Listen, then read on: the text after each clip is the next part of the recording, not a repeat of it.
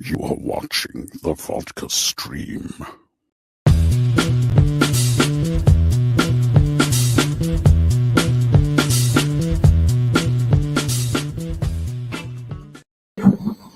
Mama, ooh. What's happening, guys? It is Friday. The Vodka stream is back after taking 2 weeks off. You can hear me, right? Okay, good. Just making sure. Yeah, no, we're good. Hey, what's going on, guys? How we doing? Huh? It's Friday.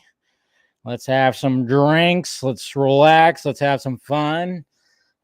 We're gonna get to know Momma Film Junkee a little bit since she's always in the chat. But now I figured, it was like a little late thing because I did have a guest and then that fell through, had to reschedule. And I went, she has expressed many times that she wanted to show up for a little bit. So I said, why not be the first guest of the year? So that's what we're going to be doing. That's right. How's it going out there? What are we doing? Hello there. That's right. Smooth jazz. Yo. What's going on, guys? I won't click on the previous stuff because apparently I'm not a fighter anymore. I'm not a fighter anymore, guys. What's going on there? Video Gameaholic. Of course, good to see you there. NK, we got Hard Boiled. We got Blade Runner. What's going on? Hey, Mr. Eric showing up. Hey, Fear Jason. Always good to see you, buddy. Yeah. Let's see. Yeah. My favorite Batman, too. My favorite Batman. Here's the exact same jazz. Yeah, good job. It's good stuff. Hey, there's free stuff right here. Ben and Zach will be back. Well, you heard it here first, folks. Exclusivo. I'm shocked Ben was so open about the Flash. I thought actors would get in trouble for that kind of. Well, he didn't give any spoilers. He just expressed that he had like a really good time, satisfying time. Ben didn't actually say he was going to die, but I don't know. Yeah, but you never know. I mean, we don't know the extent of it. Many things that could happen. It's a multiverse Flash movie. So, what's going on, Luke? You love jazz? So do I. It's always good to put that on every now and again. Merger, yeah. Which I saw, I swear. Again with the stupid, crappy scooping game. It's like, yeah, that's going to be happening April, maybe close out in May. But people are claiming there's scoops about it. It's weird. It's like, no, that was like actual information given by people who got information. What's going on, Andrew? Buzzing right now. Good. Buzzing, buddy. Yeah. Hoy, Mr. Jason. Good to see you, buddy. Romero, how you doing? Wow. Thank you. Good to see you, Dane. Yes, good to see you. And we got S right here. So there you go. She'll be there in a minute. Momma Film Junkee's here. Tyler, what's going on? This is the last. I'm ready to move on with there was work. Yeah, I mean, as of right now, we're all kind of looking forward to seeing what he's building over at Netflix.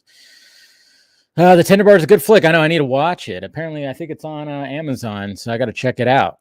Okay, because as of right now, we could support Ben Affleck in what he's doing right now. I think that'd be pretty good. Looking forward to the Patreon. You got stuff to say. Okay. Yep. He's there. What's going on? We got William. What's going on, buddy? Yo. Whoa, we got Jose. What up? Yeah. Yes, thank you. I know. I think some people think that saying thank you, Batfleck, is saying bye-bye. It's just saying thank you. Can we say thank you to the man? We've done it before. There was a whole campaign that happened last year. It's just thanking the man. That's all. He's interviewing. He's talking about his time. He was talking about about the time, the reshoots and everything like that. We could just say thank you, right? I think that's we could do that. I think we could do that. But people make it sound like you're just throwing oh yeah, you're saying bye-bye. I'm just saying thank you. Because as of right now, thank you. What's up? Yeah, I need a drink after this week. I know, right? So much stuff, man. So much stuff. Cheers, man. Cheers, Christian. Good to see you, bud. Good to see you. Yo, what's going on, legend? Oh yeah, that's you, Christian. That's right. Good job with your poster there, man. Hey, Goofo. Oh man, there's already some people in the fucking chat that are just been through it before. I mean, going back to when I was a fighter. I mean, Jesus Christ, see how much hell I got for saying stuff that I knew before. Yeah, what's going on, Mr. Lopez? Good to see ya. Let's see who else. That's right. Just there's nothing wrong with using that hashtag, right? It's nothing wrong with that. Nothing wrong with that. Batfleck could die in the flash, and these people would be like, "He'll be back." I know. I mean, that's it. Pretty much. That's what I've gathered too. But it is interesting though, because I mean, Ben actually, he's the one that said, "Give me the script. Let me do my thing," and then here you go. Here's what I want to do for that. And hopefully they keep it intact. Like he said in that article, hopefully they keep his scenes intact. That's what I'm hoping for. Don't dick with it again. Okay, Warner Brothers, Jesus Christ. Let the man, if this is his last outing, then let the man have his scenes, please. So yeah, Meg is excited for this, as you can see. She knows embarrassment is going to be coming with like pictures and stuff like that. Happy Friday. Thanks. Shout out. Yeah. Badass Ben Affleck. Batfleck. That's right. That is correct. So, yeah. Everybody's here. Hi, Captain Gator Girl. We also got Steph here. Good to see ya. All right. Yeah. Yeah, exactly. That's what we're talking about. And yeah, I'm being boring today. It's the beginning of the year, you know. It's the beginning of the year, so I'm starting off with just good old Smirnoff vodka. That's what I'm starting off with. But yeah, guys, when it comes to this week, I mean, of course, it was pretty crazy, pretty interesting. And we'll, of course, talk about it tonight. You know, especially when the panel gets on and everything. We'll talk about it a little bit more. But, you know, I mean, the way we got to look at it right now, let's just we'll be okay. We'll be okay. Support. Right now, support. When we're talking about Ben, we're talking about Zach. So, yeah. There's nothing wrong with still tweeting out the hashtag Restore the Snyderverse. Like I said, I keep on saying. But, of course, it always gets ignored by the detractors out there. Tweet it out as a message. Nothing wrong with that. Send that message. But, hey, also take some of that energy and support them with their original projects that they're doing. But anyways, cheers, guys. Cheers. Good stuff. Let's see. We got Z Leakers. Can't wait to have. Oh yeah, I'm talking to him right here, and we're working out of time to do a live stream too, talking about this. So thank you, sir. Appreciate the donation. Let's see. What if Pattinson turns out to be the Batman who laughs and merged into the? Who knows? I don't know if that's going to be the case. I think it's going to be very much its own thing. So I think we'll be all right. But hey. Yeah. Also, that I haven't watched it yet either. I need to catch it on Hulu. I don't have Hulu right now, but I need to watch. Yeah. Also support Ray. Support Ray with his new project too. I mean, can we also do that? Can we can support these people in all their projects that they're doing outside of the DCEU, right? We could do that. So that's where I get kind of frustrated, because it seems like sometimes people are just want the DC content. They're not going to all the other stuff. It's like, let's support all the stuff that they're doing. So that's what I'm saying. Let's see. This Batfleck thing is literally, I know, you know, and like I said, there's nothing wrong with tweeting that hashtag. Thank them. There's nothing wrong with thanking them. So, all right, let's get her in here. All right, let me set the tweet. Momma Film Junkee has joined the stream. Oops. It'll be all right, guys. But yeah, we'll talk about it more as the panel gets involved with tonight's stream. So it'll be all right. But you know, geez, doesn't need to be all super doom and gloom right now. Just put some energy in supporting them on their stuff. So let's see. All right. Well, you've seen her in the chat. Guys. Now you're going to see her live on the Vodka stream. So without further ado, we got Momma Film Junkee here. There you go. Cheers. I got to fix this a little bit. Look at that. She's got one of my projects already hanging up from what grade? 3rd grade. That was made in That's third from grade. Okay. 3rd grade. Okay. I didn't know that. There you go. Well, yeah, I remember. It's funny because I remember you told me like you still had it, and I was like, well, I don't want it. And then you kept it on the fridge. Yeah, It's been on the fridge for 30 years. Just kidding. Yep. Hi, Mom. How's it going? Hi, son. Everything's going well. Good. Hi, everybody. Good. Yeah. See, everybody's here. So thank you for joining tonight, Mom. I'm sorry that it was so late notice. But what can he do? Okay. See, everybody saying hi to you. Momma Film Junkee. Momma Film Meg. Junkee. There you go. Everybody's out there. Jason, everybody. There you go. Jason. Hey, Everybody Jason. Hey, Jose. Yeah. See, Meg's loving this already. See, even Jose saying how adorable. See, oh, you guys. Oh, you guys are talking about Jose's just not me, huh? I know. Jose's just saying that because he's a Dodger fan. Whatever. Fine. No. So how's it going tonight, Mom? You got something to drink, or are you just drinking water? Hell yeah. Uh-oh. There you go. Champagne. Cheers. Champagne. She got some Cheers, champagne. everybody. Champagne. Cheers. Happy Friday. How was your week?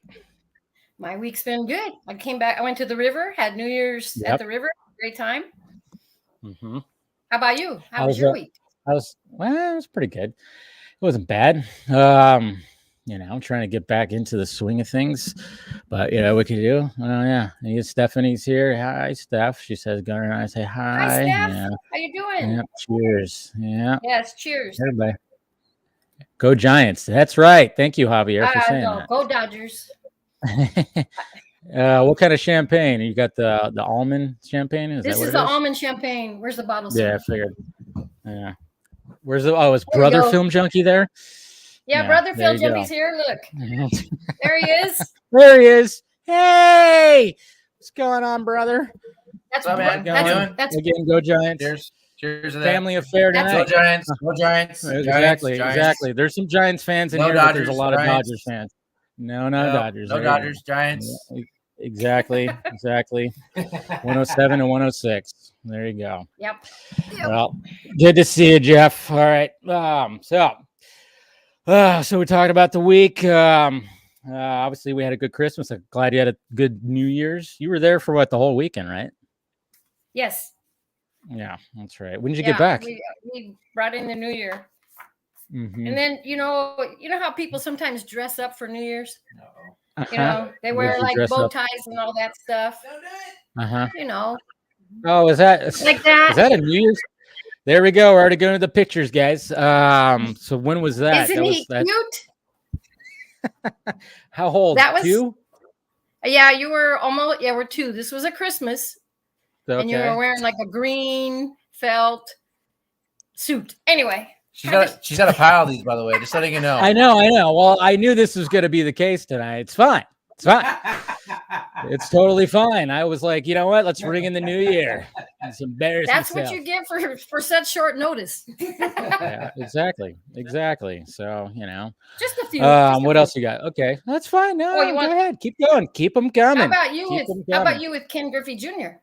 Oh yeah, there you go. I remember that. I remember that morning. There you go. Yeah, I remember that morning. See, I remember walking out to that. That was Christmas morning. I don't know when that was, but that was when he was the goat. So there you go. There we go. Right. Yeah. Ken Griffey Jr. in my house. Yep, he was. Uh-huh. So. These people are loving it. It says baby pics. I don't know if you have baby pics. Yeah. I don't know if you have baby pics. Let's see. I don't think I have any baby pics. Here's a cute one when he's a little guy. Oh, okay. There you go. And there's there you go. I don't even know that one. That's a cute one. There we go. What a cute little guy. Look at how adorable. Hey, I was drunk in that picture. Were you? Jeez, drinking that young. What else you got? We can keep them coming. People are loving it. Are we going to do stories too? Okay, we could do stories if you want to do stories. You have some stories. Okay, this is here we go. There you go. That's when I wore sweaters at one point. That's because your mom made you. What a cute little guy. Isn't he cute? Yeah, I used to dress kind of nice. Now it's just t-shirts and, spiky hair. Yeah. That was what grade? I believe that one was second grade. First grade. Okay. First grade. They normally write on the back, but I'll wait on pictures. Okay, you can wait on pictures. So how long would you say that I've been like kind of obsessed with movies, I guess you could say? How long would you say? Pretty much my whole life? Yeah, pretty much. When we started, we had a collection. In fact, I had a picture at Christmas where one year got the VHS of Twister. When you started your collection of VHS pretty young. Well, I mean, we always had a pretty good collection of VHS. She said when you were born, you came out with a camera. Okay, that sounds about right. Sounds about right. I came out just no. I thought didn't I come out like screaming my head off? Wasn't I? Yes, you were. Yes, you did. I didn't stop crying. See, that says something because I can't shut up when I constantly talking. So I mean that makes a lot of sense that I came out screaming my head off. Yeah. Right.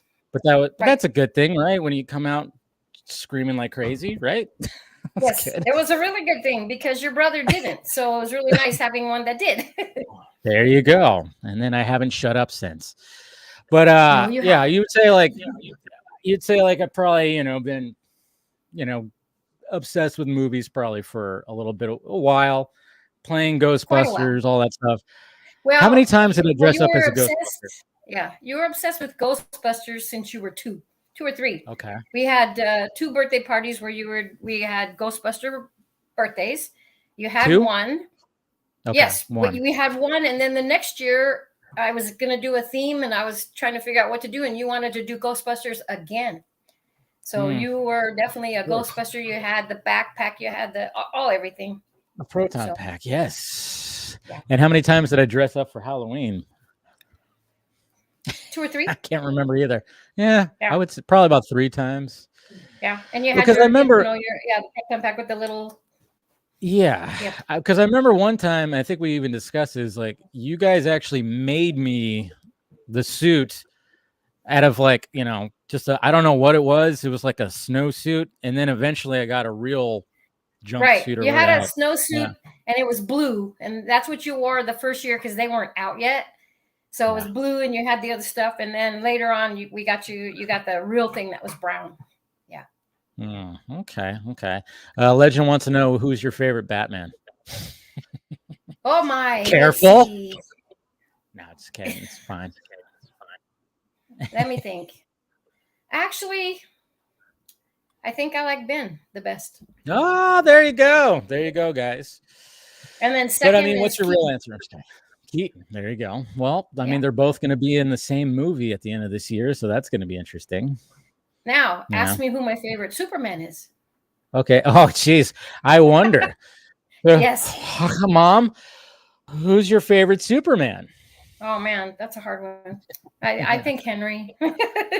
Yeah, of course. Yeah. I can't imagine why. Why is he your favorite? I don't get it. Easy on the eyes. Very easy on the eyes. I guess so. I guess he's a good-looking chap. But you actually knew him before he was Superman, right? You watched him before that. Yes. Wasn't there a show that you saw? What was that show? The Tudors? Yes, the Tudors. I watched him on that, and then I think there was something else too. But the Tudors is where I saw him and went, whoa. Yeah. Whoa. Yeah, that's right. I'm crushing on Henry, of course. But hey, and we're hoping he comes back as Superman. But jeez, that guy. Who knows? With that guy, he's so popular now. He's in high demand. But he's a really good. Is it picture time again? Yeah, go ahead. I mean, I was gonna. This one is 9th grade. Jesus Christ! I look like sorry. Yeah, you gotta. Yeah. What's funny about this picture right here? What's funny about that picture right here? It looks like I have an alfalfa sprout going on in the back, but that's actually in the front. But no, it's not in the back. It's in the front. That's the thing. But the angle looks like it's in the back. I remember I got made fun of so many times from that. Yeah. So there's that was freshman year. Yep. Hey, look at that. Should we go to senior year now? Oh, is that senior year? There you go. Yeah. Red cap and gown. tell you what. Yep. Good old Rev. So cute. Yeah, I graduated, folks. You know, people that didn't believe it. Yeah, barely. You could tell that story. If you want. All you can tell that story. So which one should I tell? I have two. Whichever one. Whichever okay, one. well, we'll start with the progress report. Oh, so, I knew you were going to bring up that one. Yeah, the progress report. Okay. So, all right. So I was working full time. I was a single mom, and both the boys were in school. And David would get home first, and he would get the mail. And when there was a progress report, I guess he had a bad progress report. Well, actually, I know he had a bad progress report.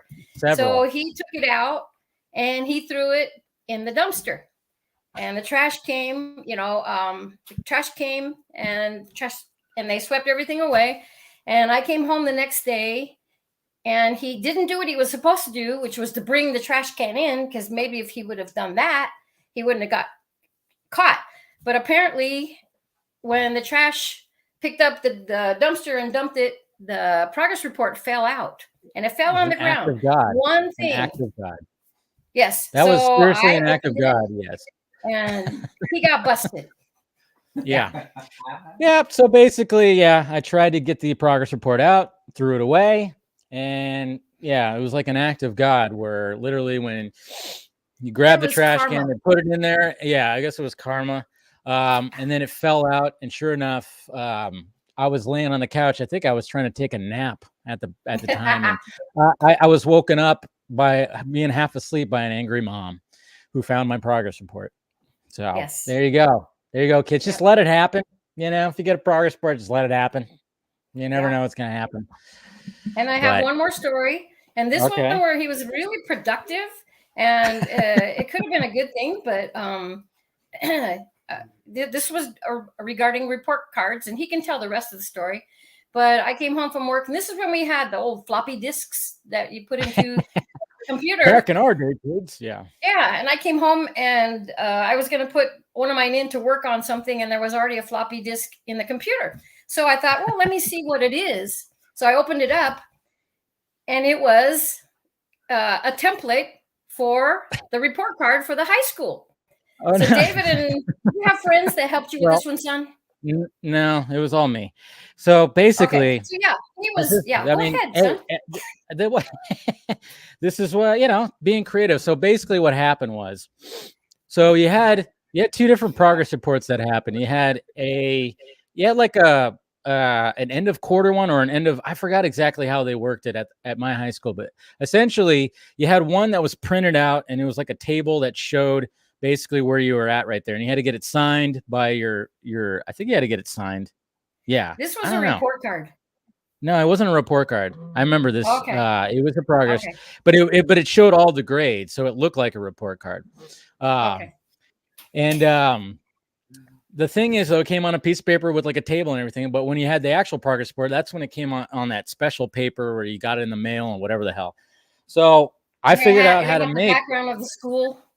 Yes, it had the logo, which was a wildcat. That was the logo of my school. So cheers. I know. Hey, this was creative. So I figured out how to make the background of the school, and then I made the table and everything like that. And it looked legit. It passed, and I used to sell them to friends and people at school. I was becoming an entrepreneur already. He was a that's entrepreneur, yes. Exactly, already. So I made a little cash, making little fake progress reports. What can I say? But he got busted again. I know. And grounded. Trust me, I was like, wait, she didn't find that floppy disk. Oh, that was later. I found those later. No, she didn't find that one, so we're good. You don't Maybe know. She read it later. That was me. Yeah, that was me. Yeah, back in our before, But so I mean, so you had the one that was an act of God that fell out of the trash, and then you had, of course, the ones that I made, which you found. I can't believe I left that in the computer. That's terrible. So terrible. Busted. Yeah. Yeah. But at the same time, it showed creativity and showed the fact that I was, leading somewhere to be. You tried that on me, but that did not work. Hey, but it kind of works, It It kind of worked. No. A few years later, I could laugh about it, but not then. Exactly. Well, everything that you found out a few years later, you could laugh at now because I still turned out okay, right? We turned out okay. You know? Yes, you did. Yeah. Don't answer that. Don't answer that. But all right, there's people that want to meet you, Mom. So let's bring in Mr. Scott McClellan in here. God, How you doing, Janice? I'm doing fine. How about you? Well, my heart's beating a little bit because I literally had 5 minutes to make it from the movie theater to my car before the parking deck closed. So I had to run across the street, up the ramp in my car, and get out before the parking deck closed. So I'm having a beer. I'm getting my nerves down a little bit. Have a beer, man. Relax a little bit. Cheers, man. So Scott, Thanks. real quick, Yes, I ma'am. want to tell I brought something just for you. I am not a collector. I wish I were, but I do have 2 Funko Pops, and they're still in the package, but they have nothing to do with DC or Marvel. But I have the little guy. Oh, Grogu. I have Grogu. Yes. Awesome. Okay. And then the other one is from my childhood. Felix the cat. Felix the cat. And I Oh, believe, yes. So Yeah. I had to show you because I don't have many, but oh, the only thing that would make that Felix the cat Funko Pop even more perfect if the eyes went. Oh, she's got a clock. She's got a clock. Oh yeah, I got it for Christmas for like 5 years ago. There it is. Yes. The only reason it's not up is because I put up his Batman. Yeah, that's where it's normally right there. But his Batman. Did you see his artwork? I did. Oh, Dave, you were such an artist back in the day. Of course. Look Yeah, at me go. yeah. This is my Felix with the eyes. No, I remember I found that at the mall. It was one of those things, when Scott, when you just show up and at a store, you have no idea what to get somebody, and then oh geez, nice. Yeah, there you go. Oh, That's hey Scott. I want you want to meet his brother? I've been seeing him. The other, see his fellow brother? teachers. This is the brother. Oh, here. Yeah. Oh, thanks. There he is. Yeah, there you go. You got to pick up the hat. School teacher to school teacher. Yeah. There you go. Respect. Respect. Yeah. Of course, Scott teaches younger than but yes, I teach younger. Probably. I got the high school kids, but I speak sarcasm, so it works. Oh no, that's a necessary language. In high school. It really the problem is. I teach middle school, and sarcasm sometimes just goes like. Oh yeah. Yeah. Oh my god. Jeez. I don't know how you guys do it. Honestly, I don't know how you guys do it. I don't. Can you tell they're related? Yeah. Yes. Can you tell they're related? I can tell they're related. Well, I would hope so. You do look a little like, yeah. Yeah, we got a similar similar face, I guess you could say. But Scott, I wanted to ask, how was the movie? Oh. Gee. It was so Should I leave the room? No. He's having a moment. I'm having a moment though. No. Okay. Here's what I just tweeted out my little mini review. Okay. It is hands down, no contest, my favorite adaptation of Macbeth. I mean, it did nothing. No other film adaptation of Macbeth comes close. And right now, gut reaction, it is at least in my top 3 of Shakespeare film adaptations of all time. Nice. It is incredible. And it's in 4:3, by the way. Yeah, I figured it was. When you see the trailer, it looks like it's not going to be full on 16:9. So that's good. It's 4:3, black and white. And there are some really incredibly artistic choices throughout the film. I mean, I was glad that finally this one small nonprofit independent theater in downtown Birmingham, this was opening day for Macbeth in Birmingham. And of course, it's going to be on Apple TV Plus literally a week from today. But I got to see it on a big screen.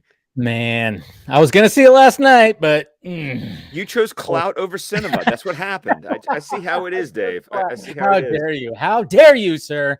Hey, I was like, oh, why did I just got given that?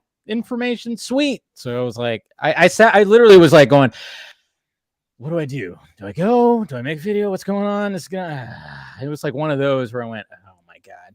By the way, Mom, but I will say, I was going to say, we're talking about the tragedy of Macbeth, right? That's with Denzel Washington. I was aware. And Frances McDermott is a badass bitch. I'm sorry. She nailed Lady Macbeth. I'm gonna have to see that one. Oh, it is worth, and it's only an hour 45. It moves without feeling truncated. Like Joel Cohen found a way that it is just butter the whole time. Like it just flows, and it doesn't feel like you've cut too much out. It feels like you just found this pace, and the transitions from one scene to the other are almost practically seamless. Like almost like the movie is just continually flowing.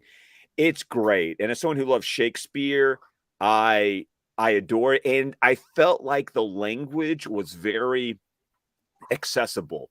Like the actors portrayed it in a way that you understood what they were saying. And I always feel that's an important part of any kind of Shakespearean performance. So yes.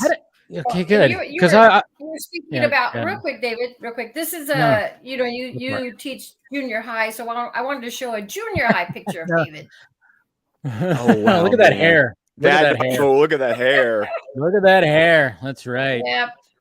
Oh God, that my skater do. You're still biting that bottom lip. No, 8th grade. Yeah. Yeah.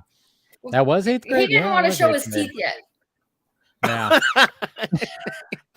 That's very true. Because I think 7th grade I had a buzz cut. Yeah. Oh. 7th grade. Buzz cut. Do you have that? Oh yeah. There's a buzz cut right there. That was senior year though, right? Yeah. Yeah, that's graduation. I don't have a buzz cut. Oh.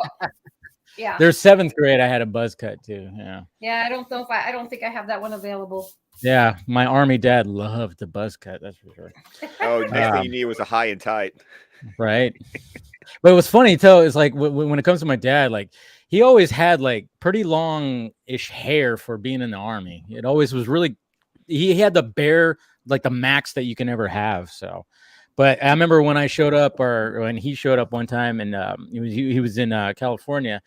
He loved the fact that I got a buzz cut because of that. But, yeah, I know you didn't like it. Yeah, I understand that. You know, my wife actually doesn't let my father cut our boys' hair because she's always so scared that he's gonna cut too much off. Because like one time at the beginning of the pandemic, he cut their hair.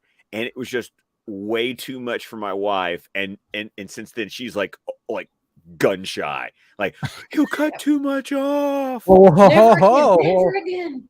Wait a minute, this one right here, yeah, this one right here. You remember? Oh yeah, you remember now. Yes, I do. Yeah, one time she was cutting my hair. She had the buzzers, little clip. Wasn't clicked on fully. Guess what happened? Fell off and right on the back. I cut a big chunk in the back of his head. Oh yeah, there was a nice little spot. Yes, and she tried to even it out as much as possible, but yeah, I had a nice little spot in the back of my head. Kind of like Mom. What you did this year or last year. I was about to say you kind of did that to yourself, Dave. So I can't say you throw your mom under too much. I know. It's crazy how that was a year ago when I tried to cut my own hair, and it's just, I had a feeling it wasn't gonna happen, but I tried. I gave it an effort, and it was good right here. But at the back, the back is. Oh, that's why you can see that I just do the same thing all over. Like that's exactly. Oh, there's Callie. See, even Callie's gonna make it up. Yeah, she has no idea. She's like, "Hello, what? What's going on?" I don't see people. Yeah, but she wanted up. Oh wait, Callie. No, Callie. No, she can't hear anything. I swear. You know what's funny? Because she's 12. Yeah, she's getting up there. No, what's funny is like my friends who have a golden retriever. That dog, when it sees a dog on the TV, it'll bark at it. Out of all the dogs that we ever had, I could never get a dog to look at the TV. Never when a dog was on TV. But some dogs are good at that. Not the ones I had or we had. Not even Callie. I'm sorry, that picture of you, Dave, on the Batman behind the mom, I feel like just hilarious. Your brother's got game. I'm just gonna say that. Yeah. No, that was good. That was good. No, that was good. Which year was that? That was. Did you already show that? Which year was that? Of course, you got on the back. 16. You're 16. That's 10th grade. Right there. 10th grade. 10th grade. Nice. Yeah. Those damn collared shirts. Yeah. I had them too, man. I had them too. They had to have collared shirts. Yeah, that's the thing. It's like that wasn't a common like. No, it wasn't a choice. They had to wear dress code. Shirts. Yeah. Oh, for the shirts. It was Mama for the code. Mama code. Oh. For the pictures, but mainly it was I wore, Ocean Pacific, Gecko, all those skater stuff, all those good old days of that. When my t-shirts were I used to wear like extra large t-shirts. Now I wear them medium. You wanted to be bigger. When I was like really puny, man, I was like swimming in those t-shirts. But well, that was things style. That was like that. It was a style back in the 90s, in the 90s, 2000s. Yeah, it was cargo shorts. That large, David, but I know. But I did wear larges, so I did wear larges, and I was swimming in those. Yeah. What? Sorry, I know everybody calls you Dave, but he's Dave. Yeah, she doesn't call me. You're his mother. You have carte blanche to call him whatever you want. Now, if there's some cute little pet names you want to call him throughout this, You never had a pet name. I don't think you ever had a pet name. Yeah. Huh? A shithead? Did you just go? Well, wow. Mama knows. I probably called him that the day I found that floppy disk. Oh yeah, did you hear about all that, Scott? Did you hear about the progress I'm report? like, dude, wow, you're like Ferris Bueller there for a little bit. A little bit. Yeah. I try to be a little crafty right there, but like I said, it just it guided me into my entrepreneurial side by making fake progress reports. That's called the mob, Dave. That's called the mob. Yeah, I know, right? No, you know what? Actually, now that I think about it, I think you actually were right, Mom. Those were end of quarter report cards. They weren't progress reports. That's why it had all the grades. Yeah. So they weren't progress reports. They were actual report cards. Yeah, that's what it was. Now it just hit me right now. I was like, that's what it was. But hey, I'm proud of that because I had the background, I had everything, and everybody was like, "Oh, can you make me one of those?" I'm like, "All right, $5." I charged $5 a piece for that. Yeah. See, if our parents would have known that the background was supposed to be in color, and he couldn't make it in color, his was black. The school color was red. Okay. Yeah. See, I didn't know that. Well, I mean, come on, let's be honest. People have tried that before. Yes. It all depends on how much the parents do or do not know. I mean, trust me, I'm a teacher. I know all about that. All right. Jeez. But okay, do you have any more pictures, Mom, or is that it? Do we have more? Did you really want to open that Pandora's box, Dave? You know what? We're already down. We're already down that road, man. I mean, of course, you're gonna have Momma Film Junkee on. Of course, there's gonna be. She's got tons. Oh, here's one. This one's kind of more recent. Okay, that's how recent is that? That's pretty recent. Yeah, that's not. That's like probably about hair, man. That is. You got a little fro going there. When we say recent, we mean 16 years ago. Yeah, it's not that recent. That's 16 years ago. I think I'm wearing a Back to the Future shirt. Right 06. This one's in 06. I'm just talking about it was in school. Yeah. David's hair. He kind of. I didn't bring it close enough for his hair. His hair was kind of really. I can't get the. Yeah, he had it really spiked out there. So there's it was like throat out. You gotta find a picture. You got the Anakin Skywalker from Revenge of the Sith. That's what David's hair used to look like. It was great. Oh God, seriously. It's gotten long. It got long at one point. Yeah, it did. I don't know if you have one of those pictures, but yeah. Mom doesn't have one of those pictures. I was looking for it. Of course, your brother was looking for it. I mean, next time. I know. Yeah. Is this what like Thanksgiving's like with this? The Pena family is very entertaining. I might just have to sit back, grab some popcorn, and just like watch. This is fun. Oh yeah, no, it could be fun at the dinner table for sure. We get on each other, when it comes to a trash bag in the trash can and stuff like that, right, Mom? All right, son. See, you're going there. Yes. Yeah, I'm just saying. It's fine. Did I show this one already? No, you didn't show that one. Look at that one. Jeez. Isn't that cute? Look at that little guy. Oh my Lord. Yeah. You look a little satanic, I have to say. You got a little omen going on right there. Oh man. Yeah, a little satanic. He does. He's like, yeah. Oh man, that's good stuff right there. Yeah. I look well, it's what she I remember that too, that sweater or whatever the heck. I remember wearing that too. Jeez. That was a style. But that was when that was like what, third what was that, third grade? Maybe? Because that was the first time I spiked my hair. Third grade. Right? Yeah. I think that was when I first got my hair spiked, I guess you could say.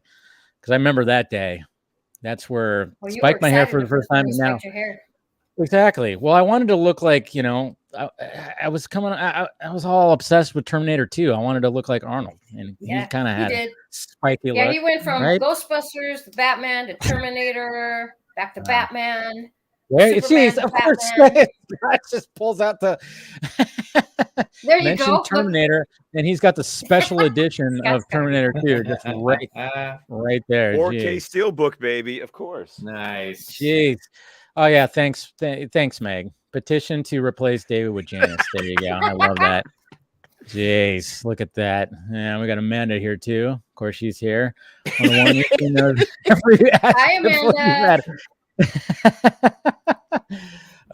Hey, I sent you the link, Amanda, if you want to join. Just saying. I might have some pimple. Yeah, Amanda, Meg. Yeah, if you want to join, oh yeah, this is gonna. Yeah. So why do you think this bottle is almost halfway? No. I've already got one dead soldier. I got one dead soldier. I'm working on my second one. One dead soldier. Yeah. Oh, this isn't bad though. This is like 99 calories a can with What's only it called, Ghost? Well, the brewery Ghost is Train. called Ghost Train. It's here in Birmingham, and this is their light lager. I found it at the gas station. It's only 5 grams of carbs and 99 calories a can. There you go. Oh, Not too that's bad. good. Not too shabby. Oh man, that hardcover. Yeah, it was at the special edition. Like, it's got the deleted scenes and everything, right? Oh, it's got 3 different versions of the movie on it. Well, 3 different. Why is there 3? I didn't know. Like, I need to put it in. Like, I knew about the theatrical. I knew about the special edition. Yeah. And I'm like, what's the third one? What's the third one? Yeah, that's very interesting. Because there's a third. That's crazy. Yeah, you're gonna have to pop that in and let me know what that third one is. Oh yeah, I will, because it says the making of 30-minute featurette. View 3 different versions of the film. So I don't know, but I'll have to check it out. Oh yeah, there's 2 unrated versions contain material different from the original R-rated version. All right. That's interesting. I don't know. That's pretty crazy. How okay. But Mom, like the fact that was I allowed to watch those kind of movies, or was that something that Dad made us watch while you weren't around? Which was it? I think it was your dad. I remember Dad and Jeff going to see Terminator 2. I didn't go, but I wouldn't allow you to go yet. Yeah, exactly. But when it came to watching it on video, when I was watching a video, it was kind of one of those. It was okay because there was no nudity in that one. Of course, the first one had a little bit of that. Well, John Connor had to be conceived in the first one. Yeah, exactly. But then the second one, it was like, we don't need that. We just need badass action, which that's what we got. But second one gave me nightmares as a kid. Second one gave you nightmares. No shit. Well, because you got to remember T-1000, it was you touch him. Oh, yeah. And then he could copy you. So I would have nightmares that everything I touched would turn into T-1000, and then he'd have to kill me so he could replace me. Jeez. Okay, that makes sense. That's why I didn't want him to watch those because of nightmares. Yes. Well, I used to have night terrors. Jeez. Yes. That was bad. Yeah, when he I was used to have little, he night had night terrors. terrors. That was Not fun. No. He had them for 4 years. Whoa. Oh yeah. 3 I times had a week. 3 to 4 times a week. Oh I'll yeah. tell you, It as was a bad. parent, those things are freaky as hell because the kid looks like he's awake, but Yes. he's not, and there's And you can't nothing wake you him can up. do. You No. can't wake him up. No. Both my my oldest went through it, and my middle child is, has them on occasion, and is just like. Luckily, he doesn't have like the screaming, crying, like He had Liam did. scream. Oh yeah. He had like a And it was scream funny moan. because Oh, okay. yeah. No, I mean like Yeah, it was funny. It stuff was and- funny because sometimes I would remember and then sometimes I wouldn't. That's what was crazy. It was about between it. Like, 11 and 11:30 p.m. So I would stay up because if he Jeez. woke me up, I didn't have as much patience. So I decided I knew that this is something we had to deal with. So I just stayed up and then I get him through it and then I go to bed and a lot more patience that way. there you go. Yeah. See, explains a lot. It was Get him, Jose. Oh, somebody's Jose's having fun. Anyways, good. we got Mr. Steven Colbert showing up. What's up, buddy? Hey, Hello, Hey. Stephen. what's up? Hello, Steven. So bedwetting, that was a thing until like what? No, I had No I had bedwetting. night terrors, man. yeah. I night terrors. screamed bloody murder. No, I didn't piss the bed. No bedwetting. How about you? no, actually, I am dealing with night terrors, or I don't know if you never know if they're past it or not. But with both of ours, have had those a little bit. The weird thing is it takes so long to find out whether or not they're like to like identify what it is, because for so long it's just like, okay, you're just inconsolably crying, and then you're like, oh, you're not Awake. even here right now. Yes. Yeah. So I usually stand them up. I get them to stand on their feet, and then I walk away, and then they'll like come for me. So that works. Yeah. You know what's funny too is like I think it was Wes Craven, like in the mid 2000s. He actually made a movie. I think it was called They, that had to do with like people who had night terrors as a kid, realizing that I guess that it actually meant something, and there was creatures from like a whole other dimension that was actually haunting them. Of And I remember course going. Wes Craven would do that. Of Yeah. course, Wes Craven. I believe, it was called They, and I mean it was a pretty decent movie, and I remember going into that, and it kind of freaked me out because I was like, "Is this what I see? I don't know," because I remember like when you try to remember that kind of stuff, I just remember like just all I remember is just pure fear, and then all of a sudden you just wake up the next day and you're like, "What the hell was that?" Okay, I found a movie called They. Okay. I'm Was it not Wes Craven? It's not Wes Craven. Okay, it's not Wes unless Craven. he's like a producer or something. I thought it was Wes Craven. He did not direct it. I'll tell you that he didn't direct it and he didn't write it. But it is 2002. Okay. And it's on Paramount Plus. You can watch it. And a psychology student finds all her childhood fears and phobias becoming real after a traumatic event. Was it not called They? I don't know. I'll have to look it up. Maybe it wasn't called They. And I could have swore Wes Wasn't it Craven called was Them? part of it. Oh, well, Them, you know what? there Why was- not? There was that was them. That was the one with the big ants, right? That old movie with the big ants. It's very Okay. old. That's what Them was. I'm pretty sure. I remember watching that a lot as a kid. That's for sure. And hey, we got Ray here. What's up, Ray? Ray! Happy New Ray. Year. Happy New Year. Happy New Year. That was so enthusiastic, Ray. Yeah. So Ray. Ray! It's And I forgot to do this. I always forget. yeah. And then of course, Throw a knife at Steven. I'm always Can late. Can on- you play mine again? I know. See, and then of course now we got one for when Mama. Yes, There we Freddie go. Mercury. That's for the I win. like that. I know. I was like, when I was getting everything prepared, I was like, and then I just immediately thought Queen, when Mama, and I was like, all right, and I just typed it in, and I found the live version. I'm like, that's better. that's better than the video of it. So what's going on? I like it. But my enthusiasm comes from the fact that it's -2 degrees Yes. outside. Good Lord. So, Okay? What? How cold is it at Steven? Steven, is it cold where you're at too? It is 7 degrees today, but it was -5 yesterday. I think it was -15 the day before that or something. Lord. We were 74. Wow. Yeah, I know. It was like 74 degrees. 74 degrees. Yeah, we were at 74 degrees today. Well, Look, that was literally- because we're 30 degrees right now. But this was funny because on Saturday of last week it was 75 degrees. The next day we had snow. Welcome to Alabama. Wait. So you guys shut everything down, right? You can't. No, actually, we didn't. I didn't know what to do myself. I actually went to work. My first day back to work. It's 30-something degrees outside. There's snow at the ground, and I'm actually going to work. And there was a part of my brain going, why are we not running for milk and bread? And why am I still going to work? I don't understand. I was gonna say, like, Alabama, like, they kind of like they've known panic buying for years. Anytime an inch of snow like hits the ground, it's like all the toilet paper, all the bottled water, everything. We're not doing, like, I know this from my cousins. You guys, because you don't have snow removal. No, we don't. You don't have like up here. It's like, in the middle of this, like, we're expecting to hear, like, if we don't hear trucks halfway through, like, we got to hear something like a truck, or like, like you hear the salt crystals like hitting the sidewalk. If we hear none of that, we're like, oh, great.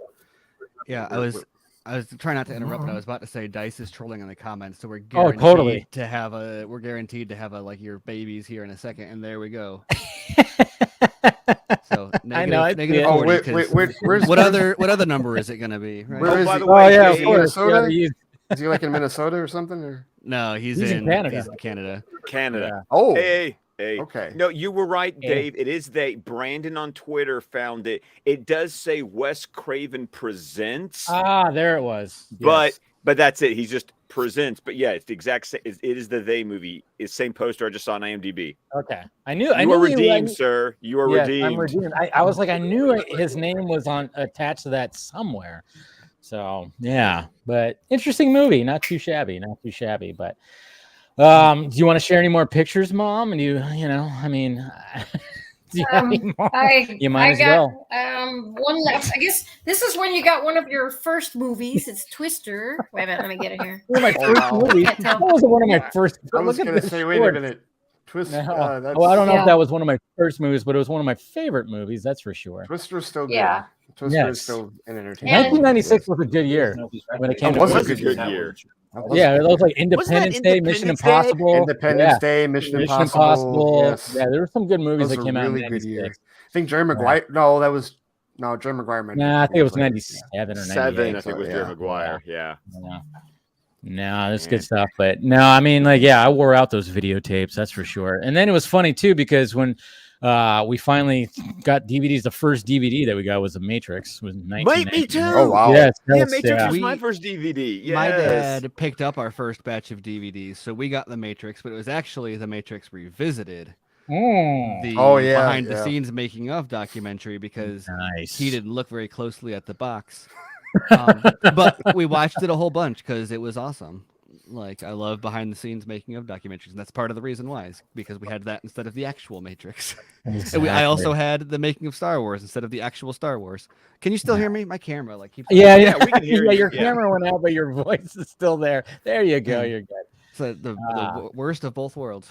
The first Oh. DVD I ever got was bartered from in my honors earth science class, because my buddy they paired us up to do a project, and he didn't want to do any of the work, and so he says, if you do all the work, I'll let you pick a DVD for my collection, minus like 10 that were like off limits. I think the Matrix was one of them, but like Pulp Fiction and right. what Oh, was yeah. in the 90s, right? So it's Pulp Fiction, and then I think also Reservoir Dogs, because he'd seen it Nice. at that point. Although he was definitely one of the people that was like, Pulp Fiction is the greatest thing Tarantino's ever done. And I said, have you seen Reservoir Dogs? He said no, and I said, watch Reservoir Dogs and then come back and talk to me. at that point. Not that I think it's better than Pulp Fiction, but just so many people have seen his movies out of order. Like they've seen Pulp Fiction first and then saw Reservoir Usually Dogs. how later. it is. Well, that's how it worked for me. But then even when I saw Reservoir Dogs, I was like, I kind of like Reservoir Dogs more. Like it's more my. There is something about it. It's more my jam. I'm not a huge Tarantino fan. I don't dislike him. I'm just not whatever. But I always felt like Pulp Fiction was the more mainstream or popular one, where it's like it's great, it's phenomenal, it's like it's hard to say like bad things about it, other than it's just like the most accessible or known. Like the poster is popular, whereas like a lot of his other like Reservoir Dogs, I think as like a screenplay or as a concept is just so like what the fact that movie works is like he's one of the only people who could like make that work, which makes it more interesting to me. Yeah. Which says I think more about Reservoir Dogs than Pulp Fiction, because Pulp Fiction is a 9 out of 10. So yeah. Well, when you watch Reservoir Dogs, I'm gonna get Janice in here. Hold on, no, yeah. Mama. So you're Momma Film Junkee. So I'm really curious. We know what your son likes. What is like your sweet spot? Like we already established it. Henry Cavill. Yes. No. Superman. Go ahead. Yeah. Yes. No. Superman. Yeah. Some of my favorite movies. Ghostbusters. I was into that. There you go. See? It's in the DNA. It's how you rate. It's all there. It happened. Yes, totally. Mm-hmm.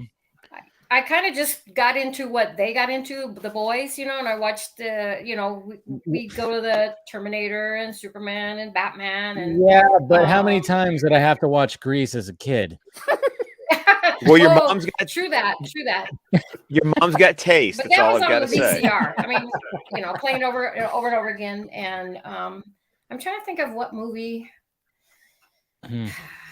Because I know you're a big Travolta. You're a big Travolta fan, of course. Which nothing wrong with that. Travolta. Yeah. But Grease was good a lot. I'm blanking. Well, I was saying like Grease, I mean, obviously, like the musicals. I liked musicals. Yeah. Oh yes. Look Who's Talking was one of the first movies I ever saw. No, that was first you guys. Travolta movie that was I the ever boys, saw. but got into it. I like romance. I'm cheesy. Hey, there's nothing wrong with that. I remember watching Sleepless in Seattle with my mom. Yes, that was. You've got my mail. mom also. Oh yes. Yeah. My mom was a big fan of Harrison Ford, so we watched a lot of Harrison Ford movies. Yeah. Being in a house with all guys, I had to have my romantic side, So. Oh, absolutely. I can respect that completely. Yeah. Yeah, but I remember going to the movies and seeing Look Who's Talking and not knowing what the beginning was all about. That's for damn sure. And boy, was I embarrassed. Oh my gosh. I mean, like, how do you explain? I don't even know if you guys. I don't even know if you guys explained what was happening with that whole beginning. Tried to avoid it. You asked, and I changed the subject as fast as I could. I wasn't ready. We got Amanda showing up right here, who is totally your Stan right now. Stan is for Janice. Hi, I love it.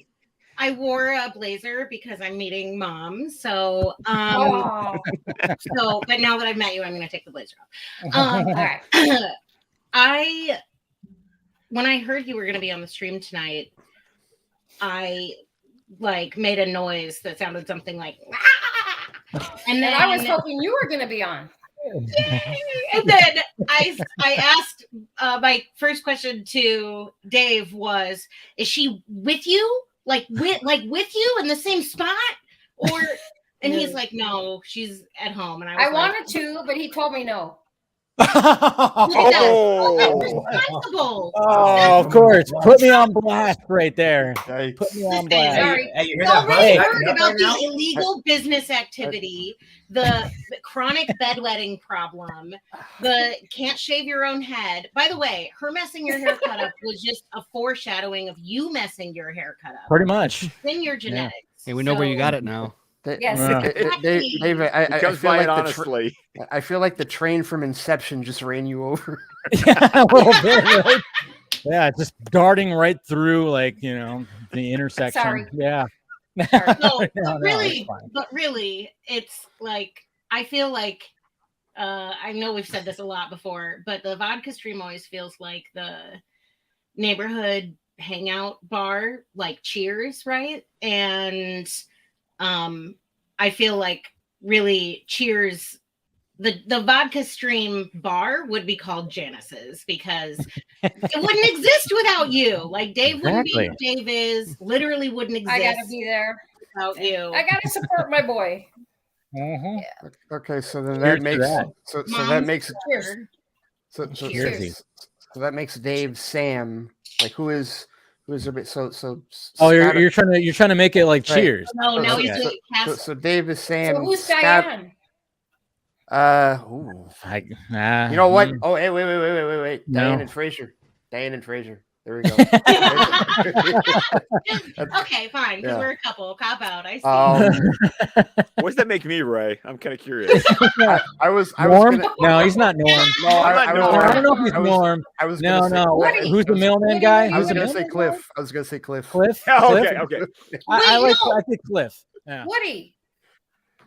Now who's Woody? No, he's smarter than Woody. but okay, who are you, Ray? Who are you? Who am I? Oh, yeah. Wow. Who would I be? That's what I'm wondering. Are you Norm? Deep question. Yeah. See, because there weren't any. Are you, Ray? Well, because I think I'm just a guest star. There weren't any brown people on that show. It's okay. We're not talking about that. So Ray's playing somebody. But let me think. I know. You know what? I would have said because I love Frasier. Because I would have said Frasier, but but I don't have a Diane or a Lilith. I'll be your Diane. I can pretend for one day. But there's part of me that's like Amanda does give off a little BB Newirth, though. You have to admit that. You know, as far as like, I mean, she has more like the range, yes, in terms of like, I think Amanda could totally play that character in like human anime. I'm like a living meme. Well, I've come to accept it. I mean, but you've seen like BB Newirth like has incredible range. Like she does like so many different things. I'm saying because also whatever Lola wants, Lola gets, and little Lola wants you. Yep, I knew Jasmine. Damn Yankees. Damn Yankees, yes. I mean, we were talking about musicals earlier. I mean that movie. I was gonna say. Also, we've just brought up musicals, and now it's gonna go hard. So Damn Yankees is your favorite musical? One of them, way back. Okay. It was my mom, so yeah, watched it a lot. And she put it upon us, and you know what? I mean, it was a baseball movie, so we liked it. It was a baseball movie. It was already called Damn Yankees. Damn. Yeah. That's a good movie. I haven't remade it. Haven't seen it. I can count on one hand how many musicals I've like. I know. I've been trying to work on Ray. This is a problem for you. Well, no. See, here's the thing with musicals is like I'm not necessarily particular with music, but like, you know, like I like the jazzier stuff. So like Chicago is like one of my favorites. I love Chicago. I told him he needs to see La La Land. So. Yeah, no, that is on the list. Absolutely. That's not even something that only musical fans should watch. Like you should just watch La La Land. La La Land's really good. I mean, I was surprised by that. I like Damien. What's his name? Chazelle. Yeah. Chazelle, yeah. I mean, yeah. When I watched that, I was pleasantly like that opening sequence on the freeway. I went, "Holy shit!" Like, how did they pull that off? And it's just funny. I mean, like, and of course, when it came to that year with the Academy Awards, Moonlight was good. But then I was like, man, but literally like the opening scene in La La Land took like 3 days to shoot. I mean, it took like 3 days to shoot the entire Moonlight. But I was like, yeah, but that story did, there was something about the story of Moonlight, which I totally dug. But I was like, oh man, that was the year the Oscars that pissed me off. Oh yeah, I was that La La Land didn't win. Yeah, they gave it to. Who did they give it? They gave it to La La Land, but it was supposed to be to go to Moonlight. Yeah. That was the other way around. I mean, it was pretty much anyone's. But yeah, it set up a great moment the following year when Shape of Water won, and like Del Toro like was like, yeah, it's real. Like he showed. That was funny. Yeah. That was funny. By the way, you know what? I'm Norm. Yeah, I know. You're Norm. You are Norm. You know why? You know why I'm Norm? No, you know why I'm Norm? I'm We Norm. went back to it. No, I'm Norm because like he and Cliff were like good friends, and like me and Scott, that just works. Yeah. That totally just works. So yeah. Norm And Cliff. Ray would be the That's one just sitting at the bar all the time, like just there. Probably just come in with the one-liner. Hey Norm, what's up? Hey Ray, what's up? My blood alcohol level. Suggs, do your work.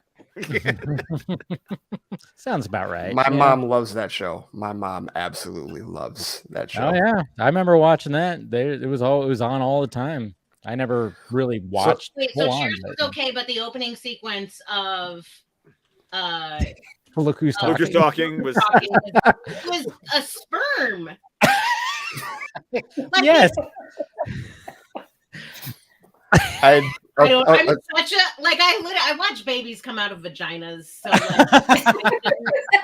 like, my tolerance level for this stuff is so different than I'm like, what is the sperm though? Like, I knew what that was because of school, and it was really health class. Well, no, it wasn't. This is a weird thing, Dave. This is a weird thing. I went to like kindergarten through 5th grade. I went to Roman Catholic schools. And we had a religion textbook, right? Like, in a workbook. There's a lot about and sperm and pregnancy and Catholicism. So, well, they science, like actual like biology, and so I learned about all fallopian tubes and all of that from our religion textbook. Totally, like that's how I knew what. So when that scene came up in the movie, I didn't need it explained. I knew what it was. But it's like, oh, okay. Hey, thank you, Manny DC. Hey, what, Momma Film Junkee? Too cool. Happy name. Exactly. All right, I'll split it. I'll split it with your mom. Yeah. Split it? Okay. No. Happy New Yeah. Okay. So here's a question. So like in our household growing up, our like network that we just had on all the time was NBC. What was yours? Ooh. Like if your TV was on a particular channel, like what network was it always on? ABC. Yep, Okay. same in our household. Right. Our household was ABC. Yeah. I'm really ashamed to say that it was probably TBS in our household. And I think that was, if I'm remembering correctly, TBS was had the Walker Texas Ranger reruns, which is like 80% of what I watched with my family as a child. It was like, well, maybe not 80. It was like probably 50% Walker Texas Ranger reruns, 40% college basketball games, 10% very like Back to the Future or Indiana Jones or something like that. See, for us, it was ABC had college football because I think it was Keith Gold who'd be doing the Alabama games. You know, he'd always come in and announce the Iron Bowl. It was Lois and Clark on Sunday nights. There it is. And then TGIF. So your Full House, your Perfect Strangers, your Step by Step. TGIF. Wow. That was, Family Matters. So ABC was kind of our network. Yeah. See, my parents love like they turned me into the sitcom addict that I am now because they watched sitcoms when they were growing up. And so Thursday nights was like the big thing for us with NBC. Cosby Show, Different World, Cheers, Night Court. And then after 10 o'clock, they would stay up and watch LA Law after I went to bed. So Thursday night was NBC, but the rest was ABC.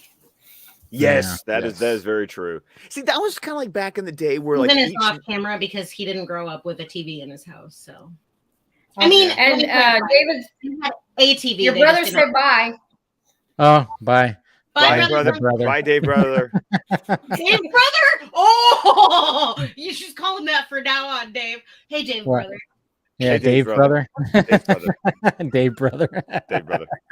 It was, but wasn't there also kind of like a thing when we were growing up where like networks almost like they had certain nights, like this night watch this network. Yeah, absolutely. TV. Yeah, but like NBC was Thursday, ABC was Friday, and then as I got older, there was like Fox Friday because there was like X-Files and what other show Fox was showing that they would eventually cancel after 1 or 2 seasons, like Briscoe County Jr. Oh man, Bruce Campbell, Bruce Campbell, baby. Holy shit! You just unlocked memory. Wow. Yeah. Yeah, he did. Oh, would have some alone time because I forgot. County. I'm still I forgot about that. Yeah, no, that was for Fox. I'm still a little burned about Space Above and Beyond. Yeah. Oh wow! In space, no one can hear you scream unless it's the battle cry of a United States Marine. Yeah, Gunny was in the pilot. Gunny was in the pilot, and boot camp was in Alabama. I remember that. Boot camp in the pilot episode and the Hammerheads. That was the name of the fighter planes that they had. Oh my god! It was basically Air Force in space. Yes, it was. That's exactly what it was.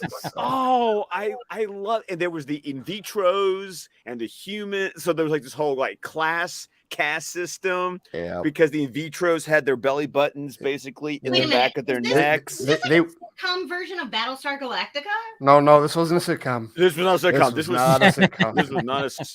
This was serious. I'm more into it now. I'm sorry. Hold on. And you can't find it digitally anywhere. It's nowhere. It was a Best Buy exclusive in like 2005, you know and I didn't pick it up. I have my ways. I have access to one of the world's most expansive collegiate libraries. What's it called? Space Above and Beyond.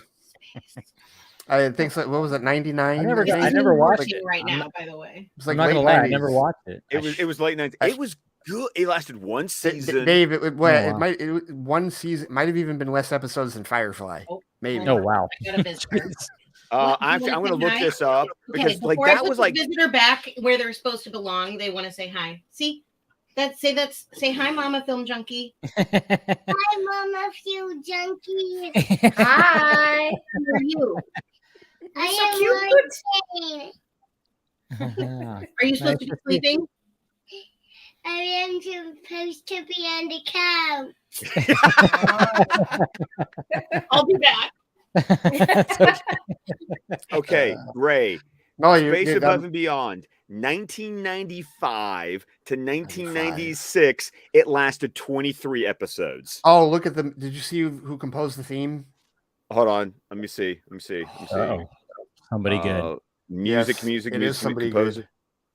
Shirley Walker. Yes. Of course. Oh, yes. Shirley Walker. Yeah. Shirley Walker, of course, Dave, who did that. You would have loved this show. Dave would dig this show. I didn't even catch Absolutely. it. I don't even remember hearing about it. That's crazy. It flew so under the radar back then. Like it says available on Amazon. Hold on, let me look at this. What is IMDb telling me? Oh no, it's somebody selling that box set from Best Buy. It's $100. $100? Holy crap! For a DVD. This isn't even like blue. This is DVD. Yeah, because they certainly haven't remastered it. No.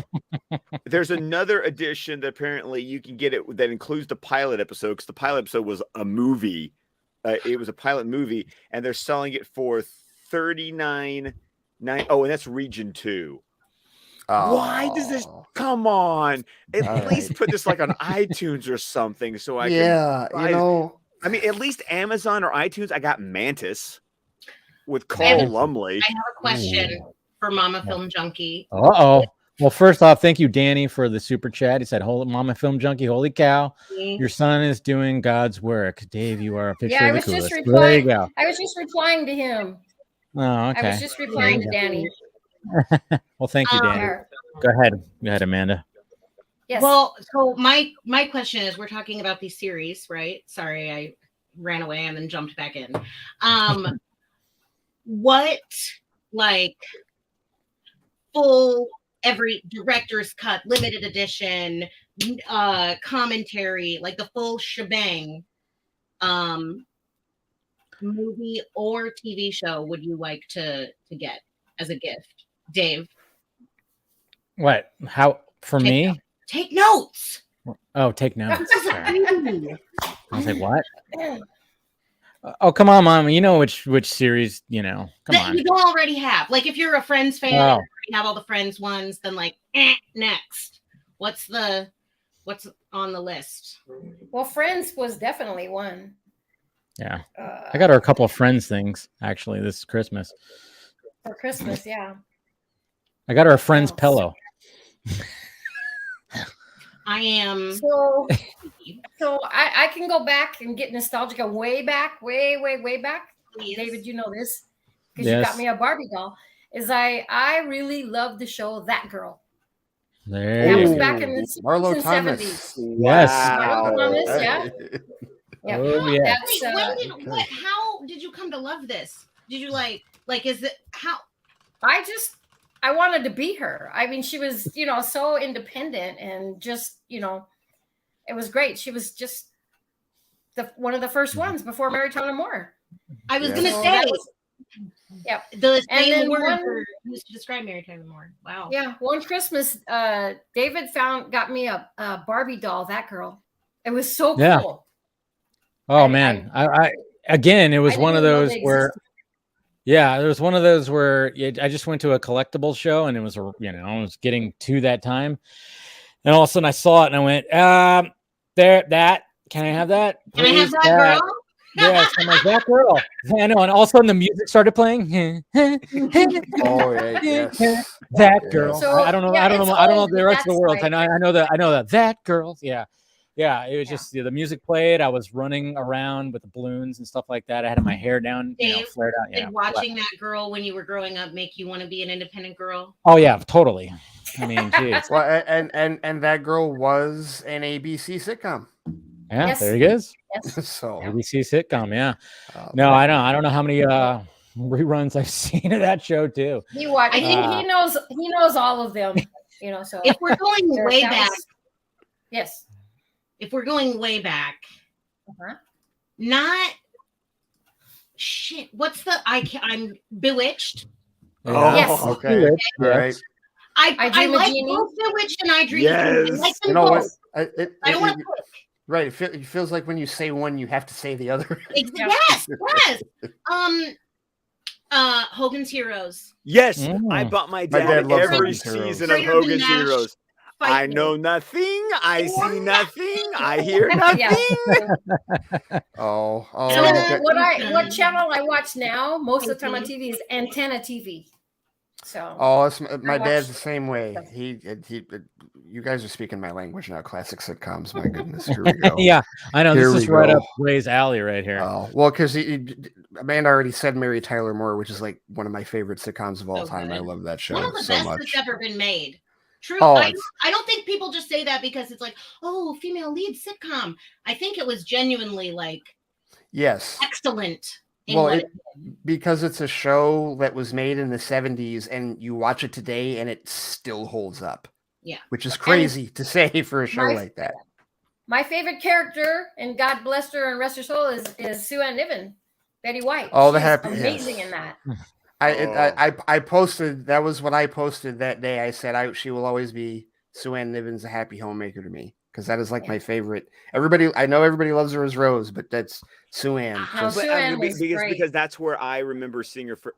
I saw Golden Girls first, and I loved watching Golden Girls as a kid. I grew up I would grow up watching all the sitcom reruns in the middle of the day. Because there was a local newscaster, his name was Bill Bolin here in Birmingham, and he was everyone's grandfather who would do the news at noon, and I would watch the game shows like Family Feud and Price is Right, with Bob Barker. Then you'd watch the news at noon, and then after that you would watch I Love Lucy and Golden Girls and all of that. This is what my afternoon was like as a kid, especially during the summers when I didn't have school. Mm-hmm. Sounds like a great afternoon. What are you talking about? I love it. Right? There's nothing wrong with it. No. There's Petticoat Junction. Throw in some Mr. Ed. We talked about Mr. Ed. Mr. Ed. F Troop. Yeah. Mr. Ed's great. F Troop. Yeah. Yes. Gilligan's Island. Island. Oh, definitely some Gilligan's Island. Yes. That was probably my childhood TV show, my comfort show. very likely Gilligan. Have you guys? I know you guys had to have seen the thing. I forget how old this was, where they basically this essay about how Gilligan's Island was a metaphor for like the devil and like a metaphor for like the levels of hell. Or like I have not seen this. Seven deadly. Well, it's the seven deadly sins. Like the skipper is gluttony, and like the Thurston Howell is greed. And I think his wife is Ginger. Yes, Ginger's lust, and I think Sloth is the wife, Howell's wife. Lovey. Her name is Lovey. Yeah. Lovey. Yeah. And then I think the professor is, what is he? Pride, right? And then Ginger is, what is Ginger? Ginger's lust. Ginger's lust. No, Marianne. What's Marianne? Marianne. Yeah, I'm forgetting. I was about to say, I was like, Ginger's definitely lust. I'm forgetting the seven. I'm forgetting the seven sins. Greed, sloth, gluttony, pride. Oh, envy. Marianne is envy. There we go. So somebody was like, "Who's Gilligan?" Well, think about it. He wears red, and everything he does in the episode keeps them on the island. He's the one. Yeah, I was gonna say he's the one who like makes them stay there. Right. So yeah, the idea is that the rest of the minnow crew is all the seven deadly sins, and Gilligan is the devil. Really feel like Lost is just Gilligan's Island without the humor. Yes, that is. There's an argument to be made for that. What's up? Your brother just posted on Instagram that I'm on your show. He took a picture of me when I was over there. Look at that behind the scenes shot right there. He did your show, isn't it? It's he did it on Instagram. Yeah. Nice. Well, you are internet famous. Go to your inbox on Twitter and see what I sent you. You might want to share it, but not. I mean, look at it first. Wait, what? Oh, sorry to interrupt the show. Oh no. Never. You are the show. No. You are the show. You're the guest. What happened? You are the show. Are you talking about? You're talking about what you change your name to and stuff like that. Yeah, it's great. Okay, I wasn't sure. I was like, wait, what? Oh, you're talking about the link to your name. Okay. Yes. This is that. Oh, you see it, Mom? You already saw? Yes, I do now. Yeah. Here I am getting close to the camera, but yeah. No, yeah, like what? I will say, somebody said this in the chat right before I hopped on. The Momma Film Junkee Stan account. There it is. Yes. I love the fact that the picture is the picture of you taped over the Batman. Yeah, I know, right? Sells it real.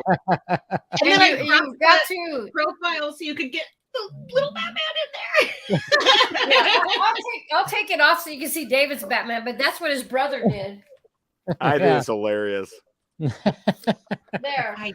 David's Batman. Yeah, exactly. I know that he made that when he was a kid, but in my head again. There it is. Oh God, look at that. That's like what was that, 8th grade? No, that's 10th grade again. It just was a 10th bigger grade. picture. Okay, 10th grade. Sorry. Yeah. I think I'm done with pictures. I'm surprised. Not gonna make a joke about facial hair. One last one. Oh, what? There's a graduate. Oh, yeah. You were late. Oh my God, I'm not gonna make a joke about facial hair. It's so cute. Go ahead, make the joke. What your brother said about this picture was you weren't sure if you were going to graduate, so you weren't sure what side to put your thing on. Your tassel. Oh, do you want to tell that story? Do you want to tell that story where there was like something interesting happened that you got a call from a teacher?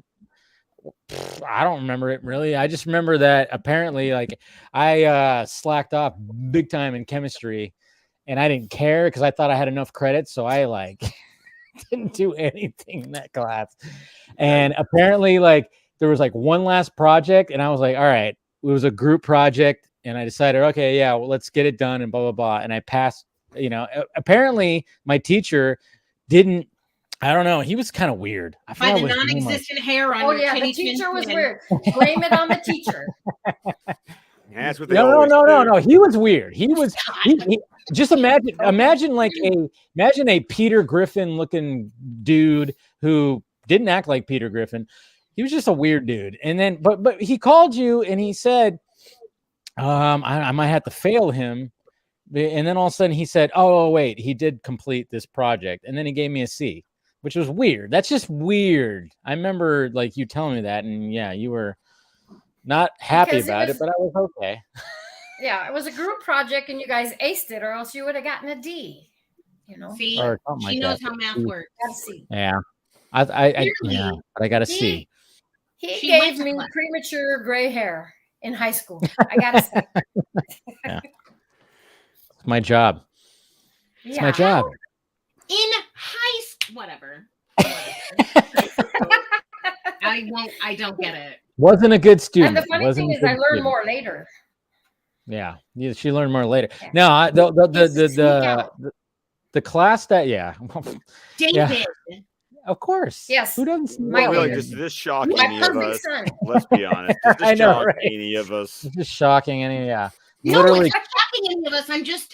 I'm like, I feel like I'm having the same reaction your mom did when she found out. You're having an empathetic response, Amanda. I mean, he was so innocent. I try to be for her. No. For her, she thought.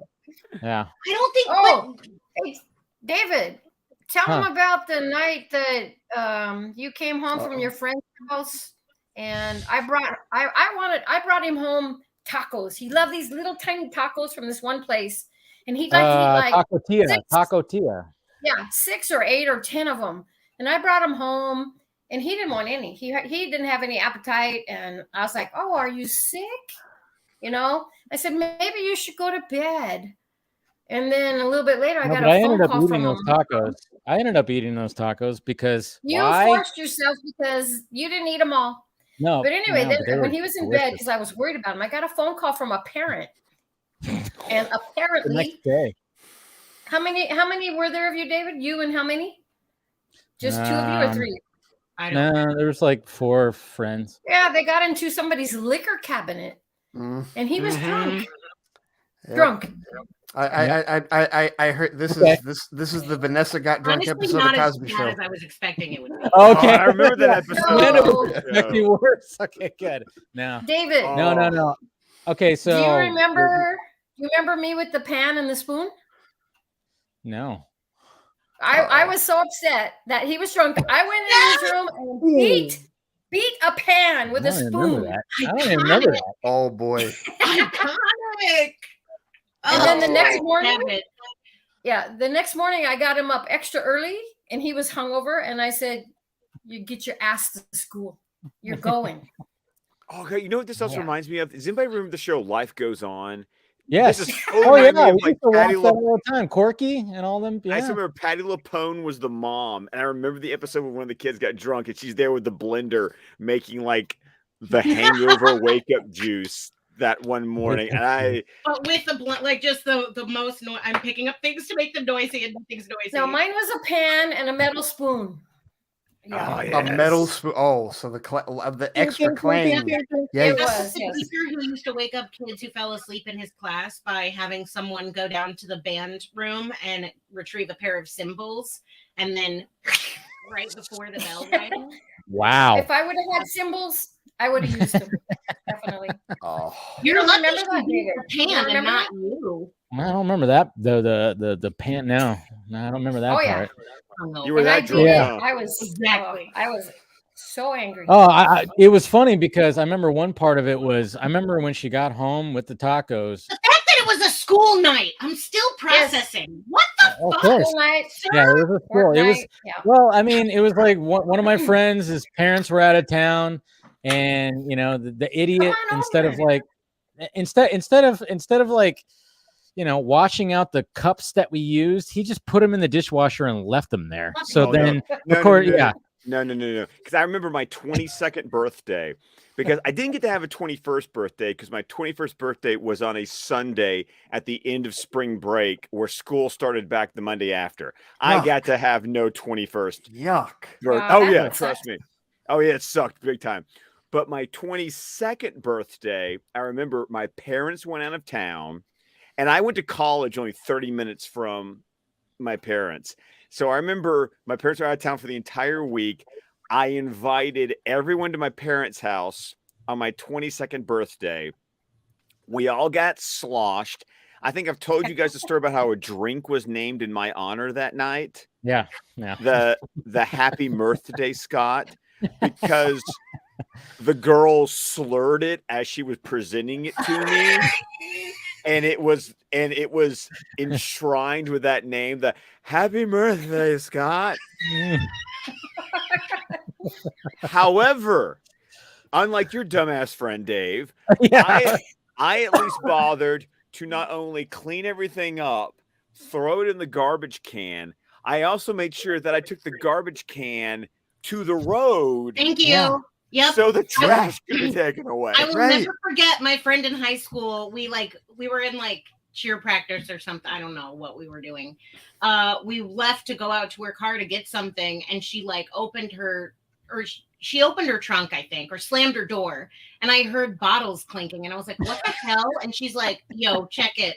She opens her trunk, and there's like 3 full black trash bags of all their clinky trash from their party the night before. And I was like, I'm lame. That's fine. I'm fine with being lame, because I didn't make my mother go into my room and bang a pan over. I didn't either. I did wash my mouth out with soap because I told her to go fuck herself. Okay, wait a minute. That might have. Wow, that's okay. No, that's. She might have deserved it. She might have deserved it. Even, I might have deserved it. It's fine. We both took our lumps. And even when Ralphie said it, he wasn't aiming it at his dad. He just said it. Yeah, I love how you brought up Christmas story. Well, because she said that whenever someone says this with the soap in the mouth is the first thing I think of, is that red bar, from the movie.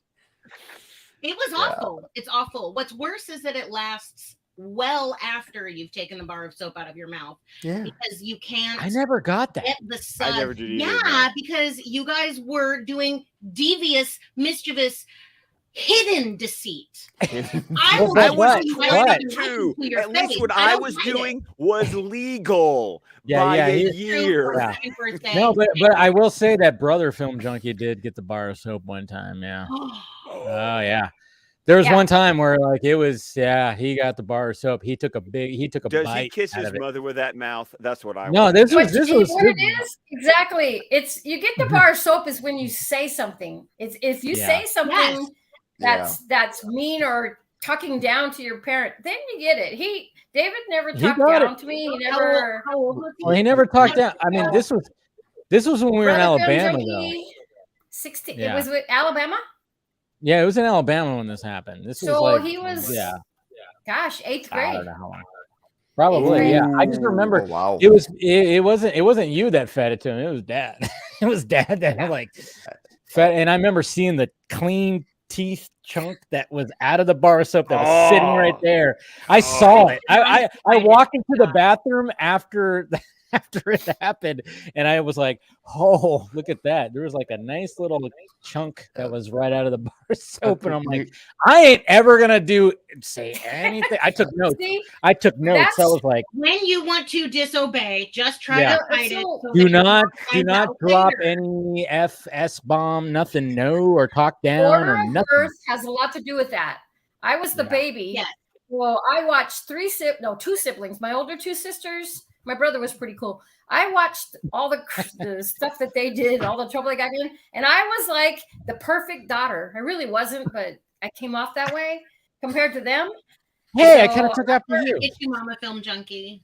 And that's how David was. I wasn't allowed to do a lot of things that my older siblings had up for me. So I was never allowed to go cosmic bowling, where you got to go to the bowling alley on Fridays or because they ruined it midnight. Because they ruined it.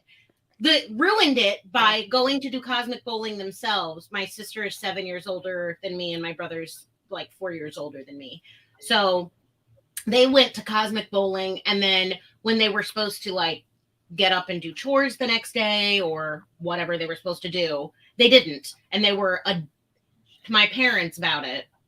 And so my parents were like, "Nope, you don't even get to do it." And I was like, "Eh." See, I was the opposite.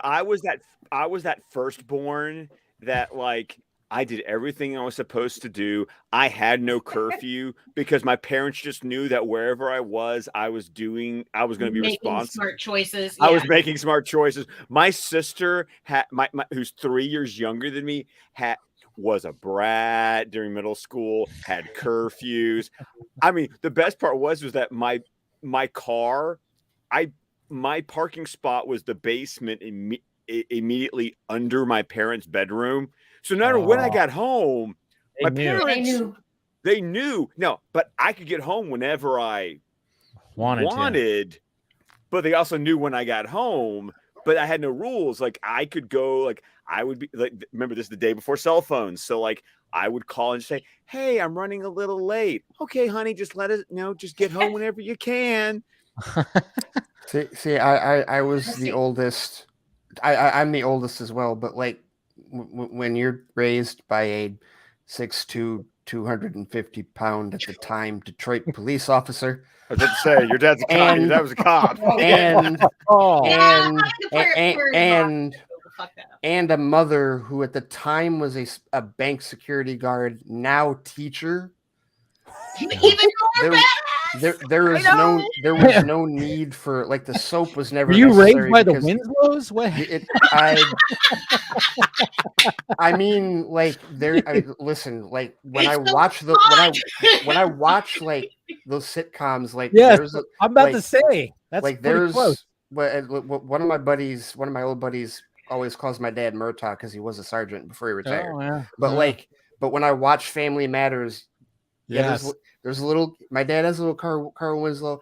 He's got a little Uncle Phil. He does, like it's just there. Like there's stuff there culturally, but no, like there was always just the impending fear of, I'm not doing. Nope.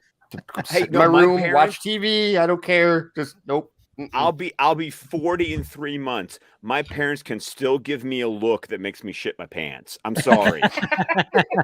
Because my mom, like Heather tells me that I have my mom's look, and it's so. Give it to us. Do it. That look. Okay. Oh no, my mom is like mated with your upper lip. I was gonna say you had a brow. You had like a brow there going. Oh, jeez. Yeah, and it's really funny is that the guy, because technically my dad was my best man at my wedding, but I had my best friend who actually gave the best man speech at my wedding, and it's like epic. Everyone who was at my wedding talks about this speech. Rub it in. We weren't there. Yeah. I didn't know you guys yet. You mean if I knew you now, I would time travel you back. It was an open bar. You would have loved it. Yes. There were people getting drunk on the golf course. After your dark side statue comes and you end up having another wedding in a few years. Oh God! Sure. No, remember, I'll be in the ground, Steven. I'm gonna be in the ground. I love how Steven just like Steven's been like muted and no video for that. Sorry, I'm doing some technical troubleshooting over here. That was fantastic timing. That was amazing. I've been here. It's just I'm on mute, and so I'm not like jumping on and off as often. I'm just trying to fix my camera. Yeah. Do you want to just come over here? No, because it needs to be fixed. Join your wife. No, I won't be able to. I'm not going to be able to talk because I'm going to be thinking about how this stupid camera is. Yeah, no. I get it. You know, as much as like let me do the process. Let me go through the steps. Oh yeah. The best part when I would see that we were talking. My best man was telling us like months later or like a year later. We were Heather and me were out to dinner with him, and he was talking about the shenanigans that my wife's two maids of honor were getting into at the wedding, and my best man, his name was Trey, did the perfect impersonation of my mom's "you fucked up" look. So much so that because he was like just saying, "Oh, and then your mom looked like this" while they were talking, and Heather and I to this day have just gone, shit, yeah, that's what my mom looks like when you fucked up. And the funny part is that she talks about how I have that look, and now Callum has that look. Oh no! I did see that. It's genetic. That's the My worst. goodness. It's the worst. So the Rory has this. 1-year-old gives that because like Well, I'll look. sit him right next to me, and it's really funny is that apparently we'll both give the look at the same time, and everyone just goes, "Oh shit." By the way, Scott, he's adorable. Oh, thank He is you. All of Scott's kids are so cute. So you know what's Yeah, they're difficult cute on- until you're trying to Declan. I have literally they started back to school on Wednesday. Literally every morning this week, I've had to, when I say drag Declan out of bed, physically, That would I be am David. pulling him out That of would be bed, David. Yeah, that was and me. he I is was never a crawling morning back person. into bed, and I Never a am morning am person. pulling him out of bed, and I'm just like, I haven't even had my coffee yet. Yeah. Well, that's not fun. Gotta have There a is coffee. no. Yeah. No. Oh, wait, hold on. I had the latest one. Hold on. Cute. Oh, there it is. Latest Callum picture because he's the let's see, baby. let's So see. he's the. Mhm. I want to know what Mama's face looks like. Oh, Aw. yeah, I remember Oh, you the posted look? that. Yeah. Look Oh, at him. no, that was just his ones. He says little brother, big personality. Just a little bit. He got So, another. Amanda? Yeah. He's got another onesie that made me laugh my ass off. That says, "I can do more in one unsupervised minute than other people can do all day." I'm like, Oh, yeah. hell yes, Oh, you yeah. Good can. one. Yeah. I like that. Yeah, okay. I like when the dark side shows up, he has to. You got to get he's got to take a throne picture. Yes. Yeah. Like in You the gotta pose. sit him- you gotta He's gotta sit be him in on the that. pose. You Right. have to. There's a You Ray have- Porter somewhere is You- like, you- I'm you- not trying to You've break got to up with you got to have him in the pose when he does. No, Amanda, did you? Okay, before the last Vodka stream of 2021, with Yeah. Ray. Ray With Porter, Ray. Yeah. Ray threw himself out there. Have you heard how he's going to fall on the sword for me? Oh yes. No, I didn't hear that part. Wait. Yes. No. Oh, Yeah. it's great. You gave me that recap. Oh, it's Okay. great. Ray Porter Aw. said, "DM me when your statue's on the way. He's going to write me a note as if he sent me the See what I statue." mean when I said Ray Porter's out here like, I'm not trying to break. God, yes, we love this man. Yes. Yeah. No, that was So- great. When he so said that, he's Amanda, like, "Oh, don't worry, I got you. I'll write a little note to your wife saying like, hey, you know, something like that, just to soften the blow because this statue is." Not just It's have ridiculous. him record something that's like, hello. Yeah. Hi, I know.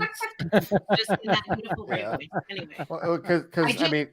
Because we told him the whole like Tim's calculations, like how heavy the thing is going to be, and we still Jeez. don't know how much the shipping from New Zealand is going to I be. don't want to think about it. That's so awful. So yeah, I'm not trying to cut anyone off, but I do need to see Janice's face. Actually, Dave, can you do something like a little shithead for a second, and then What? we can see her do Oh, her see the Oh, mean for me, face? real face? Well, wait a minute. What I wanted to tell you, though, for me, giving the look, it was very hard because I'm very short. I'm 5 foot, and the boys are big. Yeah. So giving the look was a little difficult. Somewhat. My other son's a little bit 5'7" taller, and one time I is got on a 5'5". chair to look him in the eye to give him the look, you know. But No, you did not. yes, So I it did. was the scraping of the chair legs that was like the first hang. I think he was surprised, but yeah, I was like, okay, that's it. I'm gonna look you in the face, and I'm gonna, you know. Wow, that's like my dad popping his belt. oh, dude, no, don't say no. Oh, yeah, you My just dad- traumatized Ray. No, he just had to pop it to scare the shit out of me. Have you seen like how not small and how not thin Detroit police belts are? No, I'm not saying. Oh, that thing had to be about 4 inches thick, and I don't know. He never the thing. You know what? It was almost like it was like he Lex Luthered it, honestly, because he never used it, but No. it was there was always the implied threat. Yeah. Did he snap it? Did he snap it to make the noise? Not Yeah. that one. What? No, Yes. Yes, Oh, you put the two ends together You, and you you go do like that. Yes, that's what my dad did. That was I think the my dad scary did that thing. He too. made that popping Yeah. noise. hell My- yeah, because my- you know that's about to be your ass. About to slap Mr. them cheeks. You don't fucking Mr. get it Pena together. used to do that. Yeah. Oh, we had the paddle too. Oh, he had a paddle too that he hung up in his office. Yeah, it was like up my there. assistant principal in elementary school did that too. This is how I know that I was abused and not disciplined as a child, because there was no paddle, there was no belt, it was a fucking hanger, it was a brick. Wait a minute. It was my hands. It was me shoving your face into the garage floor and grinding. I'm Look, not trying to trauma them for anything. I'm just saying there's a reason I told them to fuck off. I'm gonna tell you what though. I'm gonna tell you what though, Amanda. At least in a black household, it's just whatever is available.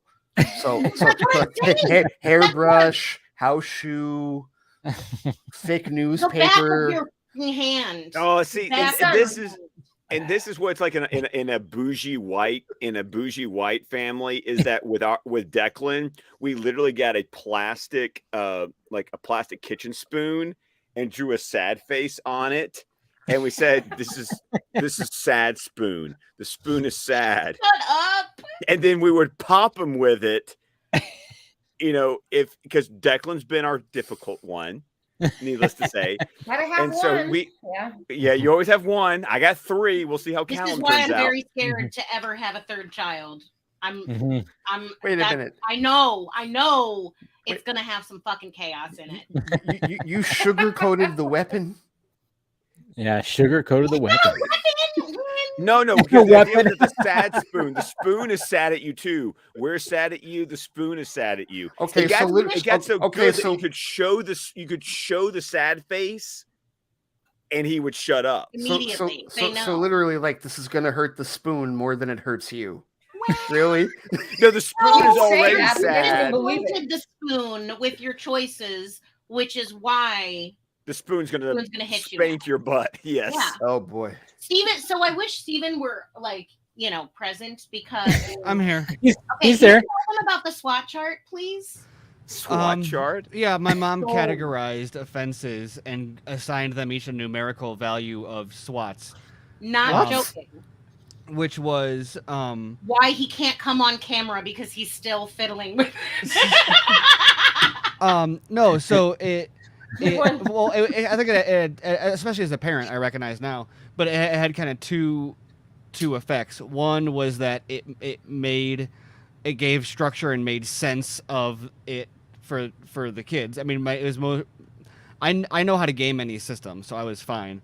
But my little brother, the youngest, was the one that was a little more defiant. But it would give him a sense of, like, I think kids don't always know, like, what did I do? Why? Like, what was the actual offense here? And where is the or line? especially by the time if it escalates to, like, needing discipline, it's like, okay, where did this go wrong? Is it the fact that you brought a stick in the house, or is it the fact that when I told you to take the stick outside, you threw it at me and told me to F off? Like, which one of those is the offense, and how do they understand exactly where they went wrong? So you would use addition. So if it was like, oh, put away your toys, no, okay, that's 3, and then now go to your room, no, oh, okay, well, now that's 6. 6. And then usually by the time you start adding this, like the first time you add, he would be like, well, okay, I see what's going on here. I'm not pushing that. But then she would walk him over, or me over on occasion, when I literally left my never angelic sister, behavior. And I'm not kidding. Literally and would count, and she would say, okay, so what you did was this, and it says what, 1, 2, 3. It also helped us read and learn how to count. Also sounds a little bit like the Jackson 5. But I mean, also as a parent, it's hard to, like. She is a teacher. That it would give her the structure she needed to not just be like, okay, I'm in a worse mood now, so this time you're going to get 5 spanks as opposed to 1 spank. Right, because it's detaching it from their emotional response and making it regimented for them, so that it didn't come from a place of anger. Yeah, this is not because I'm mad at you. This is because the rules say, like, which is important for a kid to not know. Like, it wasn't. I will fuck you up. No. Yeah. No. Okay. Okay. That part of it, I get. Like, I understand. Like, that structure of it. I understand. The most effective, though, probably was the on vacation, God! start with like a bag of candy for each person, like 10 pieces of candy or whatever in the bag, and then like we'd be driving in the car and we'd start arguing or fighting or whatever, and my mom would just be like, "All right, 9 pieces left," and like they throw it out the window. Throw it out the window. And and it'd start freaking out. Don't throw the candy. Okay, 8 pieces left. Silence. And that worked really well, and that's worked well with my kids too. But then you get like not everybody works well with that system, because then you'd have like my dad, who we'd have like 6 pieces of candy left, and we'd start fussing around and be like, "All right, however much candy you had left, it's all gone." And then we'd be quiet for like 3 minutes, then we'd be like, "Oh, yes, yeah, I guess we can do whatever we want now." But game as a child, they'd be like, "Amanda, let's play the quiet game," and I'd go, "Okay." Ha, I lose. You guys are stupid. You have to be quiet. but see, like that's the dad move. That's the dad impatience, right? Yeah. It's like, yes. He wasn't willing to count all the way down to 1. He just said, "Screw this. It's over. Shut up." Afterward, he realized that he had just lost the bargaining chip they had been using. Exactly. Well, see, we do timeouts, and the amount of minutes you're in timeout is based on your age. Yeah, yes. That's how they say developmentally you're supposed to do it. Like if you're 1, it's 1 minute, 2, it's 2 minutes, 3, it's 3 minutes. So what? Okay. So like with Declan, he had a timeout this week. It was go to your room, sit on your bed, because we're sitting to your room, but you have to play with your stuff. You got to sit. Correct. You got to sit on the bed 5 minutes, and then when we come in, kind of like what you're talking about, Stephen, we have the conversation about, now you're going to tell me why you're in timeout. You're going to explain to me, because I want you to understand why you did this. You need to tell me what you did. You need to fess up to your behavior. Yeah. Are you remembering a conversation that you might have had with your mom along these lines? Oh, I'm sure there's been many over the years. Yeah, there's probably been many. I'm sure. Things. Yeah. The what? Go to your room. Yep. Mm-hmm. Yeah. Next offense. Okay, we're taking away this. We're taking away that. Plenty of that. Oh Lord.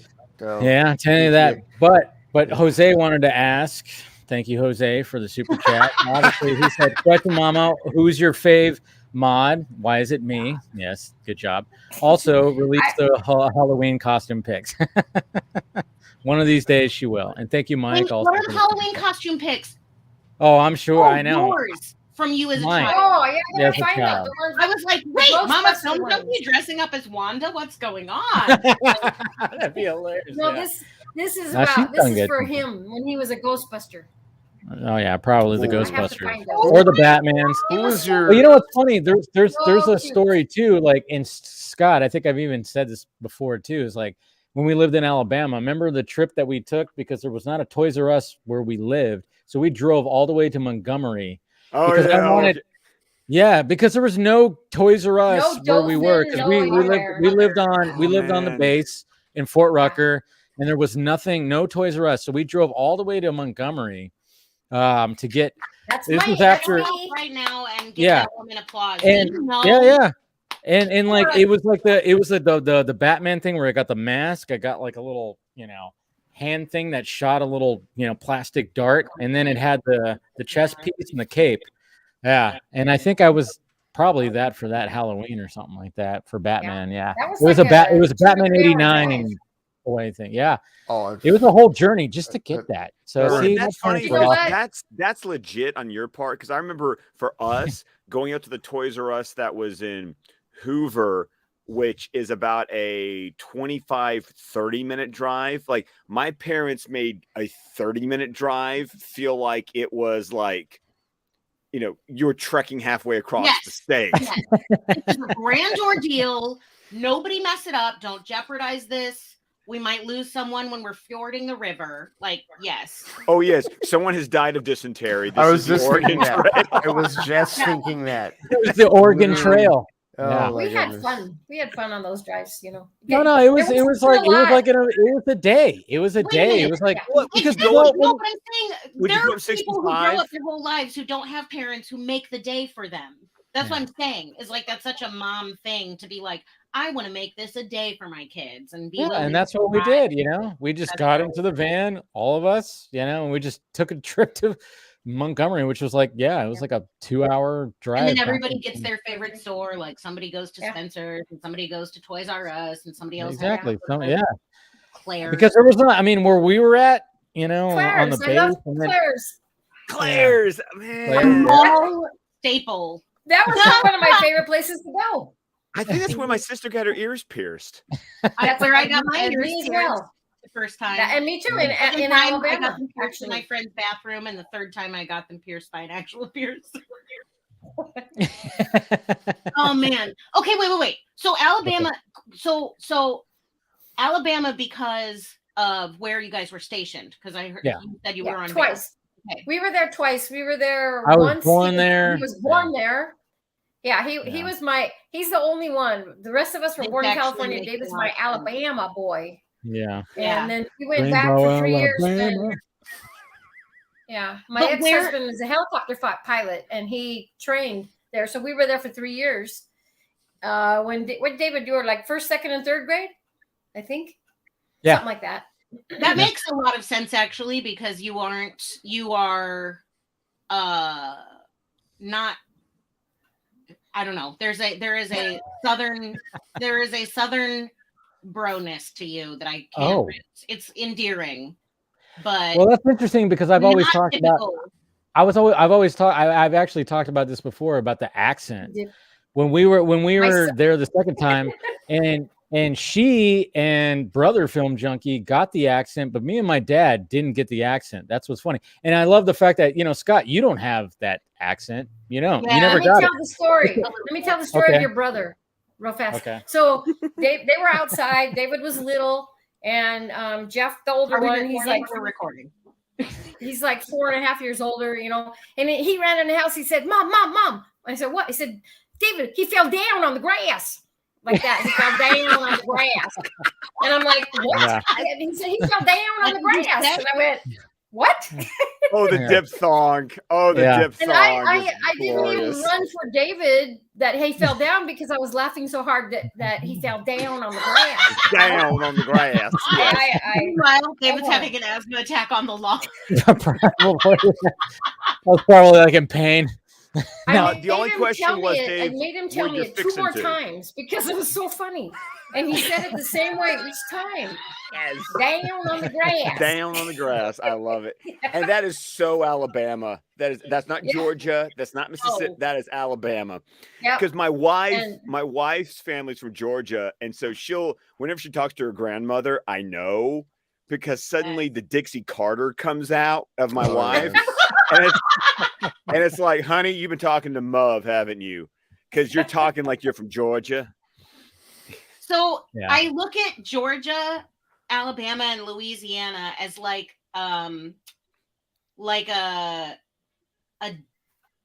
disassembling set of atoms, kind of like the movie with the shimmer. What is it called? With the shimmer, and they go into the shimmer, and everything is Annihilation. Annihilation. Yeah, there you go. Thank you. There you go. Oh, It's I like still haven't seen annihilation. Oh, Because dude. Louisiana is complete annihilation of Right. any sort of verbal vocal English that any of us could. It is the most distorted that the English American language can possibly get. Well, okay, because it's not fully English American. Like, No, that's I know. why. I know. That's what I'm saying. That's like Right. why it's like this epicenter of like the farthest away from basic American English you can get.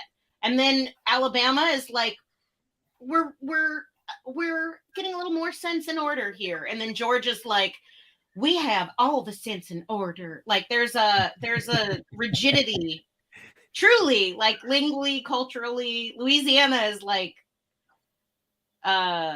yeah, just roll with it, motherfucker. Like, anyway. No, I get what you're saying. Yeah. But Alabama, so you lived there a few times. Dave never got the accent. Never got the accent. Where did you, and he was born in Alabama, where did you grow up? Southern California. Yeah, she's Southern Where I'm California. at right now. I was born in Southern California.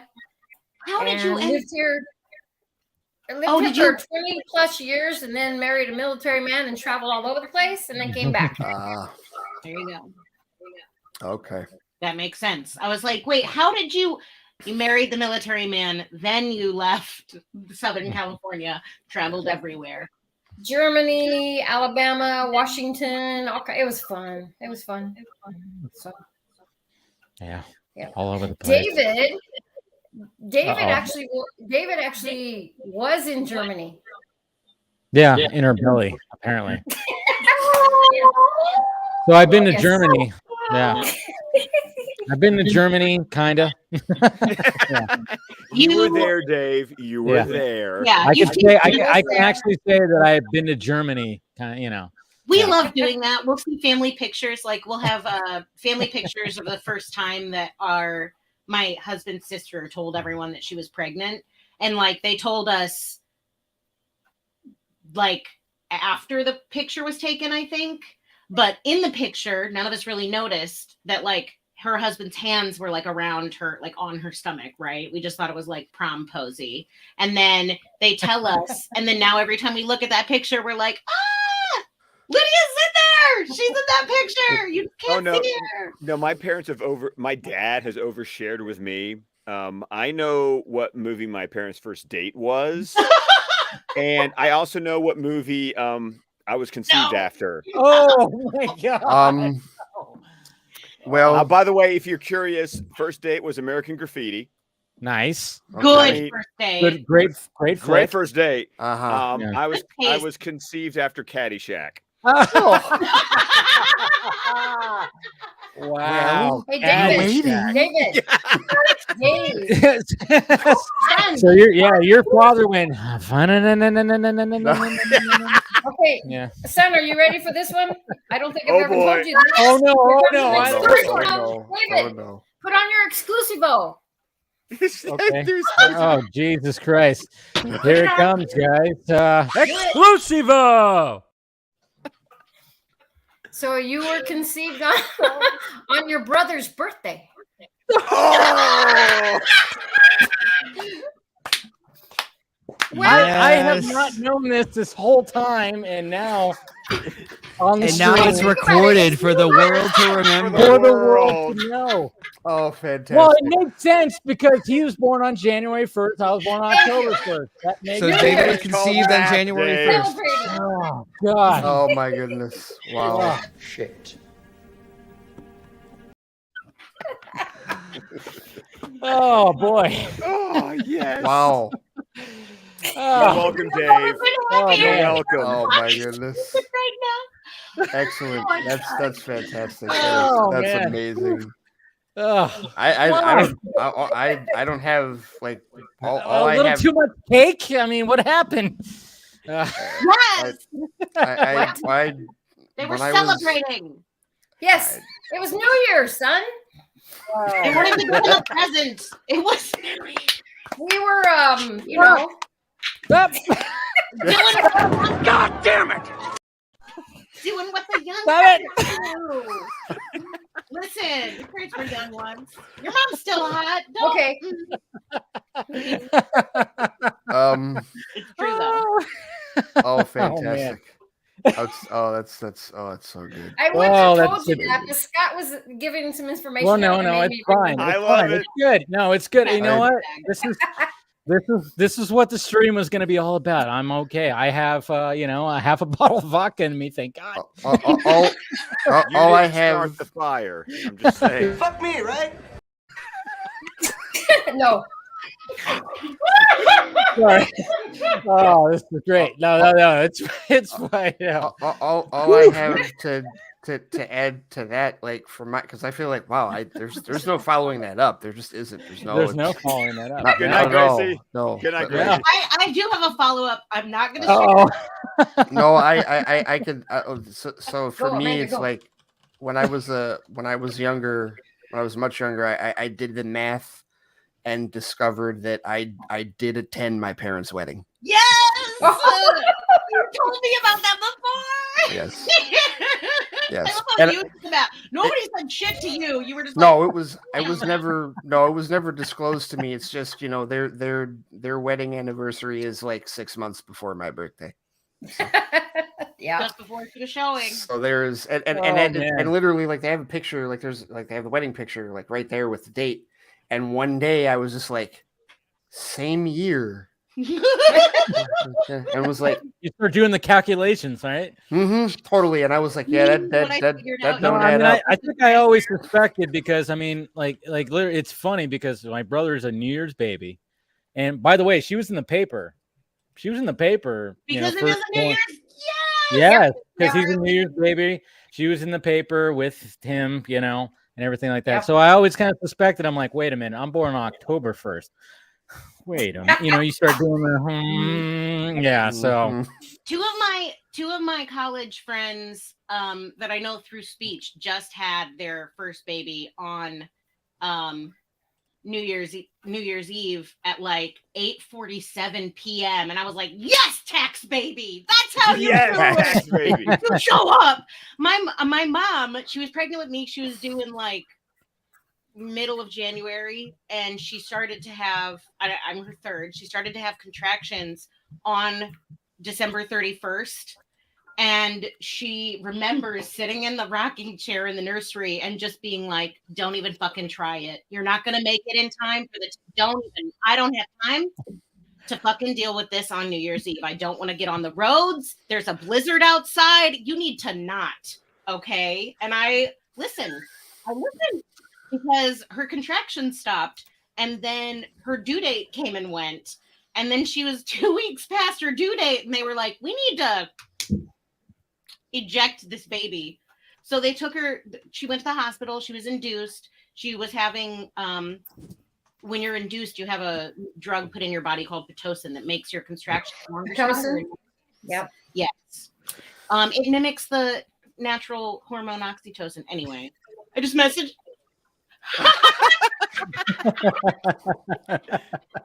See, there you go. What a kind of thing right there. Yeah. Oh, I wonder what Affleck is doing today. Oh, he wants to know when we conceived. What? Yeah. Welcome to the Vodka Stream. Man. Anyway, I remember asking my parents that question. Ever. She ended up not ever really having labor. I didn't ask the question, Ray. This information was volunteered. I'm just saying. Okay. Yeah. Well, no one twisted anyone's arm. Quite honestly, it's by process Did you of ever elimination. talk to them about it? Did you ever bring it up? No. Like, have you ever had that chat with your parents? By the way, not like just by process of elimination. It was probably Prince. Just Prince.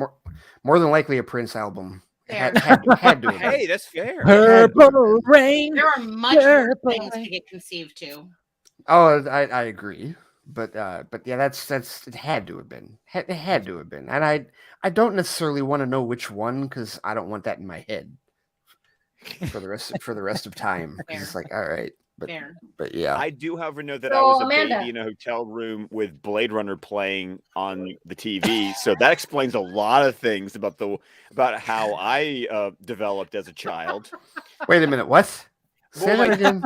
My dad tells me the story of going on a business trip, and of course, what he would do is that he would bring the family along, and we basically got like free vacations because they were business trips and the hotel room was paid by the company.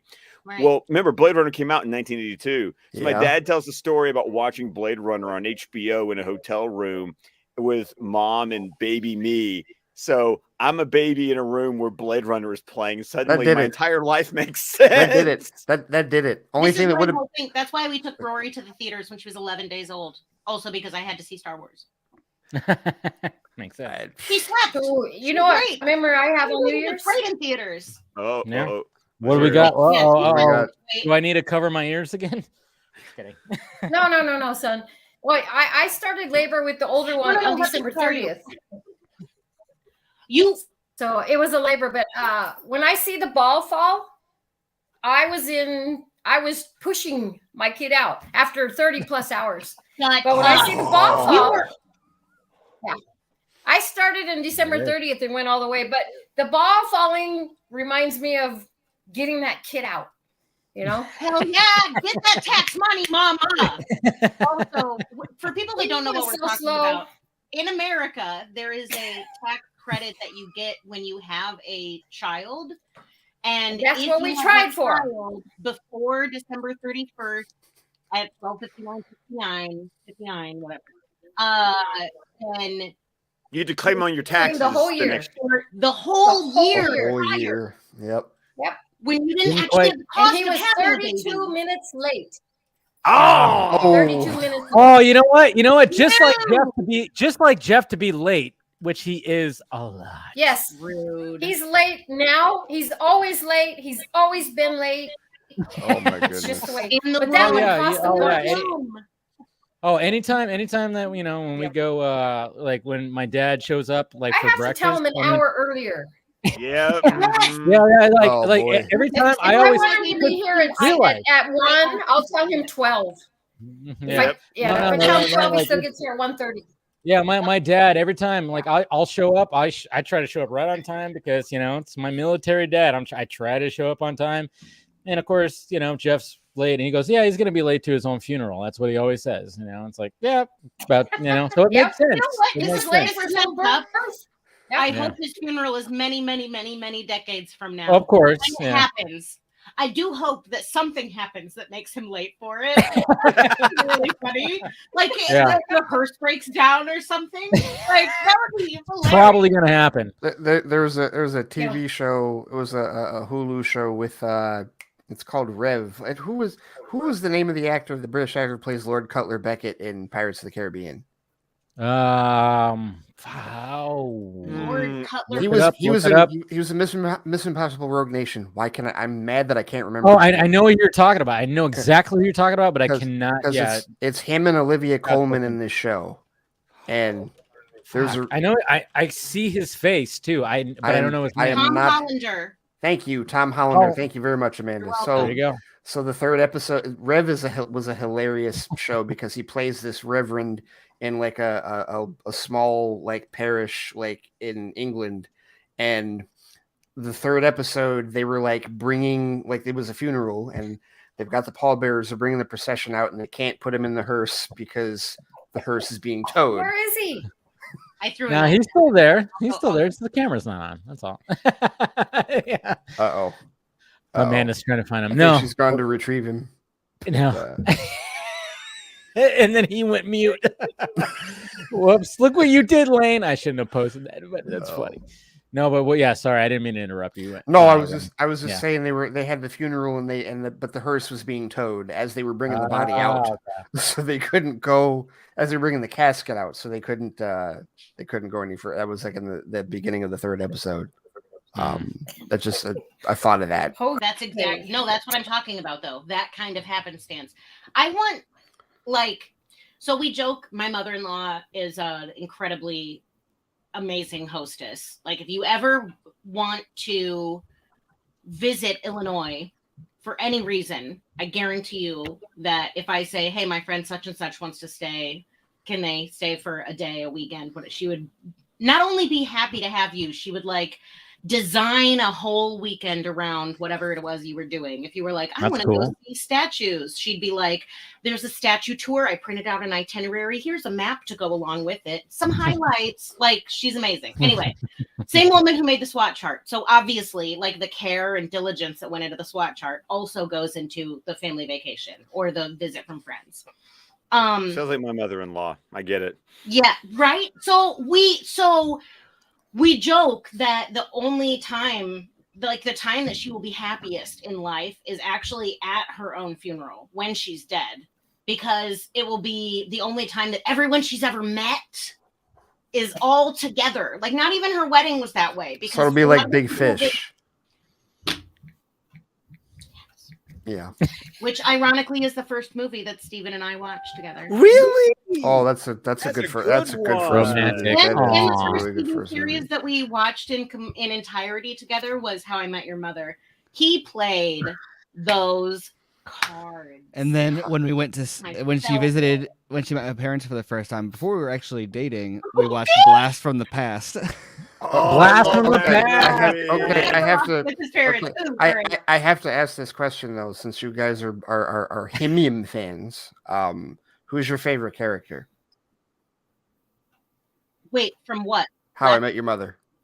Oh. Who's your favorite character? It changes because that's accurate. Because like it's easy to be like, oh, I like Ted early on, and then I can't stand Ted by the end of the show. Yeah, I think the person Barney. with Barney. Yes, Barney is also I mean obviously at the end he's the only one who like knows or actually like discovers himself. Everyone else just kind of stays the same. Well, yes, that's what I was going to say. I- My favorite character evolutions are different than like my favorite character in a given episode. Favorite guest, Britney Spears, hands down. She was on that? Wow. She was. No, my favorite guest is Wayne Brady. Oh, he was. He was fantastic, outstanding. But you know my problem. The problem I had with that show was the fact that Bob Saget was the narrator who was like Ted later in years, and I was like, they don't sound alike. What are you doing to me? Like, I don't get it. Like that was always like my little father. So yeah, well, I would tell her like thing when called she was suspension of disbelief. I know. And it requires just a little leap. I couldn't. You know what? You know what, Steven? I could buy Daniel Stern voicing for what's his name in Wonder Years for Fred Savage. I could buy that. Not Bob Saget. I could not buy. I could buy it. Bob However, Saget. I think taking you and my issues Every week. together, I think you could say that the failure of the show is that Ted did not become any more like Bob Saget as the show went on. True. And that's why I asked. That's why whenever I ask any How I Met Your Mother fans the question of who their favorite character is, I will get every answer but Ted.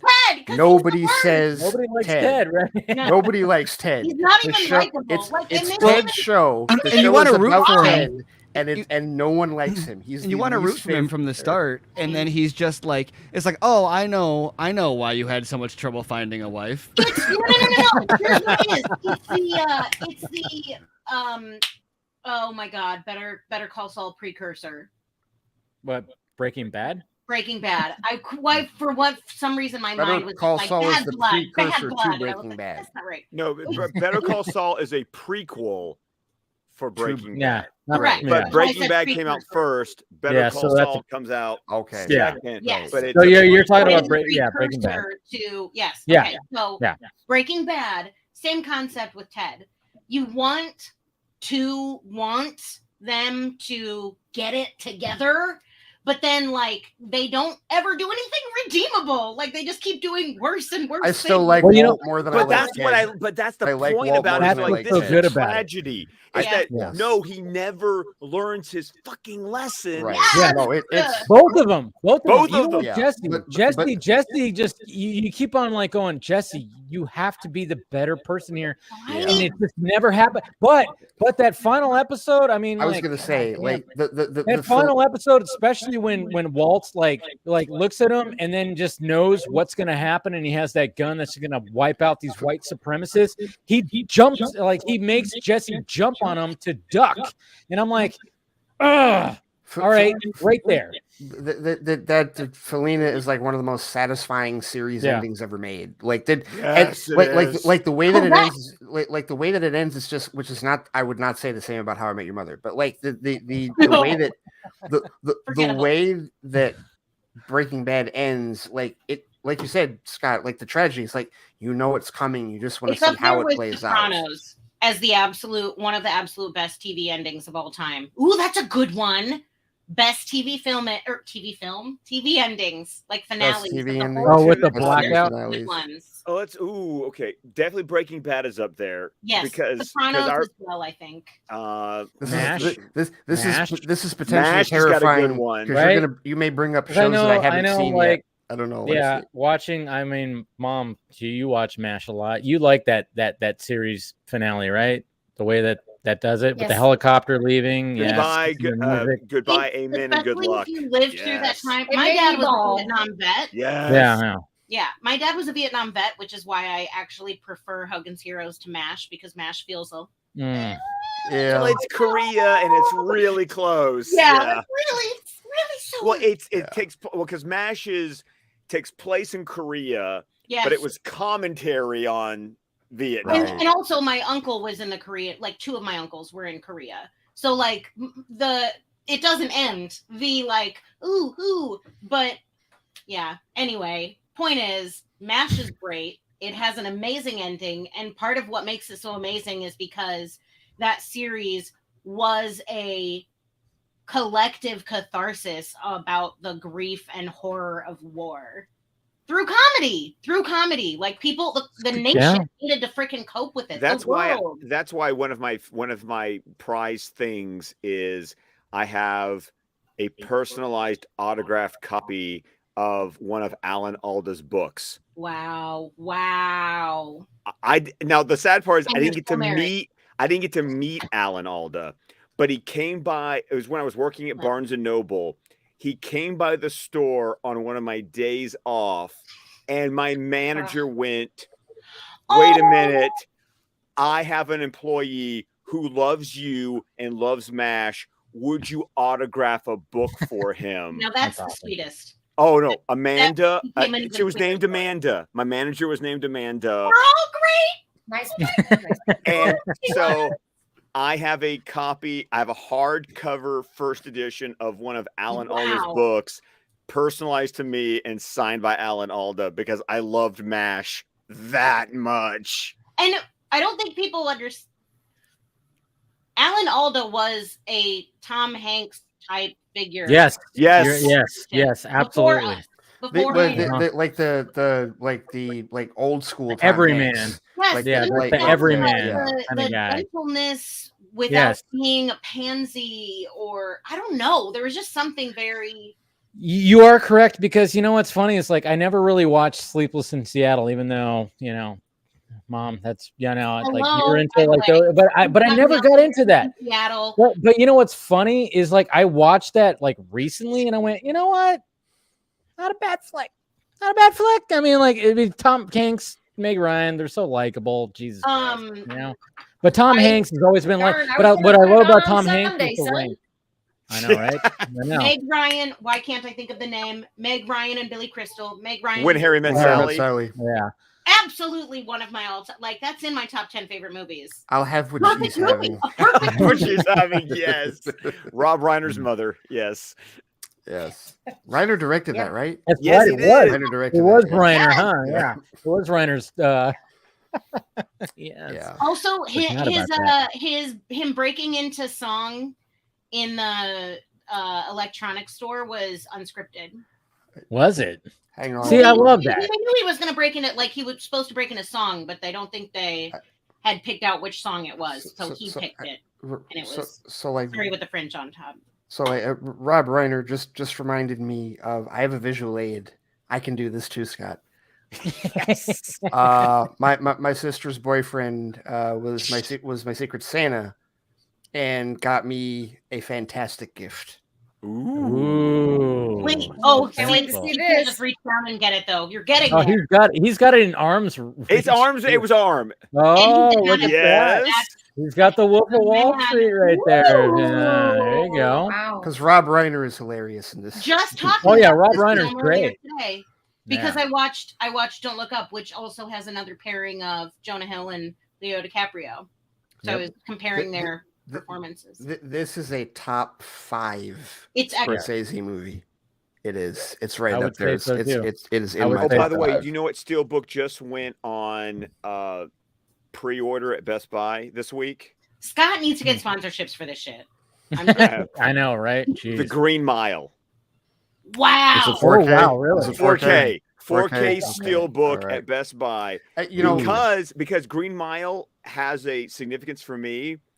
My very first date. With your wife? No, not with my wife. That was just your date. my first date ever. ever. Okay. Nice. We went to Johnny Rockets, which was like a 50s burger place. We had those. Yep. Yeah, was that in Pulp Fiction? No, that was Jack Rabbit Slims. Jack Rabbit Slims. Okay, I was for a minute there. I was like, wait a minute. Yeah. But I remember I wanted to see that movie, and my very first date. I mean, it was December of 1999. I was a senior in high school. Rachel. Oh, details. Where's Rachel? Yeah. and Rachel was a sophomore, and I remember everyone giving me a hard time because, like, dude, Rachel's crushing on you so hard. You should ask her. I was like, really? And they're like, Are you that dumb? Yes. You don't see it? Yes, I was. Yes. Oblivious. And so, but I took her to go see Green Mile, and I remember she ended up crying and cuddling in. And I'm still going, this movie actually worked out better than I thought. I also got my first kiss that night too. So I kind of got when the they whole flipped the switch. She was like, ooh. That movie, yeah, that's and I mean the 4K steelbook for that makes sense because they just released the remastered one for Shawshank last year. So yeah, that makes sense. Can't do one without the other. That was the first movie that I remember watching, being like, I want to watch this 100 times because I feel like Shawshank. Watch it. Yeah, I feel like that's a movie. That's a movie that's a movie that's too good. That's a movie that's too good. Where you just watch it and you go, I can't watch it. Yeah, I can't watch it. It's like too painful. I was no, see, for me, like if it weren't for the ending, I wouldn't be able to watch it. Like the ending had to be that. Like it had to be like Andy and Red. It had to be. If it wasn't, it was like. And they do it so beautifully with like you don't even see them embrace each other really. It's just like he's just walking up to him, and he sees him while he's working on the boat, and then it just pans out like just right. Yeah, and that's it. And it's like you don't see them embrace each other, and you're like, I want them to hug each other right now, but then you're like, you know what? No, that's a good way to end it. Yeah, because it was like this whole journey with these two people. Well, for like 2 decades. Yeah, I want to ask everyone in the room, where were you when you saw Field of Dreams? I was at home because I rented it from a library. Yeah, I was I watched it at home. That was a really late watch for me. I didn't watch that until like my 20s. So like that was because I didn't.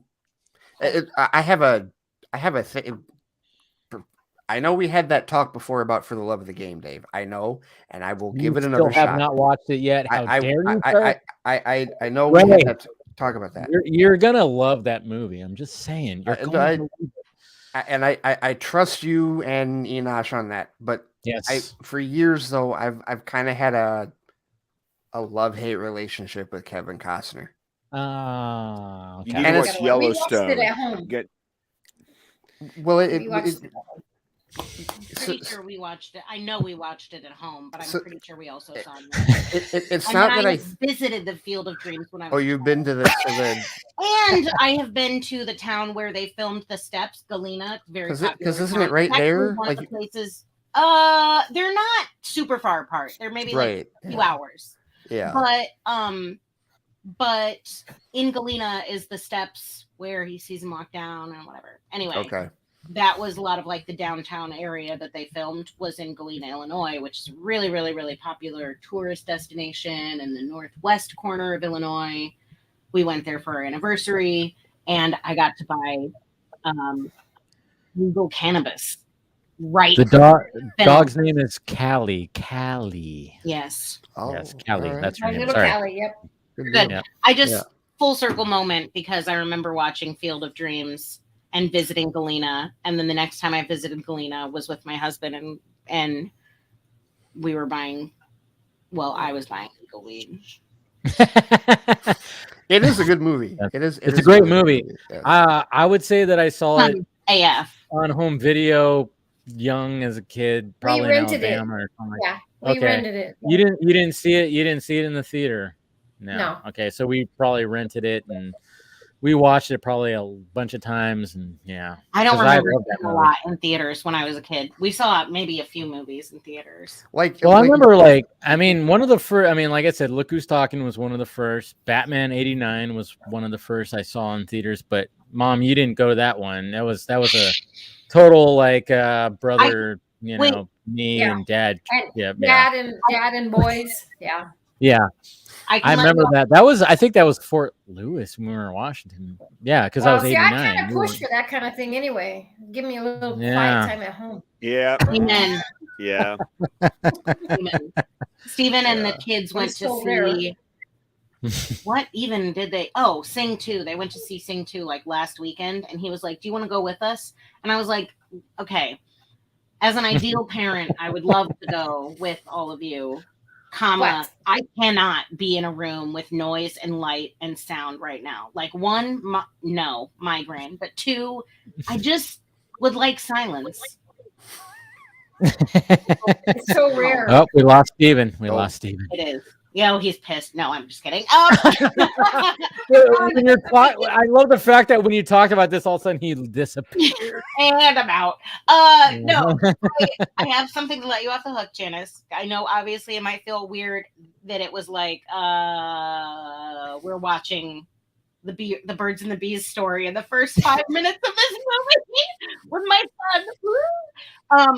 The first movie that my parents took me to see in theater was Naked Gun. Oh wow! Wow! 7. The first one. My dad was like, "I didn't realize it was gonna be this filthy." And then it's called The Naked Gun. I don't listen. You never saw Police Squad? You never saw the show? Apparently, he just didn't research. This is the Vietnam veteran. Never okay. done. Yeah, but see, this is what I question when it comes to like even like nowadays, especially when we literally have information at our disposal. We got these, we got it's everything. Called common sense media, people. I use exactly. it. Like I still don't get when I am at an R-rated movie and I see a kid, like an infant. I'm like, what are you doing here? Look, I mean, literally, like I still can't. I always go back to when I saw the first Deadpool. When I saw the first Deadpool the second time with my buddy in it was another town, whatever the fuck, and there was literally like a stroller with a kid in there. And I'm going, are you fucking? I mean, what do you think this movie is? What do you think this movie is? It's not Spider-Man.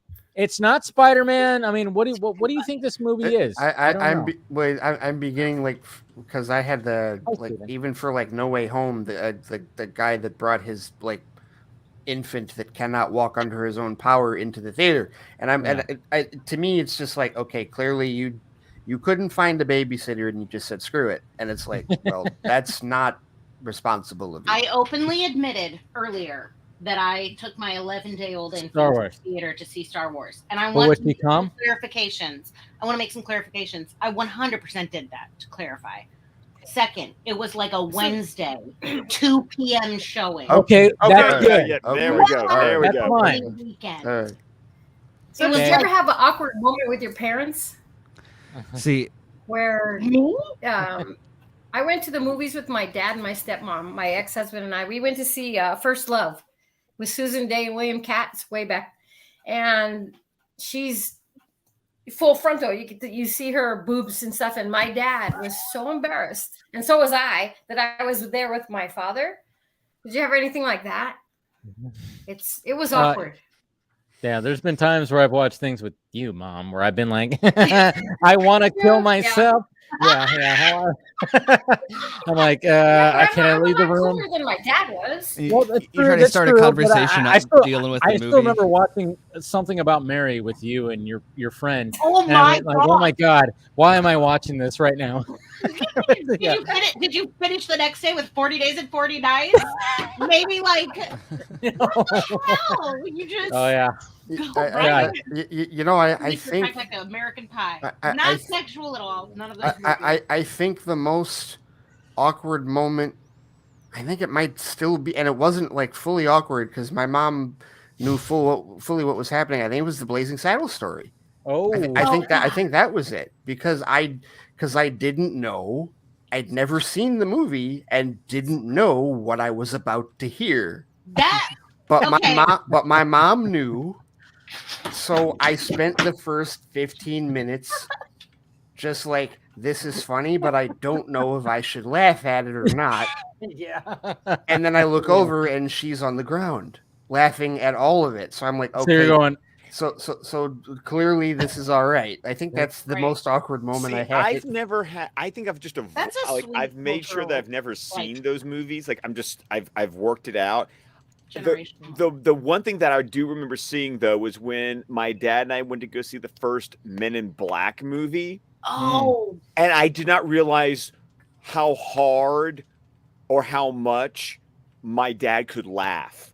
I never knew my dad could find something as funny as he found the first Men in Black movie. And I remember the two parts of the movie that I literally turned to my dad and went, "Who the fuck are you? That you're laughing this hard and this loud." I remember it was Tommy Lee Jones interrogating the pug and shaking him, and my dad losing his shit. Literally, I think Tommy Lee Jones doesn't even speak. He just goes like he barks like a dog. I know.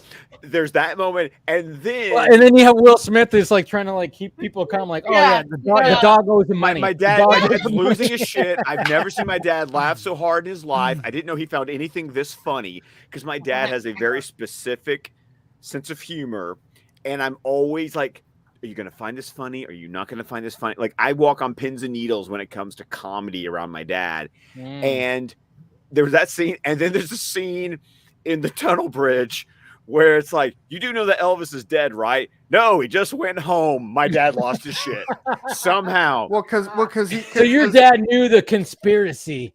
Yes. Well, because it's like, no, Elvis is not dead. He just went, and he's been singing the whole time. Yes. Like and he's like banging his head with his hair hanging down. With his hair like hanging, and he's just like, man. That I know, I love that scene, and the fact like that line right there, the fact that your dad, I'm telling you, your dad was into conspiracies or something like that, because everybody always talks about how it's not even Elvis was an alien. That was the running joke, was Elvis was always an alien. That's why they made that joke. I think it's just my dad loved Tommy Lee Jones or that. I mean, but maybe he heard something. I don't know, but I don't know, because it was a great joke. Because I told you earlier how my mom had a big thing for Harrison Ford. I remember in 1993 on my parents' wedding anniversary, they took the entire family to go see The Fugitive. Okay, I'm glad you brought up The Fugitive, because I was just thinking, like, in talking about like Tommy Lee Jones is hilarious.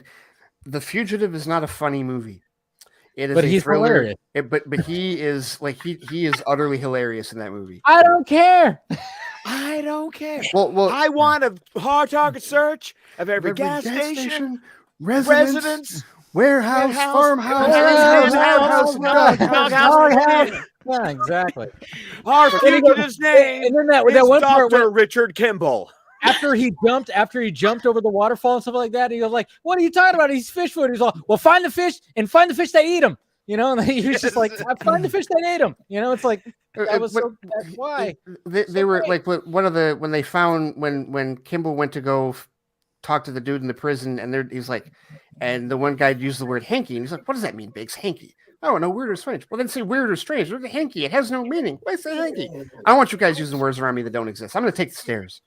But, like, he just had moments like that throughout the movie. They were just like, this is not a funny movie, but he is hilarious. Oh, and then he did that movie, Man of the House, where he plays a Texas Ranger guarding like the Texas Longhorns cheerleader squad. Have any of you seen this movie? You know what? I haven't seen it, but I've heard of it. Oh my god! Yeah. And it was so funny. It didn't make it in the outtakes. The kindergarten cop plus Uncle Buck. Like, but when I was on Meg's first episode of Collector Spotlight for Vero, and she talked about getting the giggle. Like there's an outtake at the beginning of the video. She's like, "Okay, get our giggles out." And I'm like, "I don't have giggles. I'm serious." The part she didn't include was there's this great line Tommy Lee Jones has in it where he's like, "Why are you always sad? Why can't you be happy?" And he just in that Tommy Lee Jones bulldog goes, "This is my happy face." Yes. I mean, that's why Tommy Lee Jones is. But guys, Momma Film Junkee, you gonna take off right now? Oh, yeah, you know. Yeah. I have thoroughly enjoyed this so much. Yes. But let you guys fun, know what they're going. And Amanda, I love you to death. I love her, sweetheart. Steven, it's finally nice to see you and meet you. I told you I was gonna fix it. In the real. I haven't seen much of you, Stephen, but it's been nice, when you're here. Love it.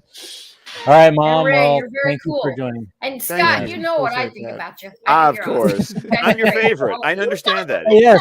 I mean, well, it's hard to say now. I think the one over there, is my favorite. Me? Yes. Okay. I I get it. mean, I get it. kind of makes sense.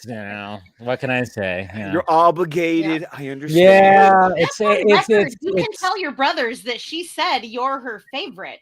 Her favorite child did say her favorite. Oh, we got it on video now. Oh.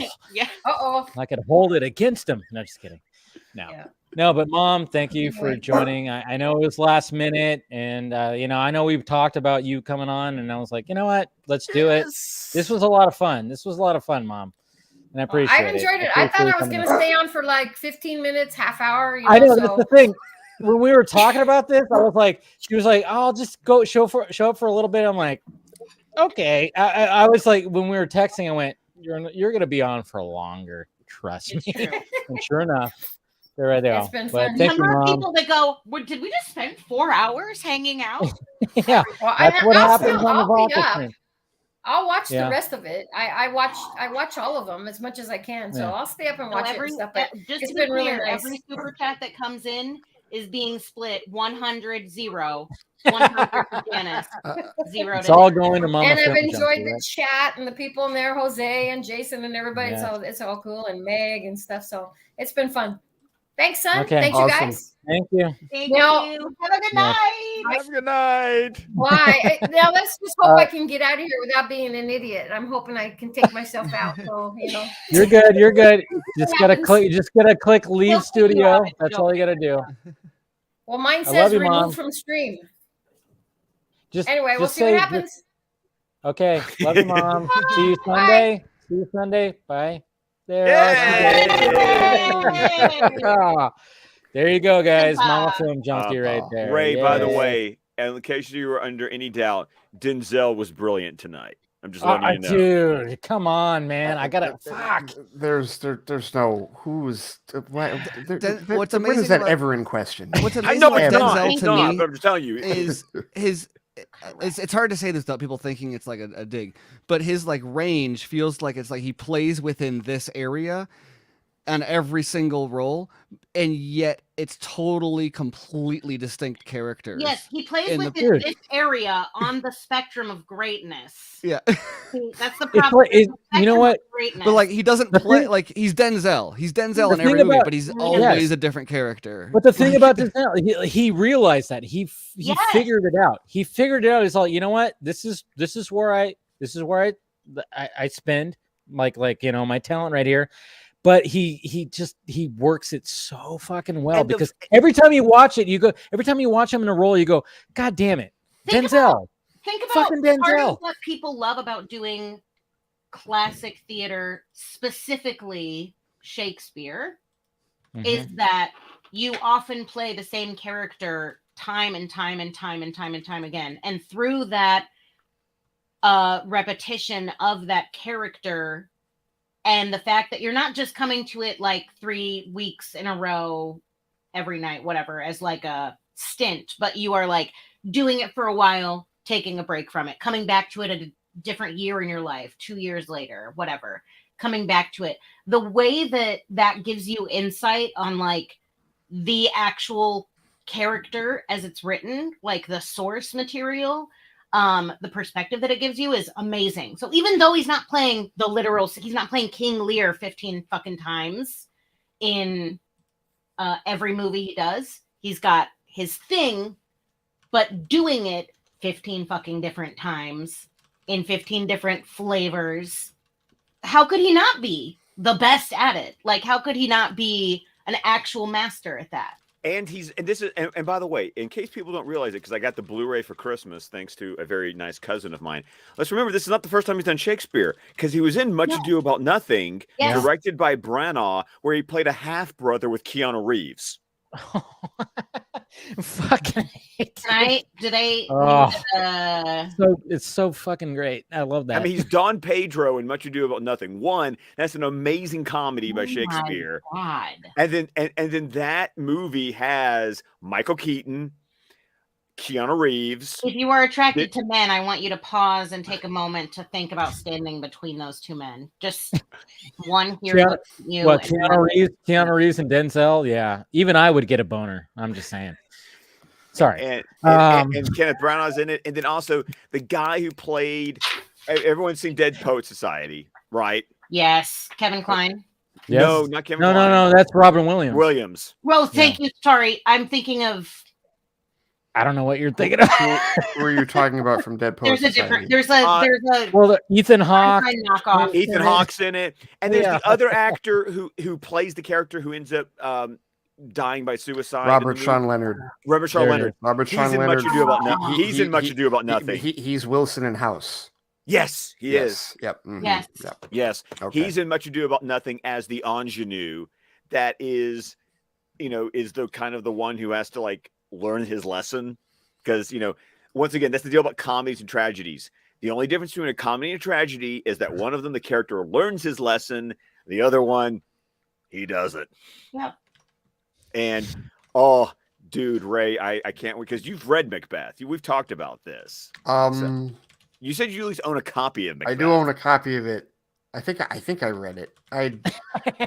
Well, no, see, like, okay, I've had like with Shakespeare, like I've had to get older and realize, okay, what Shakespeare do I enjoy? Because I didn't necessarily enjoy all of it. By the way, the movie was The Emperor's Club. Knockoff. Is that what that was? I remember that movie. Continue. Yes. I'm sorry, Ray. ADHD. My bad. But that's we all have it in some form. I think The Tempest is still probably my favorite like Shakespeare story, because I'm not even that big of a fan of Romeo and Juliet necessarily. Like I like it, but it's just two horny teenagers. That's all Romeo and pretty Juliet much is. Yeah. Well, and a naughty, dirty mouth nurse that I love. One of the things that, Scott, when you were talking about, when I asked you about this movie, and you said like the old style, the English, or the dialogue. One of the things that remember the remake with Leo and Claire Danes. I've never been able to get past the first 5 minutes, dude. I mean, kidding me, sir. I'm sorry, I can't. The Baz Luhrmann one, yeah. The dialogue in that movie is rough. It's rough to like hear. I mean, they might have. No, they should have. It is not. That is the point. You are killing me, Small. I know. But I mean, Scott, you agree, right? I just. Well, of course, I also have this understanding that with a Baz Luhrmann movie, you've got to get about 10 minutes in for it to settle down. I watched the whole thing, yeah. Because like Moulin Rouge, I remember watching the first 10 to 15 minutes going, what the fuck am I watching? Correct. And then 10 to 15 minutes in, I'm like, okay, I'm here. Yes. Yeah, I've settled in. Yes. You have to, again, when I say an acid trip, I'm joking about doing acid, maybe not. But what I'm referring to is that if you are going to sit down and watch a Baz Luhrmann movie, you are going to be watching the result of a person's acid trip. See, you have to buckle the fuck in for that ride and just accept that shit. And 10, 15 minutes in, you get it. And the vibe sets in. And then you can ride. But if you don't commit to buckling in, you're gonna fucking bail in the first. Like, and that's what I've done with his Romeo and Juliet. I have never made it through, because I get through like it's like the fight scene that happens at the beginning between the Capulets and the Montague, the servants. I really hate the idea of this is me being a purist. Like the guns saying longsword, like. I like swords. That. I like that it's a rapier 9mm. I like Here's that. The thing. I like the whole movie. If you watch the rest of the movie, and I've got, and here's the thing, I've got to watch the movie. It feels like. Have you seen Josie and the Pussycats? I have not. Okay. Amanda, okay. Amanda, simmer down, girl.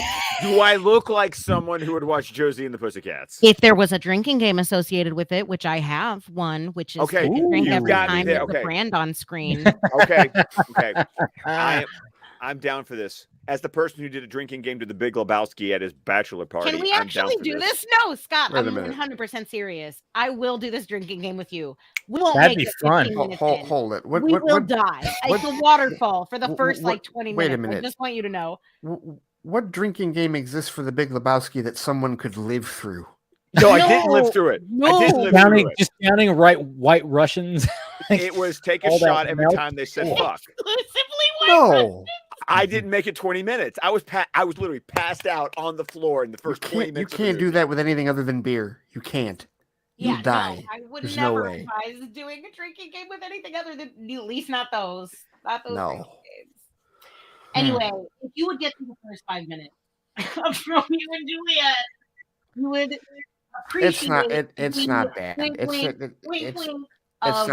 a bad adaptation. It's different. And I just need to, like you said, Amanda, I need to commit to the ride. Think of it the way maybe this might work. Did you see Across the Universe?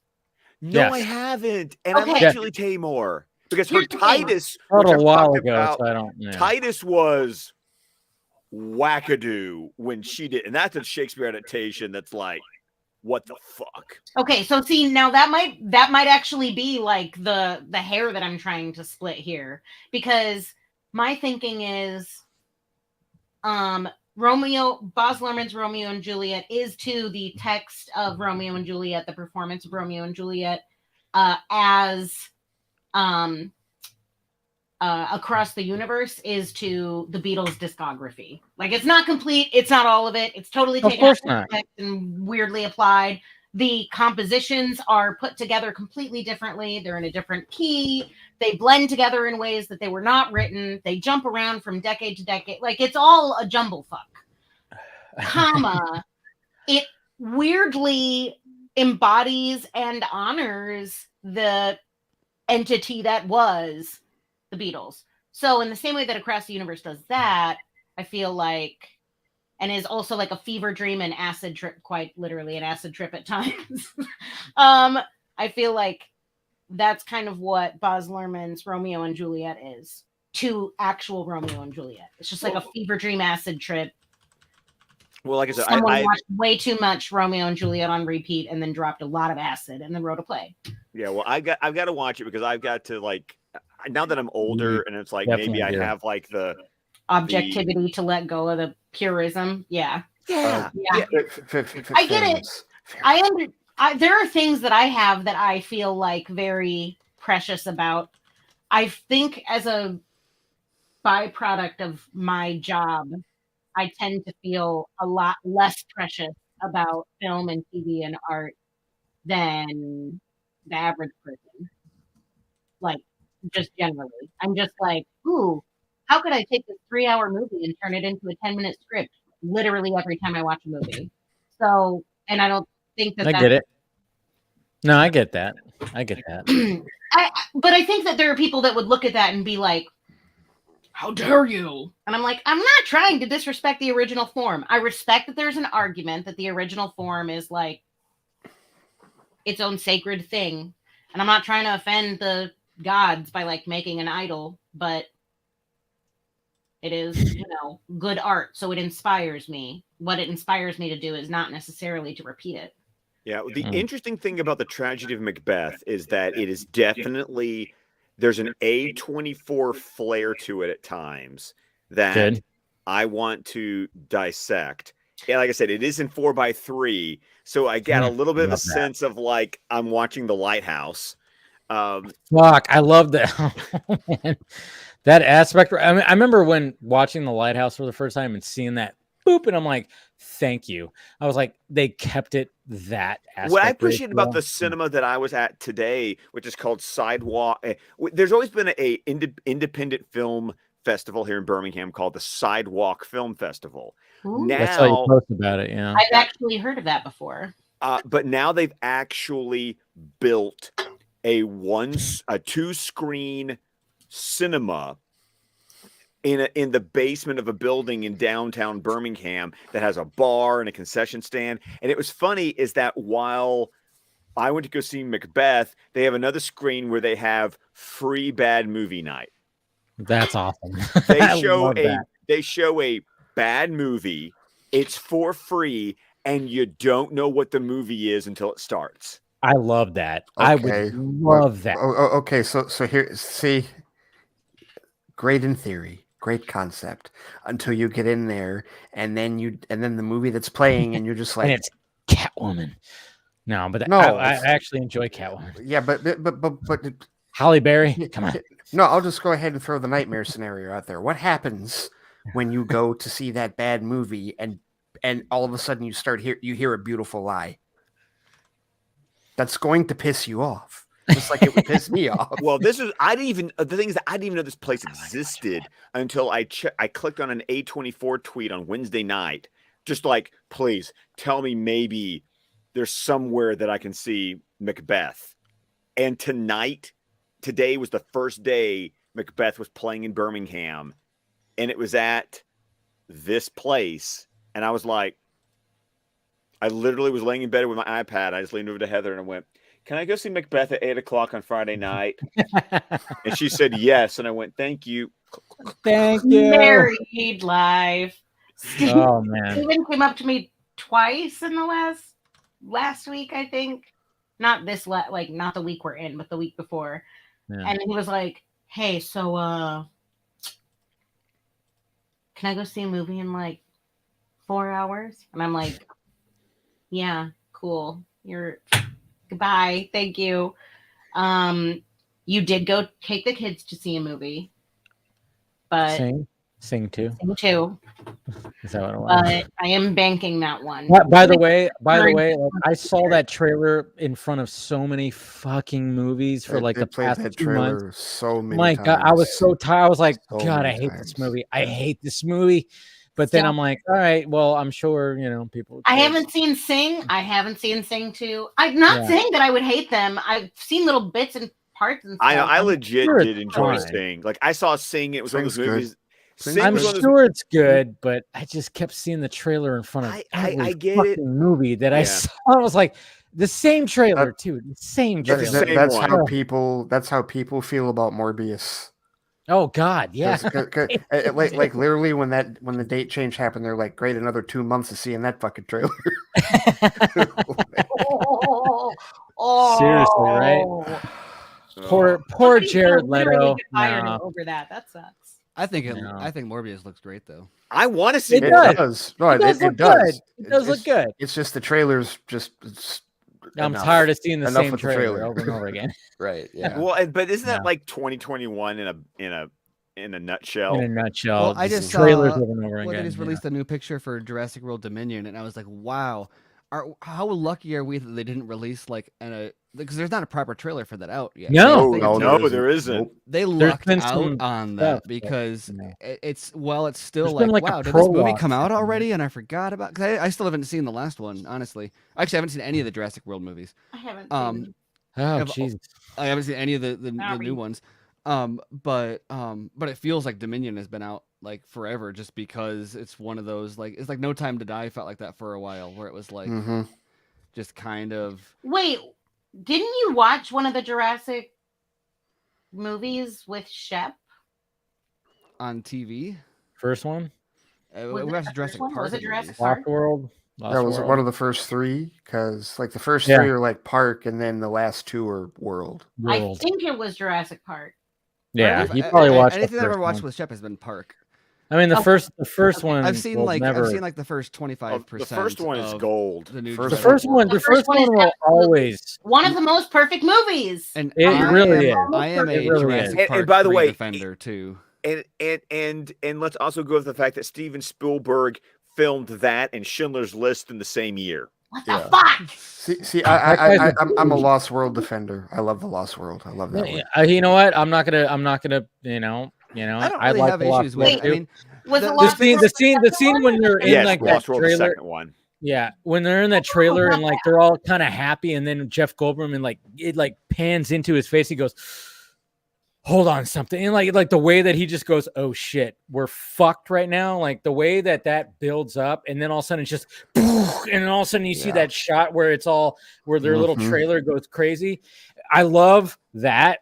Because I remember when I first watched that scene where it's just like everything's okay, and all of a sudden it just zooms in on Goldblum's face. He's just like, "Hold on to something," and it's just boom, and it's just, whoa, my god, that's where Spielberg is a fucking beast when it comes to like, I'm either gonna build the tension or I'm gonna surprise you with like some crazy shit that's gonna happen right now. And that whole sequence where the trailer goes off the cliff and blah blah blah, completely intense, just like that. I mean, Lost World doesn't give enough credit for what it was. I know some people are like, but I'm like, but my problem with it is that I need to watch it completely separated from the experience of reading the book. Oh yeah. Oh, yeah.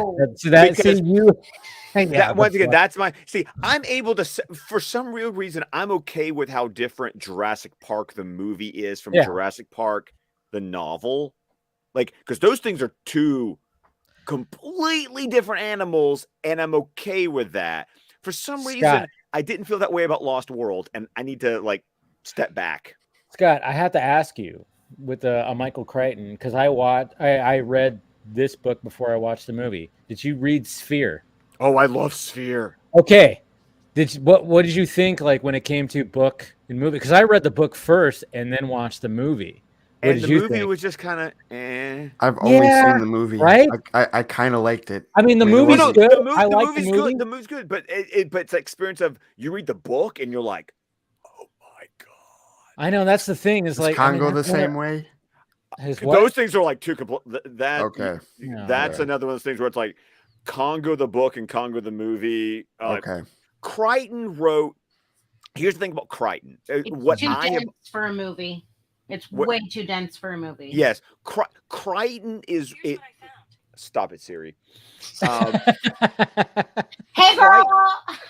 Crichton is one of those authors that wrote such good what you would say is speculative fiction, because you're reading the book and it's not quite Tom Clancy dense, but there's enough science in it that at some point you go,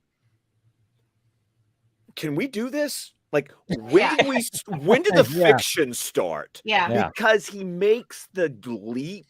Like, it's not a leap. It's more like a step, a stumble. It's like, oh, I just tripped into fiction because of how scientifically researched it is. I mean, even just watching, I mean, I haven't read any of the books, but even just watching the first Jurassic Park movie as a kid, that question popped into your head. You know what it is? Can Wait, you do that? There's mosquitoes that have blood. It's the fiction series written by Emily Deschanel as Bones in Bones. That's the work of Michael Crichton. If you know the deep reference that I'm making to Bones, I've heard of the show and I know the actress. The show Bones, forensic paleontologist. Yeah. She has a side career where she writes fiction. This is like a subplot that only comes up in, I don't know, one of every 20 episodes or something. So that's how much I've watched. She has a side career as a best-selling novelist, as a fictional novelist that writes about a character that is a forensic paleontologist, which is based on the author of the books that Bones is inspired by, Kathy Reichs, who is a forensic Yes. So Emily Deschanel is playing this fictionalized version of the author of the books. It's this weird inception. And people think The Matrix Resurrections is too meta. Right. But because what I'm saying is the character of this forensic paleontologist is very literal, very matter of fact, very rational, science oriented, very unemotional, and they play on that a lot. And therefore the character that she writes in the book is the same way. It's very like, this is based around the science. That's what's interesting about this. The research behind it is interesting about this. The fact that it's like achievable or nearly achievable or inspirational or like so cool that we can do this is cool. Oh, also here's some fiction on the side. That's how her character is written. Emily Deschanel's character is written. That's how Emily Deschanel's character writes. And it is how Michael Crichton writes. Maybe a little bit more fiction-y. Maybe a little bit more fiction. But it's really interesting because it stems from the science. Yeah. Well, because he was a medical student. Yes. He went to medical school. Exactly. I mean, that's what's so great about this guy. And then he goes and writes and directs movies like Westworld. Yes. And adapts his own novel, The Great Train Robbery, which is a fantastic heist movie. Wait. Sean Connery, Leslie Amazing Warren, cast, Donald right? Dill Sutherland. Yes. Yes. Okay. Yep. Right. Yes. Which he wrote a novel. I actually had to read the novel for school. Like my AP European history teacher gave us 3 books to read over the summer before class. This was like, read a book in June, write an essay, mail it to me. Read a book in July, write an essay, mail it to me. Like I had 3 books to read before the class even started. And so the section on Victorian England, the assigned reading was Read the Great Train Robbery by Michael Crichton. It's very, I mean, I have to read that. I could think of a worse way to assign that period. I know, right? I mean, like a lot worse ways. That's what a nice teacher. I mean, the 3 books I had to read was The Prince by Niccolò Machiavelli, The Great Train Robbery by Michael Crichton, and then Night by Elie Wiesel. So I got to end off with concentration camps. I was going to say, please tell me the Magnificent Ambersons. Question for you, because you would be the one in this call to know this. Have they done an updated Magnificent Ambersons film? I do not think so. Like since the 90s. Was anybody else required to read the Magnificent Ambersons? No. Okay. No. It's a novel about the Gilded Age, let's say the tarnishing of the Gilded Age, and how in a well-to-do family fell from grace and repute. They were called the Ambersons, by the way. Yeah, there was a TV movie in 2002 with Madeline Stowe and Bruce Greenwood. Okay, I actually think that was an update since the last time I saw it. But maybe not? Sorry. I was having a Madeline Stowe moment. Maybe you should read the book so you can watch. Anybody see Stakeout? That's a great movie. Yes. Stakeout with Dreyfus and Amelia Estevez. Yeah. That is a fucking fantastic movie. Have you seen the sequel? Another Stakeout. Yeah, not as good with Rosie O'Donnell. I get it, but it wasn't as good. The first one so good. That I had seen this. I have seen this. Yeah, Stakeout. That is like when it comes to like they're cops, so like a buddy. Yeah, there's just. Dan Loria, whoa! Memory unlocked. What the fuck? And that's kind of like when Richard Dreyfuss is in that area, was like, because that's also like around like What About Bob? And where it's just like he was just doing like these crazy comedies, but they were so fucking good. I mean, like Stakeout. There's magnum opus. He had Mr. Holland's opus. Mr. Holland's opus. That was another 96. That was 1996 too. Like we were talking earlier, how 1996 was just like. I mean, Mr. Holland's opus is still like my teacher movie of choice. Oh, I'm sure. I watched that. I actually watched that in class. I think I forgot which class I watched that, but I watched that movie in class. I mean, at the end of the movie, when he gets fired because they cut the arts programs, I'm sitting there going, fuck, this movie is real. Like, yeah, that's one of those movies where it's support public education, kids. But man, Dreyfus. I mean, even in Jaws. God damn it! Just like Richard Dreyfuss. We don't talk about because he doesn't do movies. What? He's kind of hot in Jaws. Why? I don't with his know. beard. I don't know. With his beard, the fact that he looks like Steven. I mean, maybe that. Close Encounters. Close Encounters of the Third Kind. Like when he gives like what's his name? Like when he's like one of the funniest scenes when he's just like to the what's his name, and he's just like, "Fuck you, man. This guy's an asshole. He thinks he knows everything." And blah blah blah. You mean Robert Shaw. Yeah, Robert Shaw. Yeah. Sorry, I couldn't remember his name, but Because yeah, for me, Robert Shaw, I always think of The Sting. yeah. So There it is. Yeah. No, but like, yeah, but just like the fact that he just like he bumped heads with him and he like gave him like the fucking fuck you, man. But then, later on when they get drunk, they start talking about, certain things, and that's that's again Steven Spielberg and the way that he fucking makes his movies. Such a good movie. Close Encounters of the Third Kind is Jesus Christ. that's still my favorite Dreyfuss movie, like, of all time. Yeah. It scared the shit out of me when I was a kid, but watching it now, Jesus. Here's a question: do you love Close Encounters of the Third Kind? Like, does Dreyfuss make it for you, or is it? I think he kind of does when he goes crazy and he starts trying to build the mountain. What's it called? What's that mountain The called? Devil's Tower. Devil's Tower in Wyoming. No, I do love the movie because for years, like as a kid, it's like, especially after Independence Day came out, it's one of these things where it's like, okay, you watch enough alien movies and your brain starts overthinking and you're like, okay, let's say that aliens actually do exist. If we were to meet them, are you telling me that you don't believe aliens exist? If Are we having this moment right now? No, this isn't. I'm saying if for the benefit of the general conversation. I'm not getting into. I want to turn my camera to. I want to turn my camera to my Fox Mulder poster that says "I want to believe." But if we were to meet them, please let it be how that movie went and not like any other movie. Yeah, I know. Like no other movies. Okay, I don't want like that. Dave, your hat? No. Yeah, I know the whaling. Yeah, absolutely not. No. Okay. So for years it was that movie's been my rock. Like, please, can we meet them like this?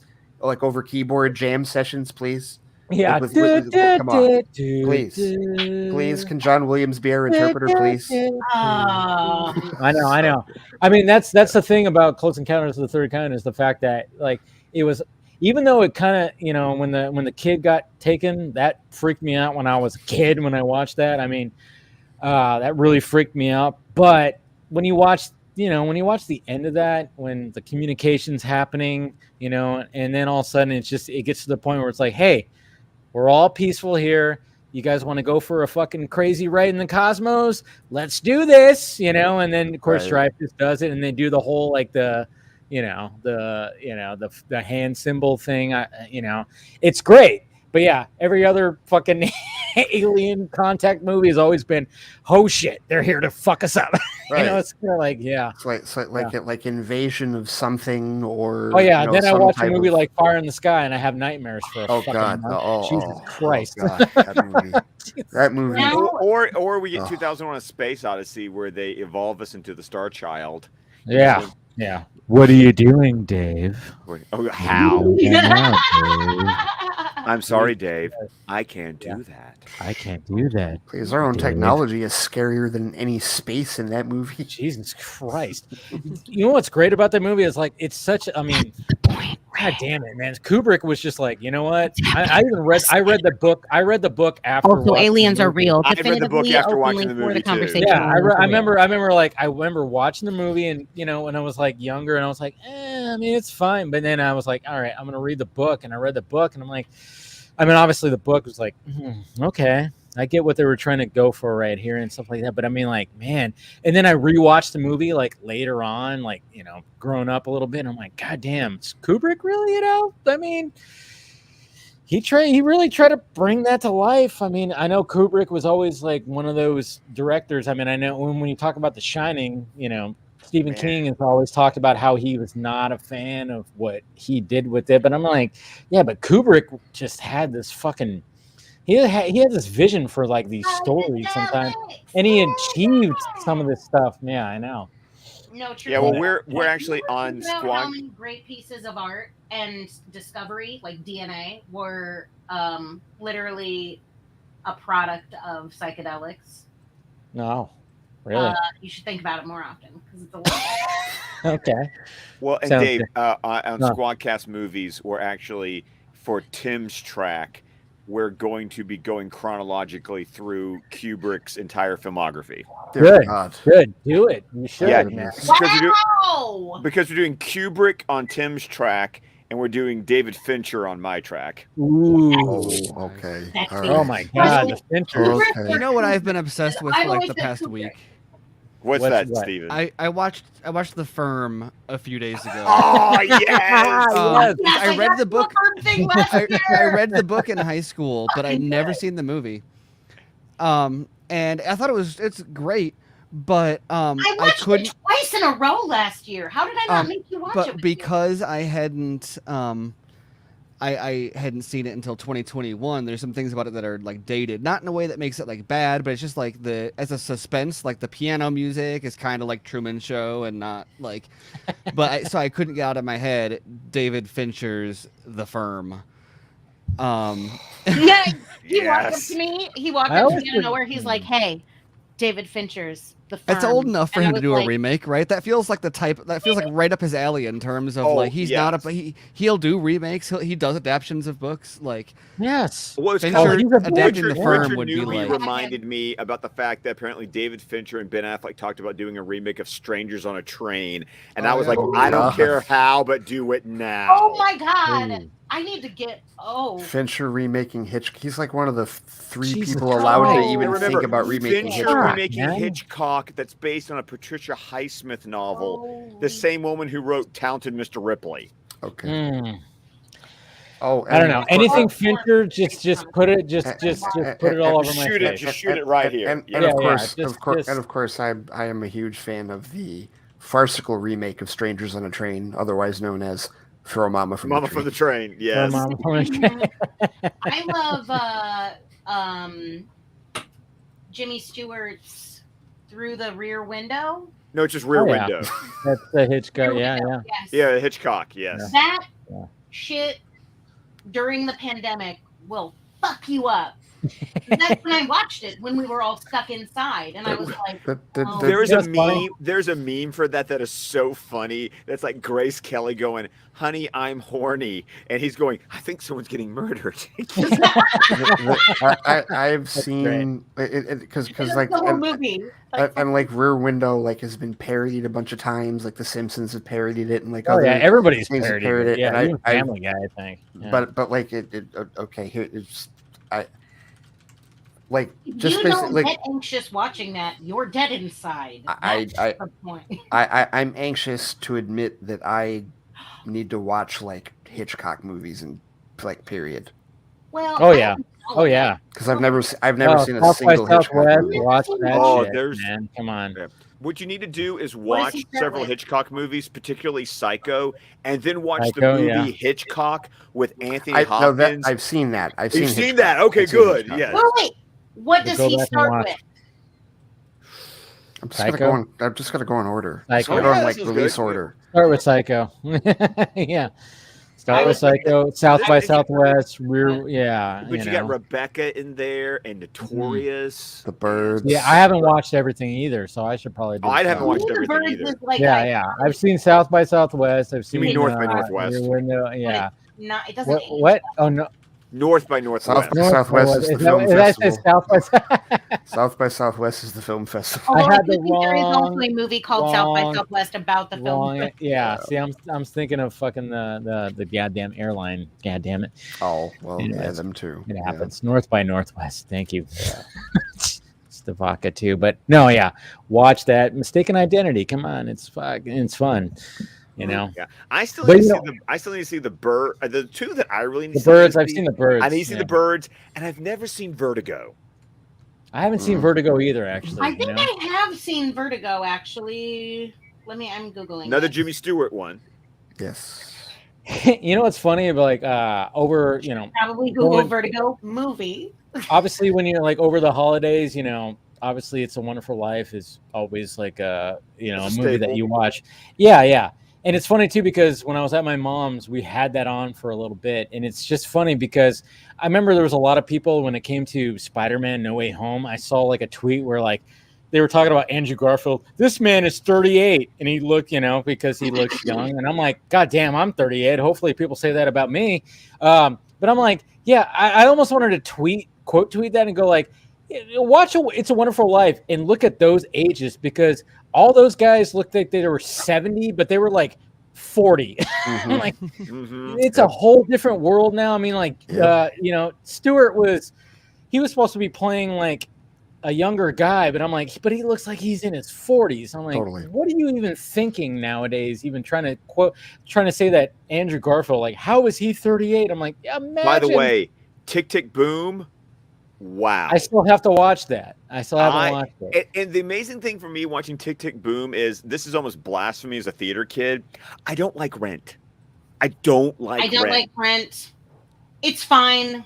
You need a Rent drop from Spider-Man 2, Dave. Yeah, no. Rent drop.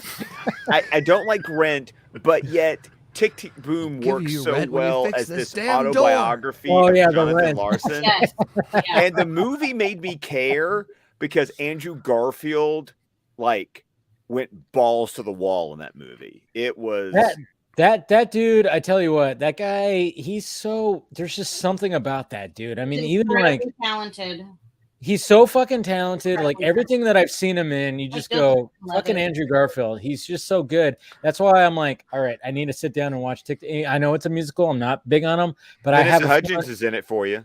Well, yeah, that's a plus too, because my God, eye candy. But I'm just saying, but even just Andrew Garfield alone, because there's just always something about that guy when he's on the screen. I mean, I remember even watching Hacksaw Ridge. I mean, Jesus Christ, that movie. I mean, with Gibson just direct. I mean, God damn, that movie gave me anxiety. That movie gave me so that scene where like he's like, when he's trying to get everybody off that, and I'm like, just fucking pick up a gun. You're just the whole time you're like, no. That's one of my favorite things in film. Jesus Christ, when you feel like you're in the. Yes. Your body's. Yes, I think I actually stood up and I went, I can't. Yes. I'm like, this movie is fantastic, but I'm like, I have extreme anxiety. Like, just do something. Did you watch? It was an A24 movie. Did you watch Under the Silver Lake? I still have not seen that. I need to watch that. I got to watch it because it was on Showtime, so I didn't have to pay to watch it, and. Wasn't my cup of tea. He was good in it. Yeah, but not every movie is going to be my but I did go through that binge of the summer. Like Green Knight made me go like, okay, let me see how many A24 movies I can, Green Knight was fucking so fucking good.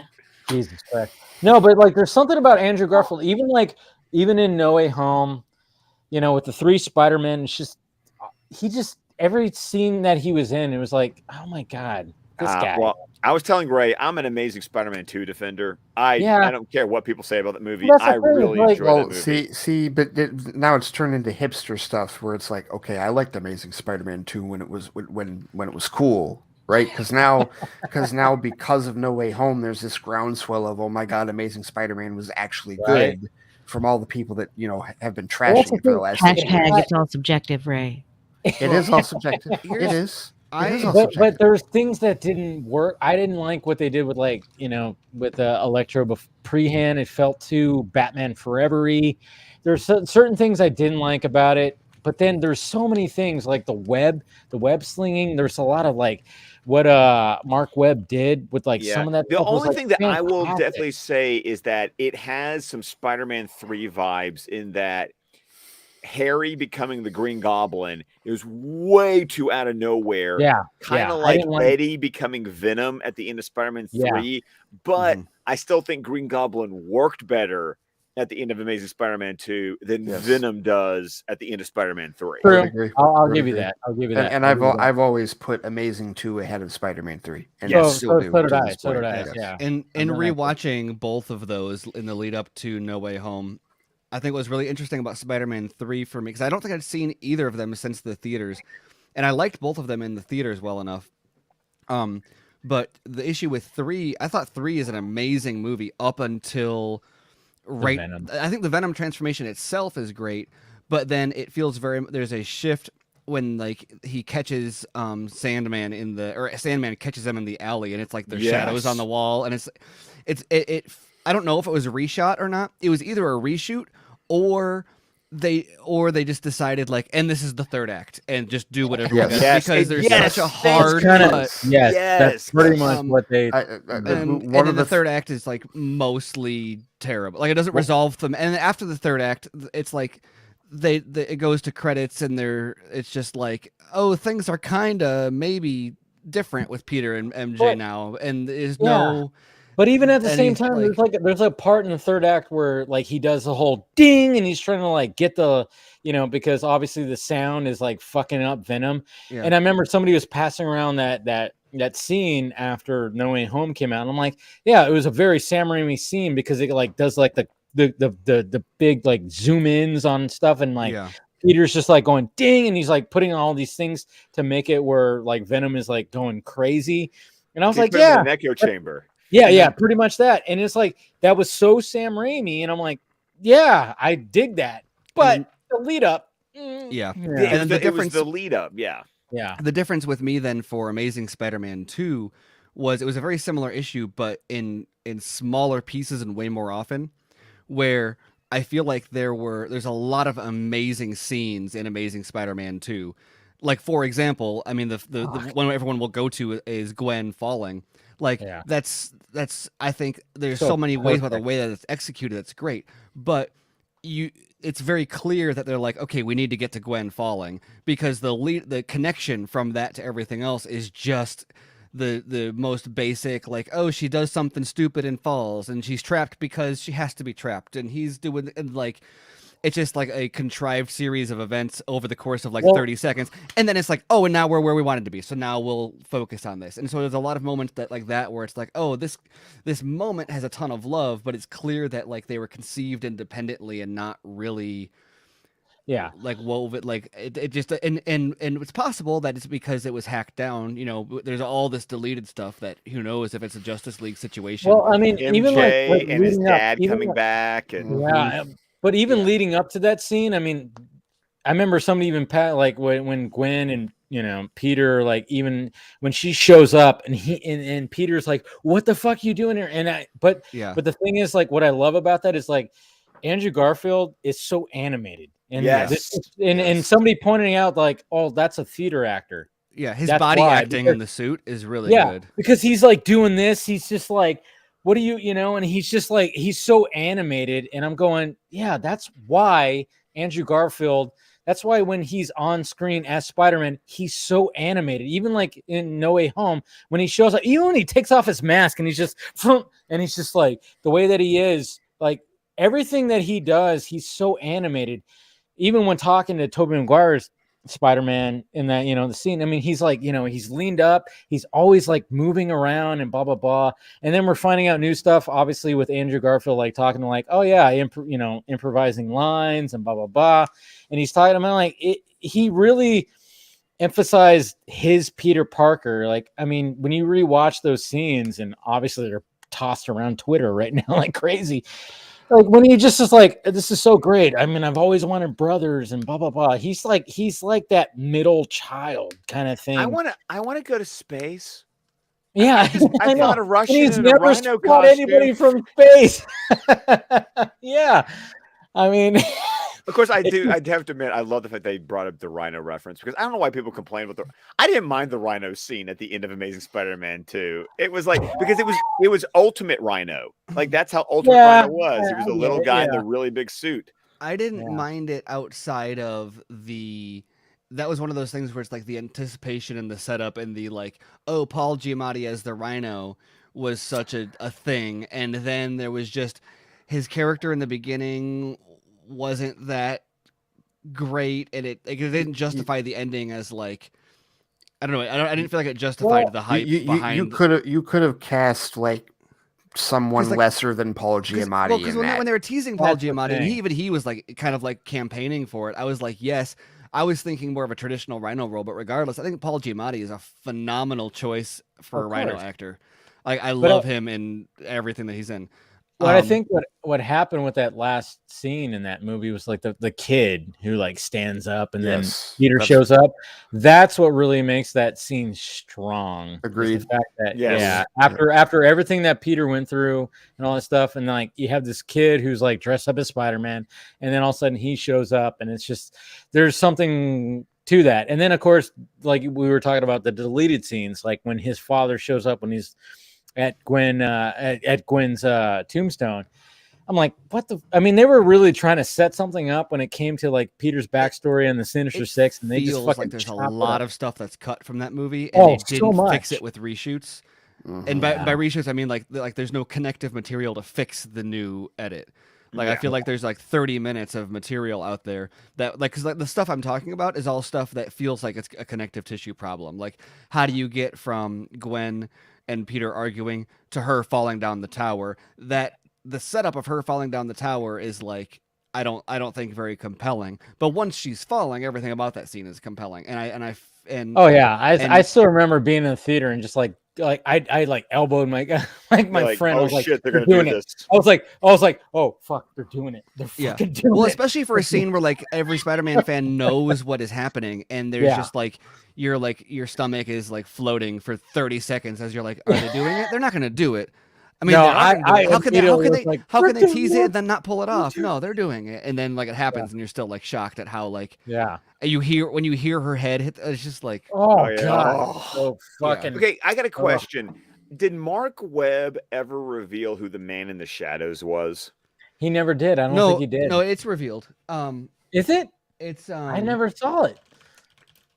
Up. Tap. I was just reading about this the other day. I thought he never did.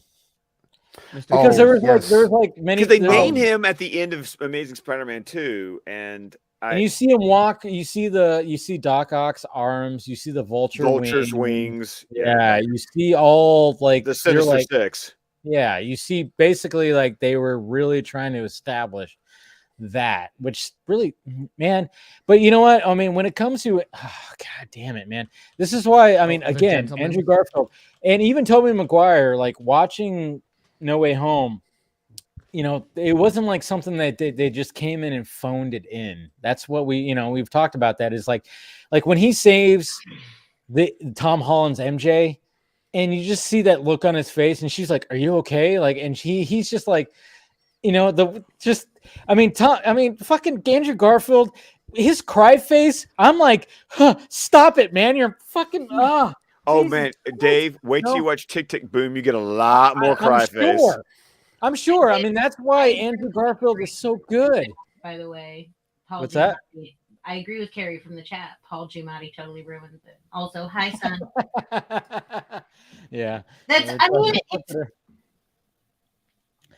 But I mean, like I'm saying, like when he catches MJ, that Andrew and Emma were dating at the time. Like somebody actually posted this the other day, and I thought, dang, that's so true. Instead of casting not romantic partners in real life, casting them together in a movie, but casting acting partners who really do have really good chemistry together being a priority instead of getting really hot commodities, people who have really hot names at the time. Like I think of Jennifer Lawrence and Chris Pratt. Passengers. Yeah. On its face, not really a bad movie. Again, for me at least, kind of forgettable. Yes. I think that movie, it was forgettable. I think together as I believe it. They did a good job, but I think like it was that movie. When it comes to Passengers, I went, okay. Chris Pratt, really, the first act is all Chris Pratt. The first act is entirely Chris Pratt, and he had to carry that whole thing. He had his whole, nude shower butt scene, which is always funny when like I always laugh when like, oh yeah, you got to do a shower butt scene, and it's always like a certain pose because you can't show a back sack. Anyways. And also like you're trying to replicate what Ben already did. I know. See, Ben did a good job. See, Ben was a pro. When he did his fucking shower scene, it was like, yeah, I'm fucking thinking of shit. Okay, which one? Because Oh, there's well, are you because talking about Gone Girl? I was gonna say because there's Well, right, Gone there's- Girl, he showed full on fucking dong. Yeah. hanging I mean, in it, full right? on like Yeah. glimpse. Well, But you know, as much as I love Gone Girl, I'm like, did we need to see that? Like, No, it was completely gratuitous, but it was like they knew their it was like they knew their audience. They were like, "Who's gonna come see this?" All those people who read the book. It's like yeah, but it didn't work for the king. I just remember watching that. So nobody knows what the king is. So that's the why. king. Yeah, I totally. Is that what it's called? The king? That's the one with Chris Pine. Dong Girl. Dong Girl. Hey, by the way, Joey. Dave. Outlaw King. Outlaw King is the one with couple Chris of things. Pine's dick. One, Andrew Garfield was in a Doctor Who two-parter in the 3rd season. It's a terrible. Wow. It's not. It's not good. I mean, it's not good. It's not a good Dalek It's episode. Daleks in Manhattan. It's arguably the worst Daleks episode ever made. Yes. However, another Andrew Garfield movie that I think is fabulous if you've not seen it, directed by Scorsese, Silence. Yes, I've heard about that. I have not seen it. Amazing movie. Yeah, I haven't seen it, but I Andrew Garfield, Adam Driver, Liam Neeson. Silence. Sorry. Silence. It's a movie that when it was over with, I was like, I need to think about this movie. Well, that's how I felt about Green Knight. That was like that's how when I walked out of Green, I was like, Jesus Christ, this movie's gonna sit with me for a bit. You know, there's just something about that. I mean, I felt the same way with that movie. But yeah, I've heard great things about that. And what was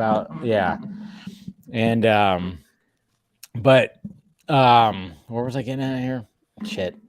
The vodka's gotten The to you. vodka's Vodka's kicking got in. to me. The Amazing Spider. No. Okay, but okay. So back to Gone Girl. Yeah, I'm like, got back to that. It's like, yeah, when you want to have like, and then it was funny too because you have what's her name? I can't remember her name. Rosamund Pike. Yeah, her. I'm kind of going like, all right, are we gonna get some, and yeah, we got bareback and butt dimples. And I was Then we like, got all right, Barney good enough. Oh God, that's the one scene in the movie with the champagne bottle that just like.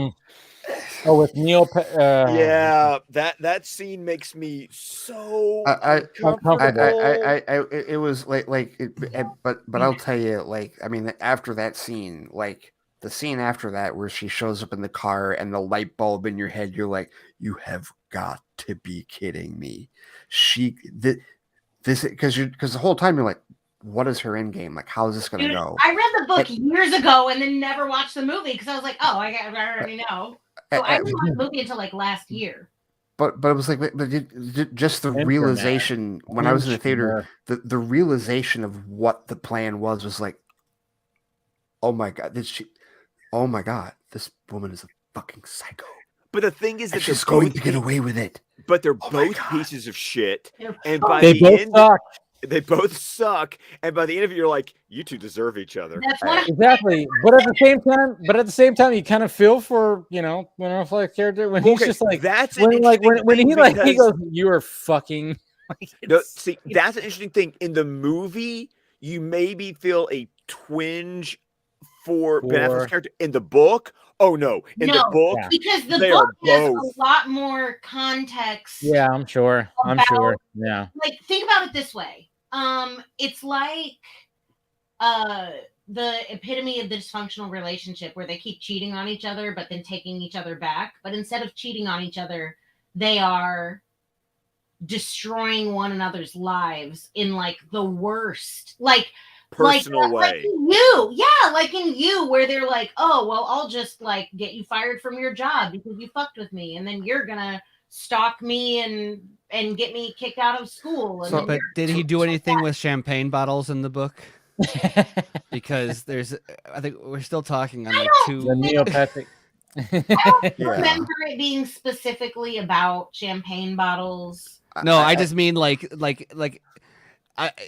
he's made out to be like a generally shitty person, but I think it's kind of hard to equivocate like her slitting his throat and covering herself in his blood with because like, oh, but Affleck was a self-absorbed asshole, so they're both right, and that's kind of my point. Is like in the movie, like in order for me to like not have sympathy for him, I need to see more of his like diabolical, like trying to destroy her life, and there's not. I don't think there's enough of that in the movie. In the book, compared to what she does. Spell it out exactly, but in the book, there's the implication that like this is just her setting this all up is sort of like payback for some shit that he's done earlier. A huge part of it, a huge part of her grudge is that he moved her. Yeah, he stole her life from Well, her. I mean, they do show that he, of course, cheated on her with what's her name? Yes. Yeah. And that continues to happen. But whose throat did he slit?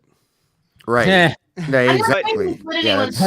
I'm not trying to say that they're equal. I'm just saying. No, but that's. But Amanda, I remember in the book though, you feel like he kind of deserves it more, like a little bit, right?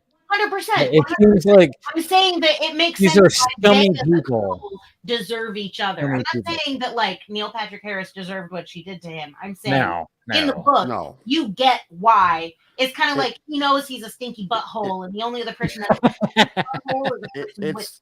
It's just not as even between them in the movie as it probably is in the book. Oh, That's the problem. Also, Because, that's the problem. In the book, she still does like kill that character. Yeah, I'm sure. Yeah. I don't remember it being so graphic in the book. Obviously. It's not as graphic, but you also feel like he kind of had it coming in the book. Yeah.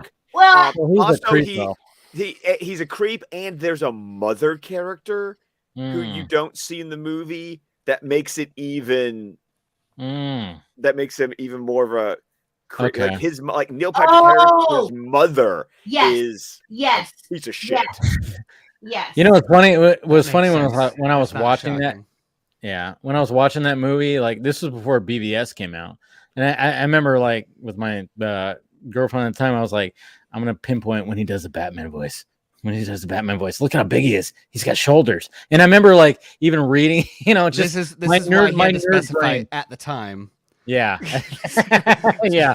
My nerd brain was like going, "Oh, was that the Batman voice? Is that And then of course when we see BBS, it's like, "Oh, your Batman voice is all voice modulated." I'm like, "God damn it!" Well, no, but like way, I remember even hearing like the costume designer of Gone Girl was kind of going, "Hey Ben, stop working out so much because you're getting too big for the costumes I'm doing because you got to adjust them. Yeah, out. there was like that issue, I guess, where because he was like working out like crazy. Too, like you don't even look like this is the same period of time that they're filming within.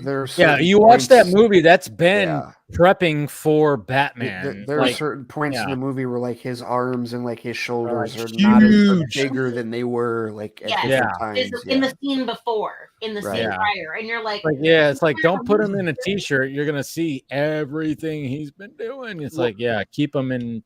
Has anybody else watched the Tinder Bar yet? I have not. I hear it's great though. Yeah. Was talking about I watched it because once again, thank you, Batfleck. Are we finally here? Thanks, Bat. Yeah. PSA. I've said this numerous times, and people don't listen to me. If something drops on Friday on Amazon, it's actually there like 7:00 on Thursday night. Like it's so. No, I watched Tinder Bar last night. Good. How is it? It's great. It's really good. Okay, good. Affleck.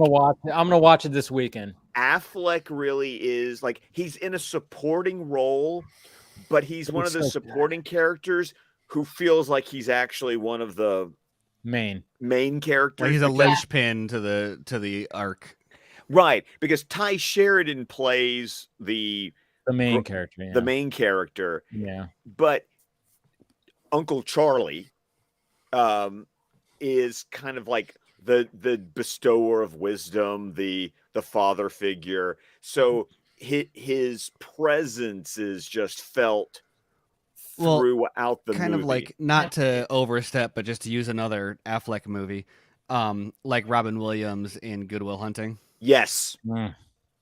Yeah. Ooh, that's a yeah. That's a good one because I feel weird. like, I know that there's. I don't know if it's offensive, but I know some people might be like, "How dare you compare Ben Affleck to like?" But I think functionally, that was. I mean, they're so different. I just the idea of comparing them is even. But it's ridiculous. also just the idea. But I get what you're trying to say. Yes. Is like because like when you have a supporting role that kind of just goes, oh my god. It's a very apt comparison because whereas like if you were to recast that role or cut it or reduce it, you're not just reducing a side character, you're actually cutting away from the main character. Yeah, you can't you can't slice up any of Williams' performance in that movie and I feel the same way about Affleck in The Tinder Bar. Yeah, and that's what I keep hearing. And then George Clooney directs it, which I think is just interesting because I've loved Clooney's direction because I was about to say like George Clooney is actually like a solid director. I've heard that. I don't think I've seen anything that he's directed. Did I tell you guys about Confessions of a Dangerous Mind with Sam Rockwell as the guy who created the Gong Show? Yeah. It's good, right? I think I've seen that. Good. It's good. I love Sam Rockwell. I've seen it. There's the one with him and the one where it's the political movie with him and Ryan Gosling that he directed. What was that? They shot it in Ohio, which is hilarious. No, not Syriana. Like he didn't direct Syriana. He starred in Syriana, but like this was one that I gotta find it because it was really good. And who are you talking about as a director?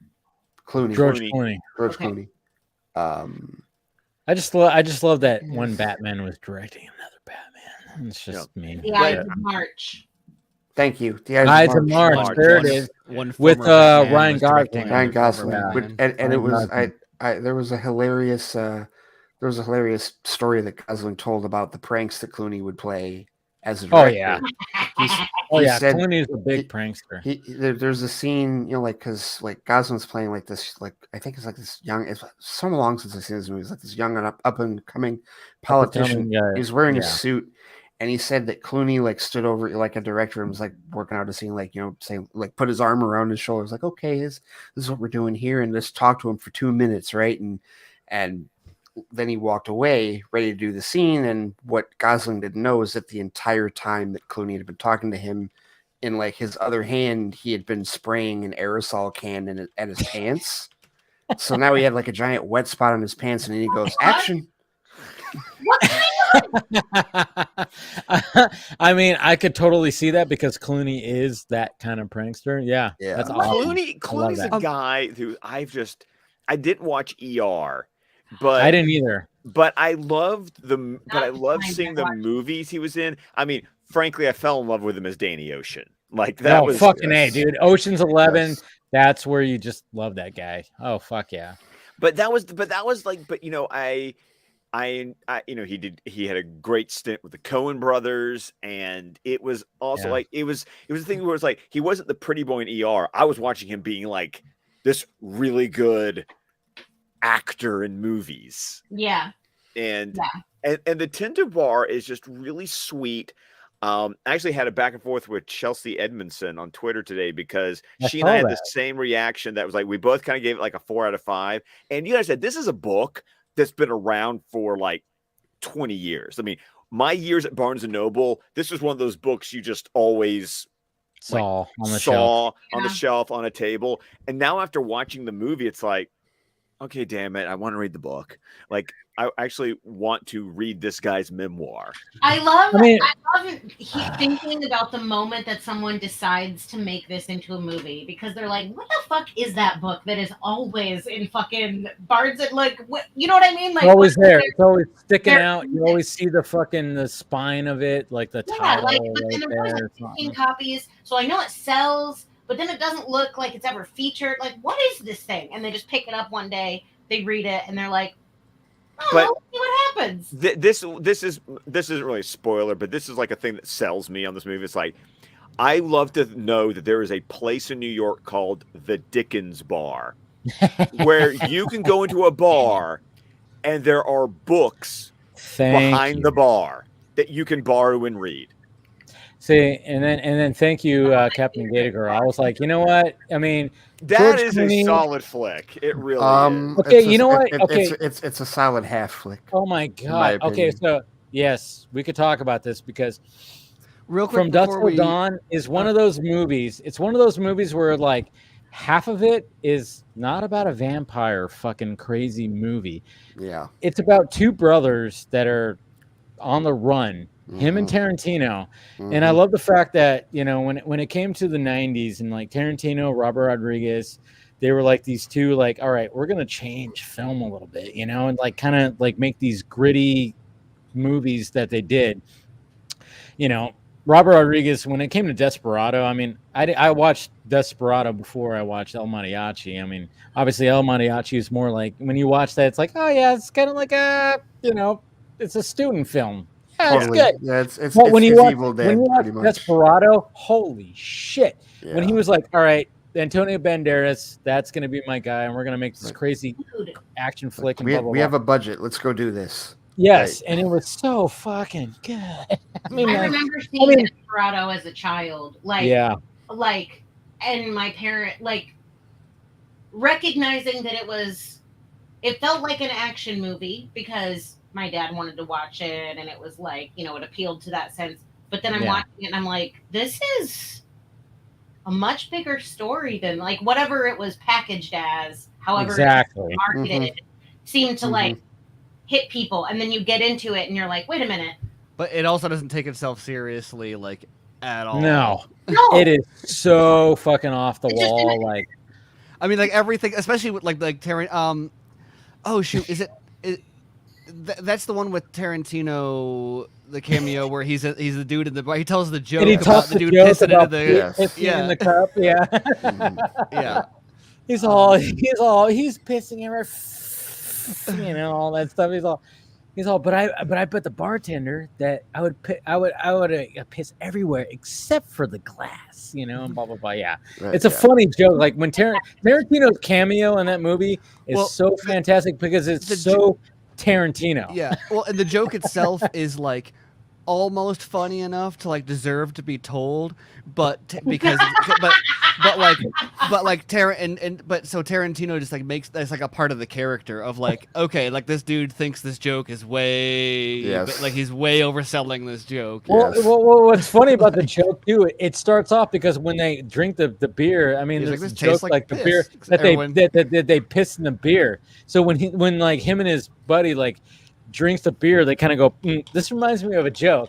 And he talks about a joke about pissing. And it's like, there's the running joke in this bar is the fact that they piss in their beer or something like that. Yeah. It's like, with Cheech Marin and everything. And the whole Steve Buscemi, like, I literally just saw that. Oh, dude, the opening on YouTube, and I was like, do I just go off so I can watch Desperado right now? It's on Netflix. And then like after all that, like at the halfway point of the movie, like after the bar shootout, Danny Trejo with knives. Yeah. Yeah. You know? Sorry, everything about God.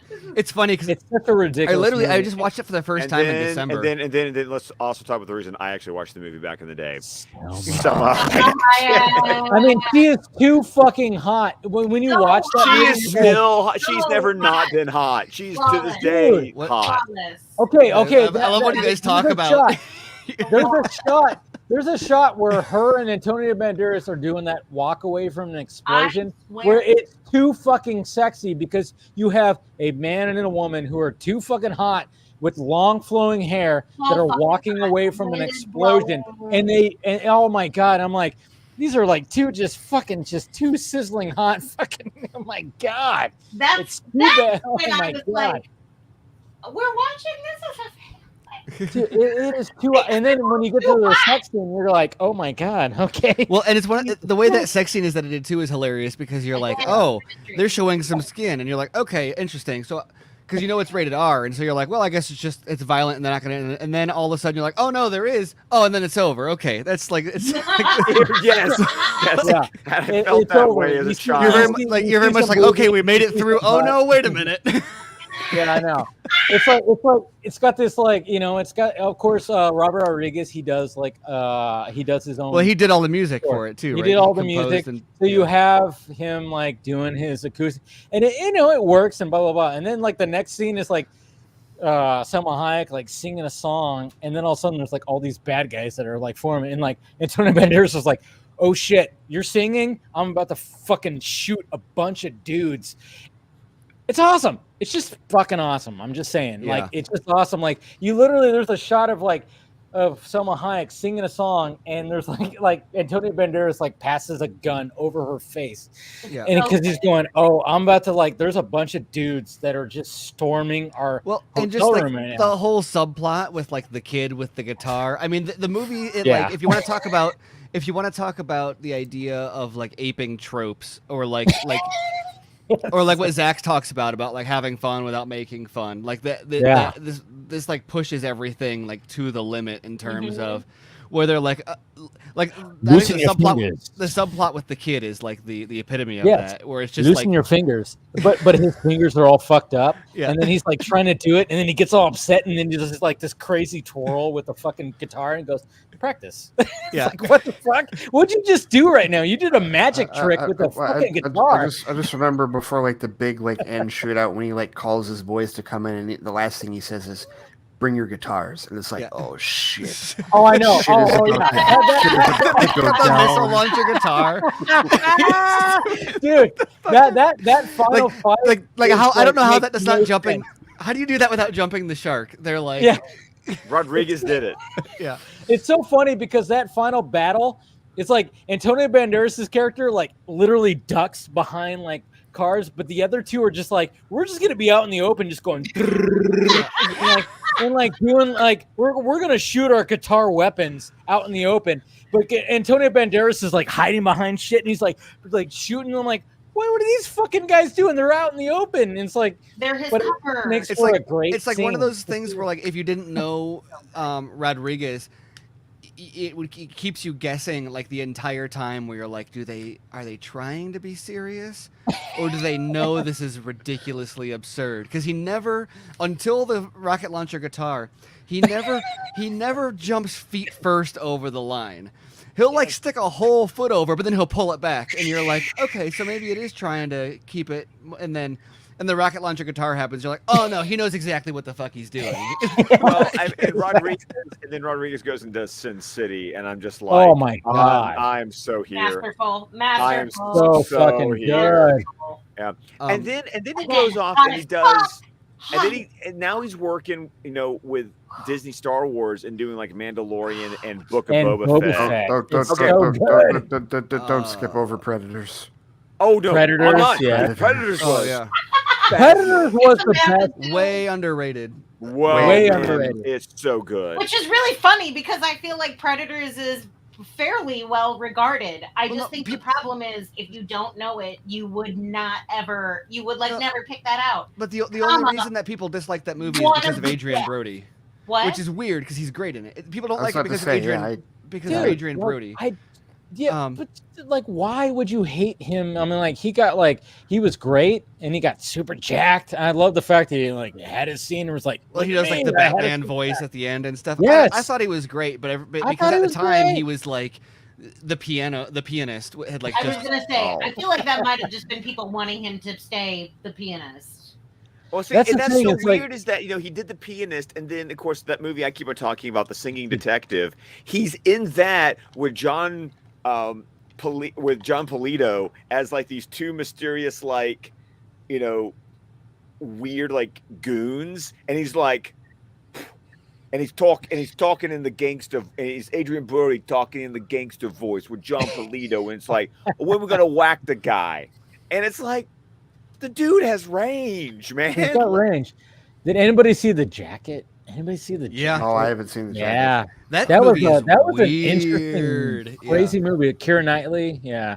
Wait, Amanda, have you not seen The Jacket? I'm looking it up. It is like your kind of movie. Like, yeah, it's a weird movie where it's like he gets like put into like they put him into sensory deprivation in order to make him like time but he travel. goes into like the future kind of thing. No, I did not see this movie. The Jacket is an interesting movie. Just haven't seen Oh my it. god, listen to this cast: Adrian Brody, Keira Knightley, Daniel Craig, Chris Christopherson, Jennifer There's a Jason lot of Leigh, people that you Kelly know in that Lynch, movie. But that's an example of a cast that like aged well though. At the time, it was like not as star-studded of a cast, but then like 10 years later, it's like, oh wow, how are all these people in the same movie? Yeah, very much. and comers in there. No, it was one of those movies where I was like, who once home finds himself in an asylum with no memory of the crime he allegedly committed that put him there. The cast that's one of those synopsises that gives you nothing, less than enough information to have any clue what the fuck is going on. Because I tell you, when he gets put into that, no, they put him in a straitjacket, and then they put him in a sound deprivation, so he can't move, he can't see, he can't hear. They're trying to, it's just a total sensory deprivation. Then he just like transfers into the future, and he's like trying to I don't know. It's a weird. It doesn't even. I can't even explain. He's trying to solve his own crime. Yeah, he's basically. Yeah, that's what. Yeah, he's trying to solve his own crime. One Flew Over the Cuckoo's Nest. I mean, I guess a little bit, but yeah. I mean, it's just crazy. It's a crazy movie, but the thing is, I love the fact that when it came to Predators, when it comes to sequels to the Predator, I mean, I don't give a shit if anybody says Predator 2 is not a good. I've watched Predator 2 more than any other Predator movie because it was always on TV. You. Danny Glover as, the fact that they went from all right, we're going to go from Arnold Schwarzenegger in the jungle and we're going to go to hot LA. Predator Lethal Weapon. Dude, I think I love it. You don't like it? A good example of not just because of Danny Glover, but also because Gary Busey's in the movie. Busey. Yeah, but I mean, it's so good. I still remember that scene. Oh, you don't like it, right?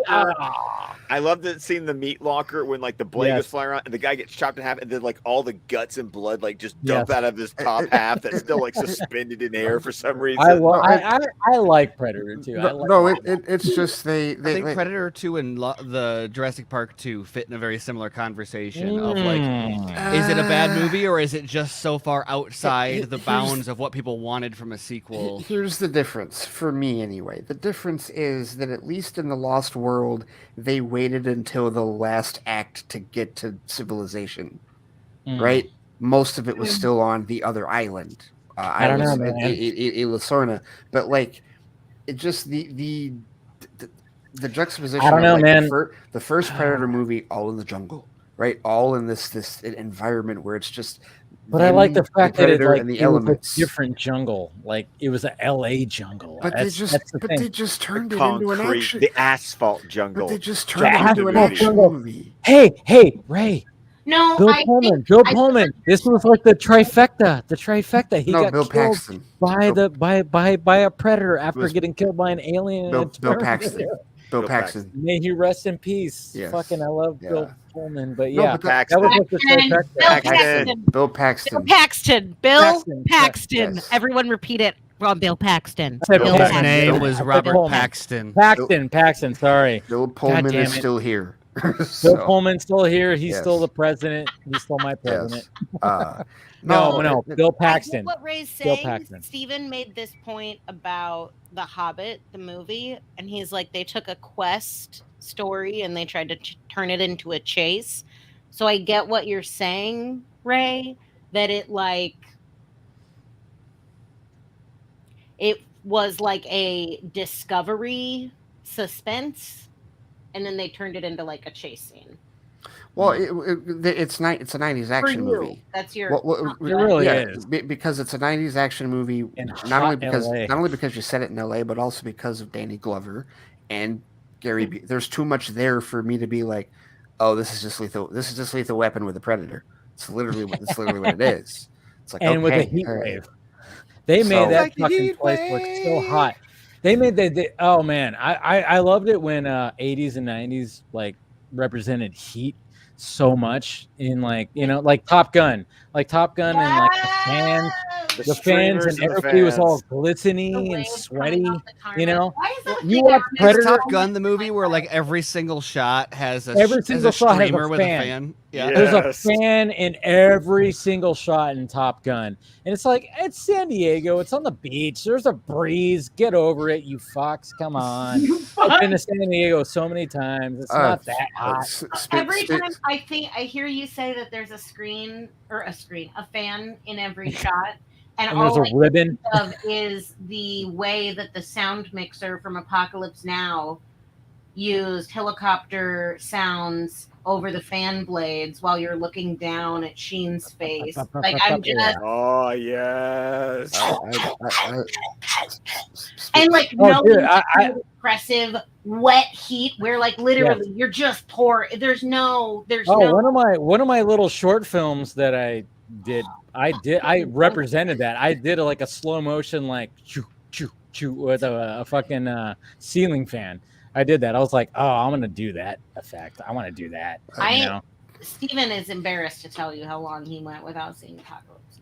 Oh, I saw it a few years ago. I still haven't seen it. It's the movie for me that like the first time I saw it was like a revelation about so like this is when they figured out what insanity you could do with like sound mixing. Yes. Yeah.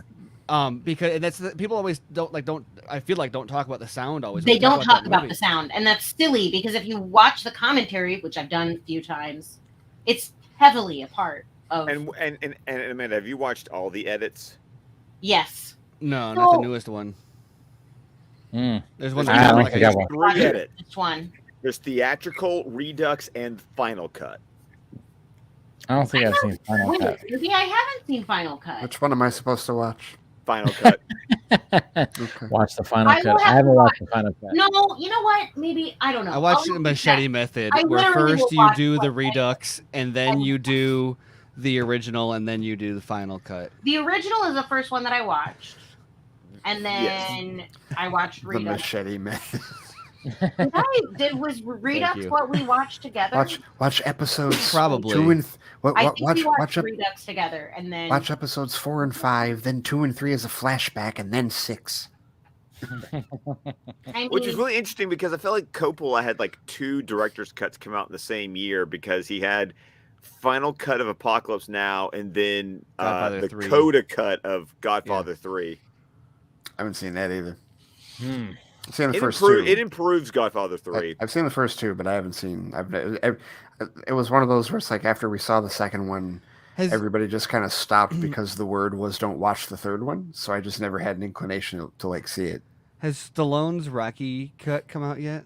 Not yet. Not. It came out in theaters, but I don't think it's come out like on home video yet. It's like I'm really limited. curious about that. I know. So am I, because I love Rocky 4. I mean, I like it better than so Rocky weird because 3. like he's so commercial in so many ways, but then every once in a while I'm like, oh, that's right. He's like actually kind of knows what he's like. Like Rocky won Best Picture. Like he's not not like people. He's on the same level. Like he's put in the same sentence as Schwarzenegger a lot. Like he's not the same as Schwarzenegger. Like he's like an actual actor. Not at all. Okay, so what's interesting for me is sorry, that actual actor maybe was the wrong word, but no. I look at Stallone and Rocky very much the way that I look at Ben and Matt, who said openly the reason why they started writing movies is because they wanted to write roles that they could be cast in because there was so much competition for roles that they were like, why don't we just start making the roles that we want to play? We see these roles being written that are amazing. We're never going to get the opportunity to play those. So why don't we just make them?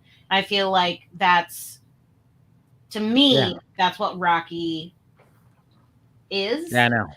Yeah, I mean, like Ben Affleck and Ben Affleck in a basketball player #2 in Buffy the Vampire Slayer. I mean, that was not the best role. By the way, did anybody know that he was in Buffy the Vampire Slayer? Yeah. The original movie with Christy Swanson? Yes. Yeah, Ben I've only Affleck. seen that movie one time on TV. Ben Affleck is a basketball player in that movie where he literally like hands the ball to one of the vampire players and he's like, you take it, man. You know, it's like, oh yeah, that was Ben Affleck. Is it one of those things where, like if you were to watch it today, it would stand out, or would it? Oh yeah, totally would. Yeah. If you watch it, you go, holy shit, that's Ben Affleck. Yeah, you would. Like he's there. Like you go, holy shit. Yeah, but I love Buffy the Vampire Slayer. I love that movie. I fucking love that. Well, because when the movie came out, like he was like no one knew who he was at that point. Nobody knew who he was. The focus was like way more. Oh like no, Luke it's Christy Perry Swanson and Luke Christy Perry. Swanson, Yeah. right? Yeah. So like that was with Rutger Hauer as the Hauer. Oh vampire. god, dude, that movie is so fucking. Which is funny because too, right? Yes, Sutherland plays like Sutherland's the in it, Giles, like the Watcher. Yeah.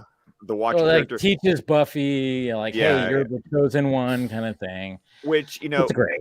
Yeah, I was much more of a fan of the TV show than I was of the movie. But this, oh my God, Scott, he's a Joss Whedon fan. Just kidding. Sorry. I watched Buffy. I watched Firefly. Suck it up. I was gonna say it. He's part of the original movie too. Yeah. Yeah. He wrote the original movie. It doesn't matter. It doesn't matter. Yeah. There's a bootleg. I made a joke. Joke. Apocalypse Now. What'd you say, Amanda? There's a bootleg first assembly cut of Apocalypse Now that I have seen. Ooh. Okay. So I've seen 3 versions. I mean, you can find it. It's not like you can go like. Is it released or a leaked? I can never tell if bootleg is a marketing word or a actual bootleg. I guess I could. No, but going back to Scott, what you said, I never got into the show for some reason. When it came to the show, I just I love the movie, but I never got into the show. It was weird. For me, I remember the episode that hooked me on the show was season 2. I literally started at the mid-season break of season 2. Oh, nice. What a good way to start. Oh, because well, it was great because you got over the hump of the first season, working out the kinks. Right. Yeah. What was for me was Evil Angel. Okay. Because the first episode I watched is the part 2 of it. Part 1 ends with them sleeping together for the first time. Yeah. And of course, the whole thing of the show is that they sleep together. He loses his soul. So I got to see David Boreanaz chew the scenery, getting to play bad boy evil vampire. Yeah. And that's what he does for the rest of the second half of season 2. So I'm watching, I get hooked on the show when he's not being whiny, oh my, piney, gentle. No, I get to see him be like a dick. And that was the metaphor. And that was the metaphor of Buffy sleeping with Angel. Was you sleep with a guy and he doesn't call you anymore. But this one, it was I sleep with a guy and then he becomes a evil vampire. And him with James Marsters and Juliet Landau, those 3 as this evil trio for the last half of season 2, I was hooked. Marston's amazing. See, I just couldn't. I don't know. It was a weird thing. You as have much to. as I love the movie. No. You have to be able to. All right, I'm gonna say it. It's like a CW show. Okay. Yeah. It was the CW, but it was the WB. I mean, it was I know. the WB. It has that. It has. Maybe that's what it was for me. I don't know. I just couldn't get into it. But I love the movie. Either can or you Christy Swanson. You either are willing to take the leap to dive into it, or Christy Swanson and Luke Perry was like that's the CW that somehow existed for 16 years without being profitable. Yeah, right. Whatever. Yeah, I know. I made the joke. It wasn't. About it was. but... It's a network. Yeah. So the network doesn't make money. The shows make the money. Well, so that's why. That's a weird thing because we were like, wait, is it an actual network or are they just kind of? I mean, the CW as an entity made no money. The shows that played on the CW made money, but the CW itself did not. But that's not how everybody interprets when discussing film, puts that line in there. They interpret it as, oh well, yeah, of course those shows are shit. Of course it didn't make any money. Maybe. I mean, I think the thing that's not being discussed about this as much also though is the fact that the effects of streaming, TV is going to go long before theaters go. There's still a use case for TV for theaters, because it's a different venue, it's a different medium, and a different experience. Whereas TV is just you're getting the signal from a different place, and so while there's still a lot of money to be made in TV, there's a lot of there's hundreds of millions of people that are still paying for cable, and that's going to take a few years to wind down. That is going to disappear or wind down faster than ticket purchases are, because eventually everybody's just going to get their TV from the internet. I mean, maybe the CW or not the CW specifically, but maybe these channels will still be around, but I mean they will be a part of a streaming package. So when you say TV, what you really it's the same. It's one thing that I've been saying for the last couple of years is at some point you won't need a coax. You won't need a coaxial cable. You need an Ethernet. Yeah, like it's just switching from one cable to the other. Even CW in and of itself is a good example because the reason I think this is mentioned in that article also what gave the CW its value. A lot of that was in its rebroadcast numbers. Like the CW had some of the best streaming numbers on like the replays. And so of course I'm sure WB is looking at that and they're like, why the fuck isn't that on HBO Max? Like why are these shows not airing there initially, but then also not like if this and that's people are already going onto the internet to watch these, why are we not having them on our streaming service? And that was the line that people missed about why the sale is being pondered now is the fact that the Netflix deal is expiring. And so that's exactly what they're saying. Put all this shit on HBO Max, or and Viacom. That's where it's gonna end up, right? And Paramount Plus, and exactly. Well, I didn't really mean to open this can of worms when I talked about it being the CW, but yeah, that's why. That's why you could do Buffy or you couldn't do Buffy, and I get it. I respect it. It's because I had to swallow that pill to do Buffy. I had to swallow that pill to do Charm too. But I did. Charm. I never got into Charm. My sister got me fucking hooked into Charm. Well, we didn't used to have the option for like you had Smallville or you had nothing. Yes. And I guess maybe that's going to be seen as a diss against Smallville. But like I didn't get into Smallville during its initial run, and then going back and trying to watch it after the fact was like, I have other Superman stuff I could watch that's better than this. Yeah. But what actually what I want to do once there was other competition for it, it was the first stuff for me to drop because I was like, of the DC stuff, that's not my only option for DC. I would rather spend my DC time on something else. That's like my biggest issue with like a lot of the anti-CW hate is like, okay, guys, they're literally you're really only in a position where you can hate this because you have so many other options. Wasn't always like that. Yes. Was not always like that at all. That's not the most ringing endorsement either. But still, you guys got to understand. Sometimes you have to eat shit because you don't have other alternatives. Okay, see, I don't. You'd enjoy it a lot more if you knew it.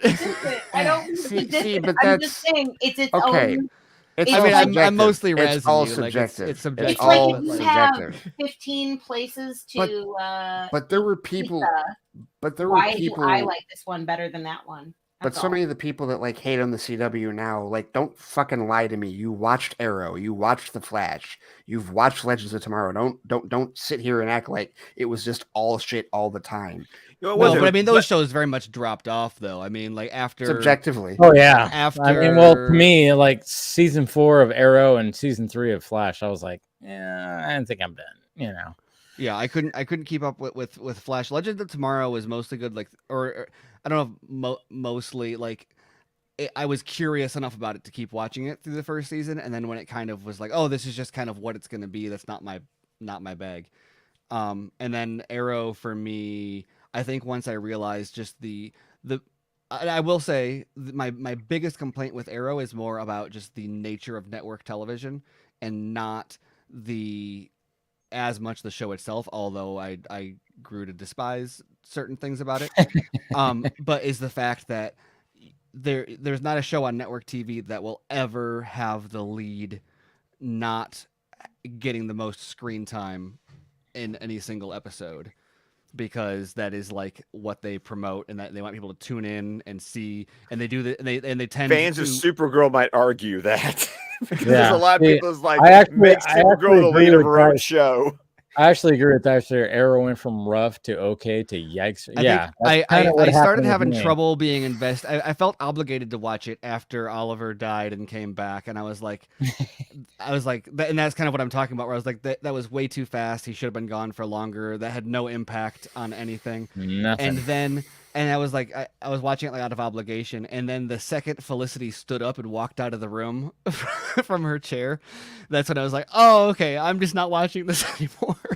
I guess that's just it for me then. I swear, there are times, and this is one of them, where I am so glad I have a wider strike zone than everybody else, because my God, there's certain things where it's just like, damn. I mean, I wish I could enjoy it. Like I don't say that. No, I'm not no, judging. no. You hate that, Steven. I You fucking hate hate that that phrase. so much. I mean, when you have wish I that could season, enjoy it. when you have that season opener where like you got Oliver, I just can't through, lower like, my standards enough. I'm. he was like, see, I still remember that. All there the was that greatest hits, season Steven. opener. All the greatest hits. Go ahead, get them all out. Yeah, where he was like running through like all this stuff, and they were making it seem like it's cool, but it was literally just Oliver running, like just going for a morning jog after they made it seem like it was something else. And then it's like, oh yeah, he's in suburbia with Felicity. Season 4. And, yeah, that was that's where I fell off. That's where I fell off, and I was like, season 5 was such a glow up. I think they also reached this point where like they had some really good stunt, like Kevin Tancherone. What's his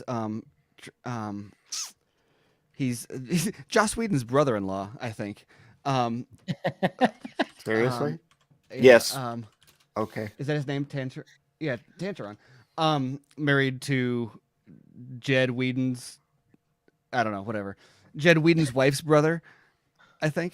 But regardless, like they had guys like him. They had a bunch of great like up and coming like stunt oriented directors on, and I think kind of started to like had some high points with like they brought in what's his name that played the Red Arrow, Arsenal, and he was doing like the parkour stuff, and then it got to the point where they were like directing stuff for the sake of the parkour and not because the number of times where it's like someone does a backflip off a car for no reason was became like a trope on the show. Yeah. It looked cool though, man. What do you guys want from network television? Seriously, I know. Network Nothing television anymore, actually. But Netflix network television has been like that forever.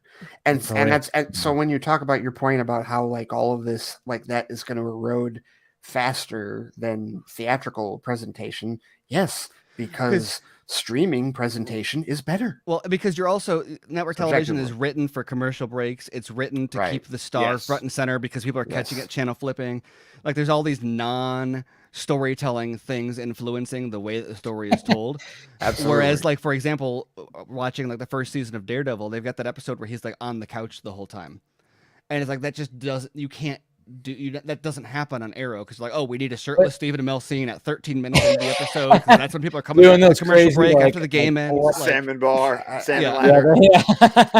And that's network. They all do that. All network TV does that. Isn't it funny? I'm criticizing the whole model.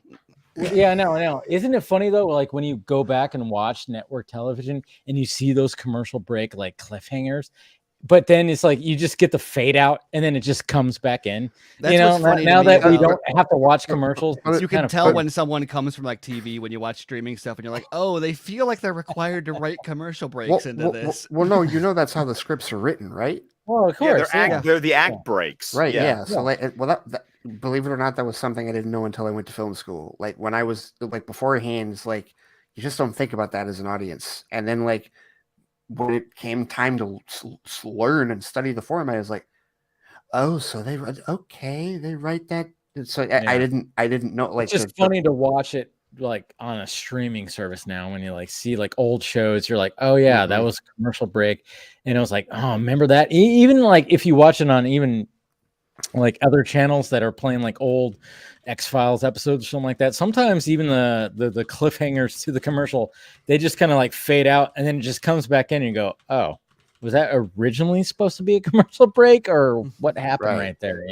So when you look at like the last 10 years or so, and when you look at like what we've had with like Marvel, Netflix, and even what we've had with like, whatever people think about Titans, Doom Patrol is fucking awesome.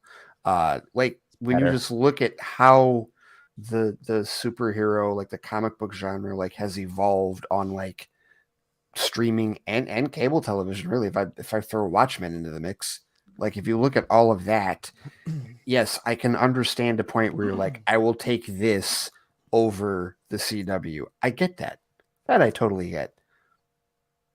But man, it's like as soon as that headline came out, I was like, great. So here's a day of everybody bitching about how much they hate the CW. Oh, great day. Yeah. Awesome. And yes, Dave, I know what you posted was a joke. I'm talking about everybody else. Everybody else is just like, well, the any opportunity anybody like they all have to like crap all over the CW. Let's dump everything on it. Again.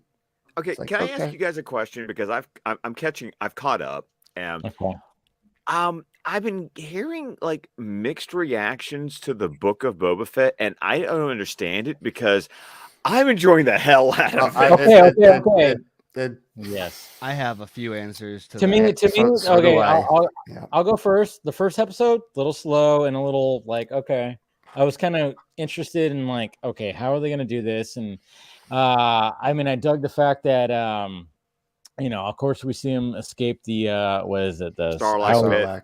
Yeah, and I love that scene, like when he's in there and it's all like, you know, that was creepy to me. Because that scene has been in every Star Wars fan's brain for decades. Well, exactly. And it's in the Tales from the Bounty Hunters, like in extended legends, whatever you want to call it. Like, there's a story that tells that story. The Mandalorian Armor. I think was the name of the book. That was cool. I thought that was cool. And then when it came to the second episode, I was like, all right, we got a train heist thing. The jumping back and forth between him trying to get to where he was and where he is now. I'm digging it. It's interesting, but you know, I mean, obviously, what's his name's veneers, kind of distracting because it's like Tamir Morrison.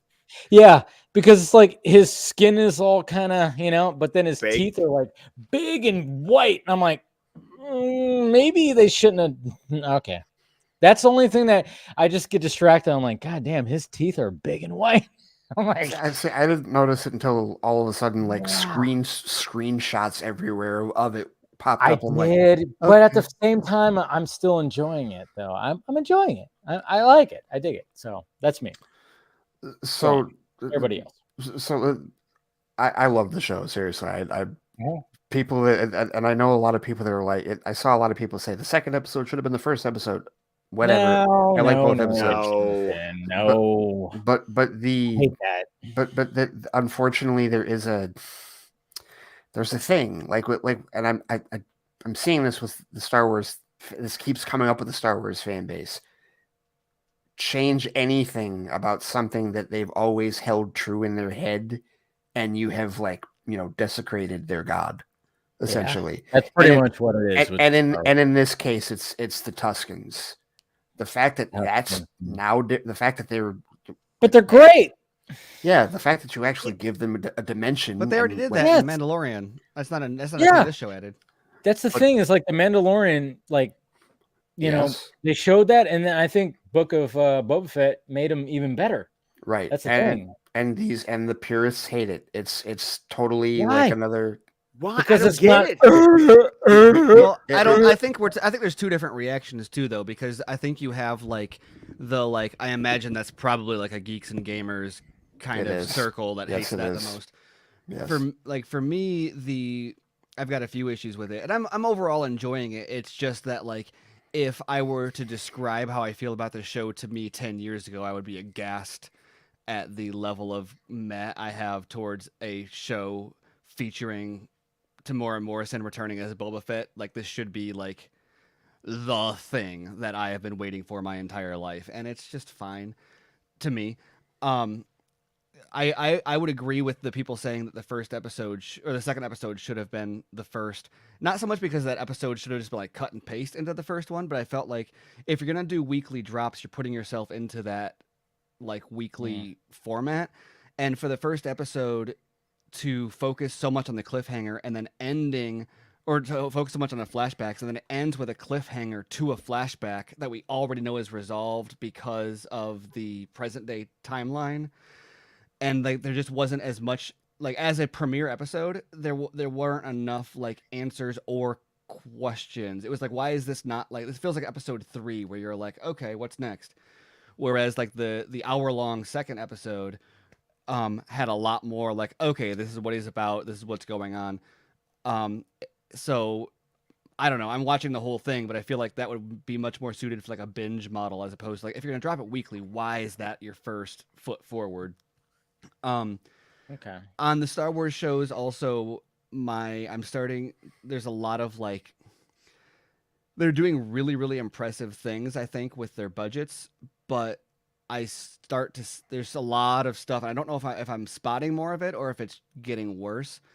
Of like, I don't know how to, like, not bad utilization, but you'll have like the volume is really weird because you'll have this like perfect background of like, better than whatever they do with blue screen or whatever. Like the environment is great, but then like somebody's costume is like in mint condition instead of like scuffed up. Like it looks like someone just took a costume off a shelf and put it on, and it or like feels like a cosplayer or something, or there'll be a scene where, and it wasn't in this one specifically, but like in The Mandalorian where they're riding the swoops and they're just like chatting to each other and there's no like, it just doesn't, it takes me out of it. Cause I'm like, there's no wind. There's no, like, you can't be the engine noise and the wind would take that.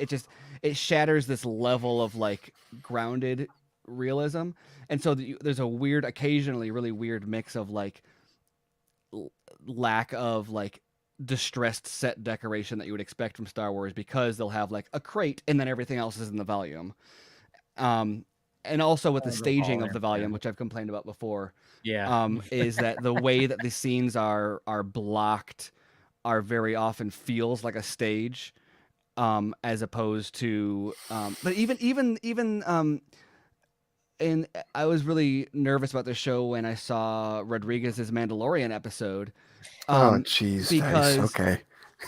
because like there was a lot of weird stuff in that one where like it was repetitive with like the number of times he went back to, it felt like a video game, like someone was trying to leave the zone too many times when he kept on going back to Baby Yoda. And it was actually shot on location instead of in the volume, but it felt like they were constrained because all these tight shots of stormtroopers running up and down the hill, and I couldn't tell who was what and what was where. I don't know. I'm kind of rambling a little bit with that point, but I don't know. It doesn't have the tight kind of like cohesion that I want. I think my biggest thing though is with Boba Fett as a character. I don't mind them making him more compassionate or finding a more humanizing angle to him, but Boba Fett from his introduction in Empire Strikes Back has always been the all business, no BS. He'll kill you without thinking about it, but not unless you're in his way.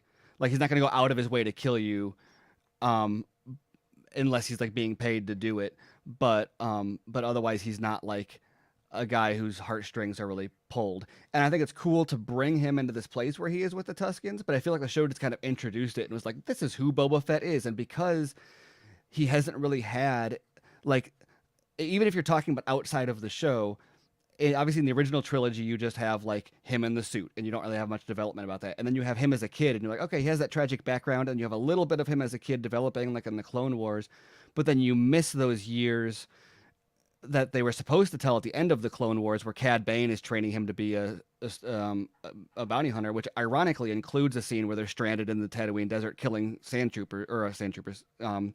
killing Tuskens, which I think is really interesting because a lot of that stuff is still considered canon. So I think that might be a thing they bring back with us. But anyway, the point is that like the Star Wars has always cut out the like character development. It's like what they missed out with Darth Maul before going back and filling that all in, where it's like, oh, now Maul is like a character and not just like an archetype doing things. And I feel very much like they just kind of skipped all of that and we're like, here's Boba Fett and he cares about the Sand People, and it's like, great, but where the show needed to be about him getting from A to B, and I don't feel like there was enough of that, like him coming out of the pit and like being hard AF and like wanting revenge. Because even the Mandalorian, when it introduces him, he's like helping them get the child and stuff, and he's not doing it because he's paid. He's not doing it because he's self-interested. He's just there's an entire part of his story missing from between. Because even if you look back at the EU, when he gets out of the Sarlacc, he wants revenge. Like he's going across the galaxy, like to take back what's his. And this, it's like he comes out of the Sarlacc, and it's like, oh, I'm friends with the Tuskens now. And like I said, I'm fine with him getting to that point. I just don't know why he is that way, like by default. And I don't know. I'll just probably state that a million times more if I keep on rambling. But so I don't know. It's fine, but it's just not what I would have expected from, especially from a Robert Rodriguez Boba Fett. if you told me Robert Rodriguez makes a Boba Fett show a decade ago, if you had told me that, I would have been like, holy shit. Yeah, and we were talking about Desperado earlier. I know, that's what I was just Sin like. City. Yeah, but what else has Robert Rodriguez directed? What Sin City and Desperado and Spy Kids. Thank you. It feels way more like Spy Kids than it does like Desperado. Right. Or Alita though. I mean, we know that he's got the ability to do like the type like when you put Robert Rodriguez and Boba Fett together, you aren't saying Robert Rodriguez do that thing you did in Spy Kids but with Boba Fett. You're saying Robert Rodriguez do that thing you did in Alita but with Boba Fett. Yeah, but what's actually happening is Robert Rodriguez doing what the fuck he wants to do, and if this is the direction he's going to take it in, okay. Like I feel like that's fine. Like I said, it's enjoyable enough. It's just But Jon Favreau is the one who's written all the episodes so far. Is that what it is, right? That is true.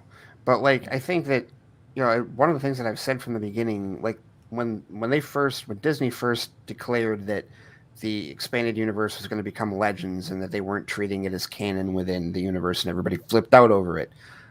The thing I kept telling everybody then was like, Disney doesn't want to do adapted stories. They want to... I totally agree with ditching the EU in all aspects too, but... So like I think that's where like some of the difficulty can come from, especially if you're somebody... Like it's different for me because there's a ton of the EU I have not absorbed or read. Like I really just stuck to the movies. And so for me, when I look at like the gaps that need to be filled in Boba's story, I'm less interested in I'm less interested in like getting from point A to point B and more interested in knowing how and why. So for me, the flashbacks are not so much, well, I know what's going to happen, so I don't care. It's I want to know how it happened or why it happened. And I like the flashbacks too. Also, so it's not that I think that the flashbacks are pointless and useless. I think that so far those are the more interesting parts of the episode. My issue is more just like with the general structure of the flashbacks are used as exposition, but also it does that. You'll probably disagree with me on this too. It does that thing with like that Arrow did, where they would use the flashbacks as exposition, but also as a way to build suspense, where they'd be like, something exciting is going to happen, now let's go back to the flashback. And the flashback, they're like, something exciting is going to happen, now let's flash forward. And the playing with time has nothing to do with the story structure. It's purely just a mechanism by which they can try to force suspense. I'm not going to disagree with that at all, because that was Arrow was the first thing that popped in my head when that happened. But the thing is, Stephen, I liked that storytelling dynamic in Arrow. I like the flashbacks, and especially I like them too. But I feel like in both Arrow and Boba Fett, I would enjoy them more if they were like, here's the flashback in the first 6 episodes or the first half of the season, and then the rest of the show in the second half, or something more structured, instead of like, why is this here? Oh, it's here because they need to fill in a back point in the story, not because there's like a thematic continuity between like when Nolan plays with flashbacks, it's actually a part of the plot structure, right? Like Dunkirk is that way because it is a Swiss watch of storytelling. Arrow flashbacks exist because we need a reason to cut away from this scene for 5 minutes, and that's it. Well, and not to say that Arrow needs to be on this, or Boba Fett or whatever needs to be on the same level as Nolan at all. I'm fine with it. But I'm. No, that's exactly what you're saying, Stephen. I hear you, and there's the point you're trying to make, and we'll just have to live with your standards. I see how it is.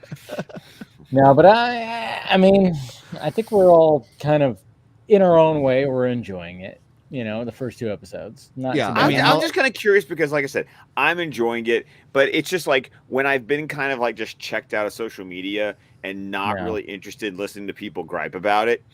It's like, just after 2 episodes, it's like, okay, what's the problem?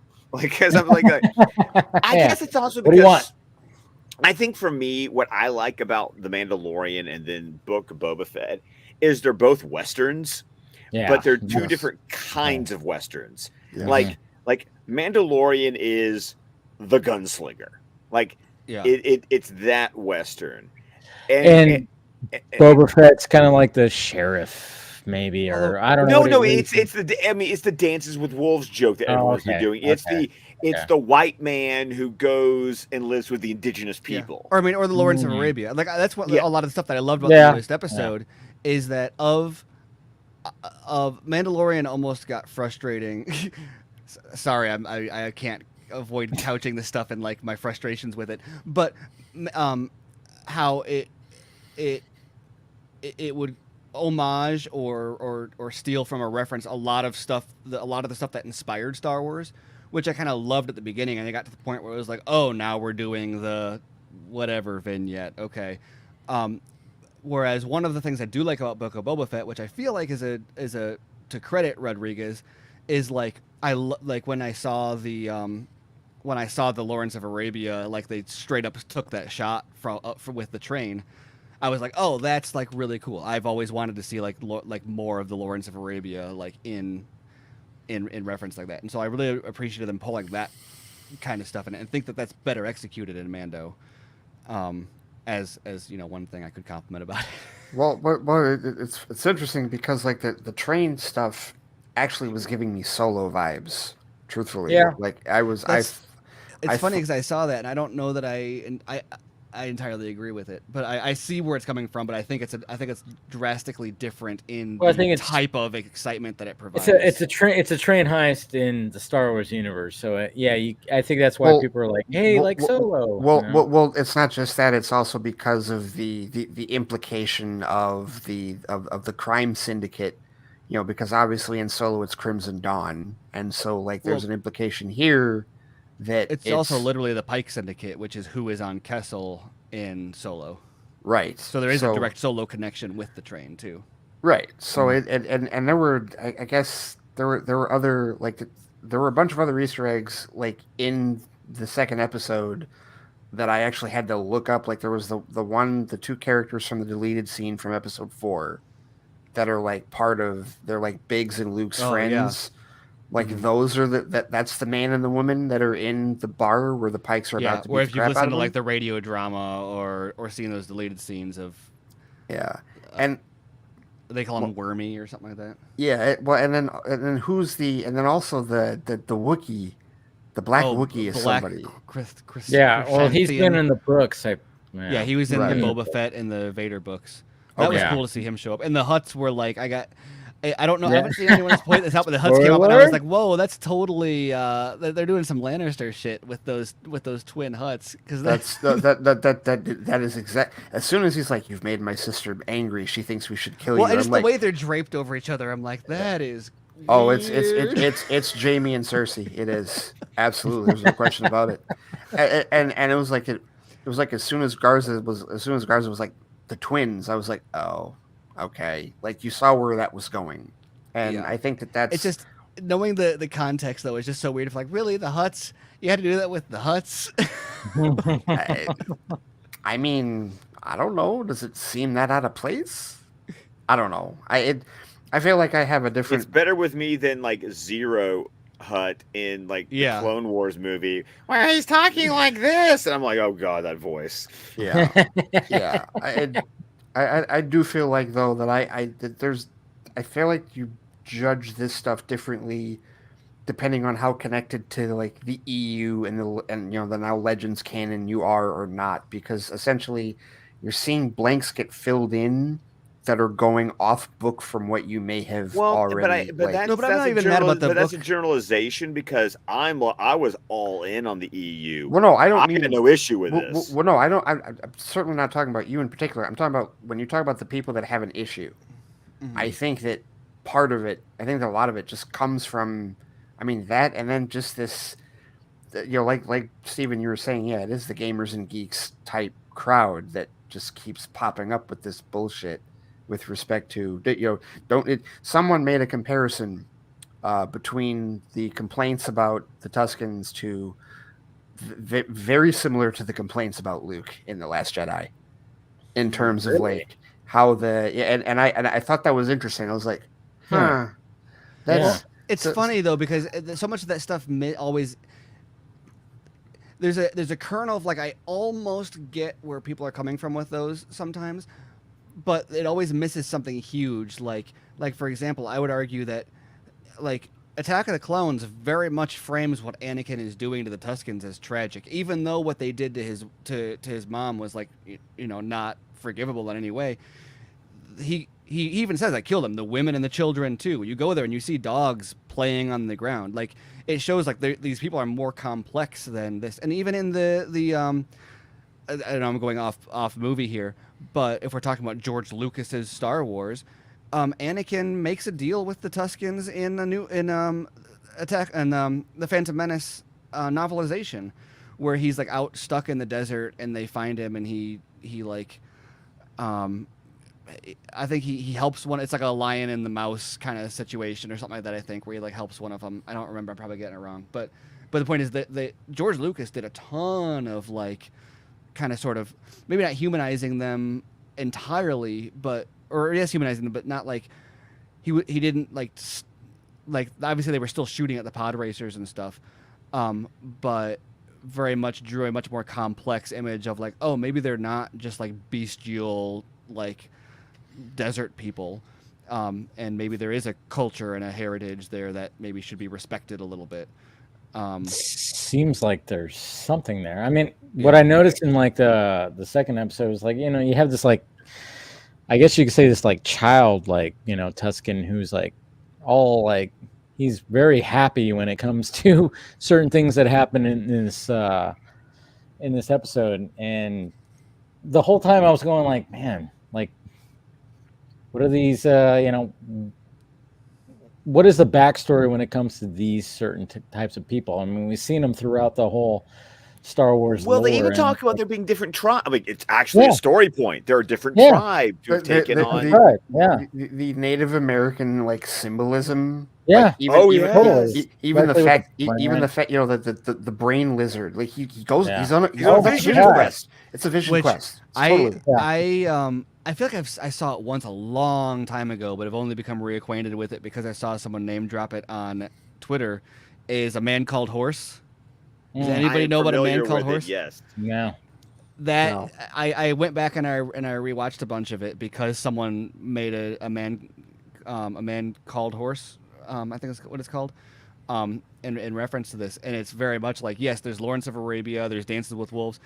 A Man Called Horse is that very similar, like, blonde cowboy joins tribe of Indians and becomes one of them and becomes their leader or something like that. But there's he gets initiated into the tribe at one point, and he's like, and they pierce they do a chest piercing and lift him up by it, and he like he trips out. I think that they're smoking in a tent, but they also lift him up, and he's like, it's a euphoric thing. But he has this whole vision about all sorts of stuff that is very similar to like Boba Fett's trippy vision. And the second I saw that, I was like, oh, because I was thinking very much like, oh, this is kind of like Black Panther-y. Not that Black Panther is the first to ever do that, but then I saw that, and I was like, oh no, they totally took the dream from A Man Called Horse. No, you know, I kind of thought about that too. Like when he, you know, going up to the tree and everything, I was like, the tree. I wasn't. I could see that. I didn't put that together myself, but I get where you're coming from with that. Yeah, but no, it was. It's so yeah. They're Ed Lucas historically. I mean, you know, he did it, in my opinion, clunkily in Phantom Menace, but he always had this idea of the different races in the galaxy, like, kind of being allegories for actual, like, ethnicities and, like, cultures in real life. And so it wouldn't surprise me one bit if they just continue that with the Tuskens. Is like, okay, this is the tribalistic, you know, the fact that they are different. And that the one leader even says, some of us, you know, are like nomads and survive, others of us murder. So clearly the murderous ones are the ones who killed Shmi in Attack of the Clones. So the idea that, like, okay, we're not all the same. Some of us are, you know, do this and harvest and hunt, and we know the Dune Sea and all of that. Like, and it even doesn't paint them as completely innocent characters either. I mean, like, Boba Fett himself isn't innocent, but I mean, they've got him and the other alien tied up in there, but you know, they're suspicious of him for a reason. Who was voiced by Sam Witwer, by the way. The alien was? Oh, I didn't know that. I wish I realized that. Did not know that. The Rhodian? Cool. Yes, Yeah. the roadie was Sam Witwer. Nice. I love Sam Witwer so much. I know, me too. but this is like, to me, this is like the prime example of like why I think Star Wars is better served as a TV franchise, because even this kind of world building, this is going to be like 7 episodes for this, right? But the kind of world building that you're doing, like flawed or not, between this and the Mandalorian, you can't do in 2.5 hours. No, you can't. You can't even do it in 2.5 hour blocks. You need more time. You need like more real estate to be able to do it. And it's just better served here, in my opinion. Yeah. Hey guys, I gotta bounce. Yeah. It's late. Well, you know what? I was thinking like, we should probably like wrap this up too. I mean, as much as we didn't even talk about Ben Affleck's Batman. I know. Yet. Well, we kind of did at the beginning, but I think we all kind of we don't. There's nothing. We can't say anything about that hasn't already been said. I know. That's. I'm actually really relieved that we didn't spend the whole stream talking about that, because I agree. I agree with the that. end of that conversation. Unfortunately, it's gonna be. No, it won't be. I mean, like when I was like, all right, I'll title this "Thanks Batfleck," because hey, we can thank Ben Affleck for being a great Batman. That's what we can do. Doesn't mean anything else. And I mean, it was already. Hey, you know how I'm going to thank Batfleck? I'm going to pick up my copy of Last Duel when it comes out on Tuesday, because y'all slept on that movie. I know. I haven't watched it, and I really want to. I've heard like a lot of 50-50 in that movie, but I am curious about it. Oh, it's in my top 10 for it. Well, maybe yeah, I've heard a lot top of good 10 things for about 2021. I know Meg loved it. Yeah, that's the thing. It's like, man, I might make this weekend a Ben Affleck weekend. Fuck yeah! Support his original project. The stuff he says he wants to do. What?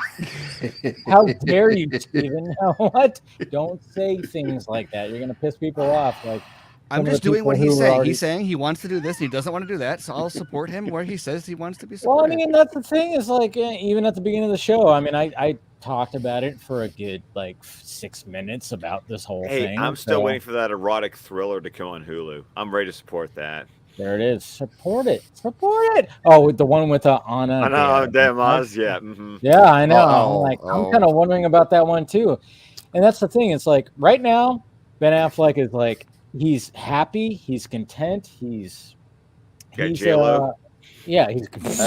I mean, Jesus Christ, he's healthy. He's he's got he's got J-Lo.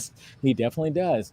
And all we could say is like right now, we're happy for him. We're happy for him. If the Flash at the end of this year is going to be his final outing as Batman, then fine. I mean, that's the way it is. I mean, who knows? And maybe like he's been known to change his mind, and like that's fine. Yes. I just think that yes, that doesn't mean that you have to like give up on it. It's just you have to be like, I don't know. I don't want to tell people how to be. It's.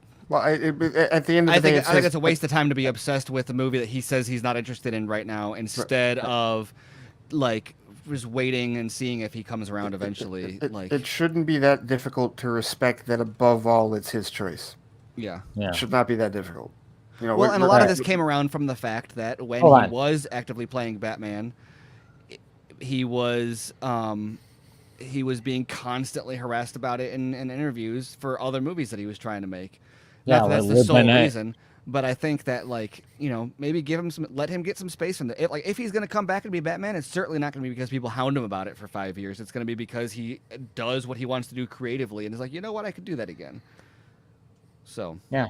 Anyway, exactly. Like I mean, there's not anything else new to be for me. There's really not much that we were, I mean, it was going to be talked about. It was the thing of the week, but we talked about a lot of things. Momma Film Junkee was here, and thank you, Momma Film Junkee, for showing up.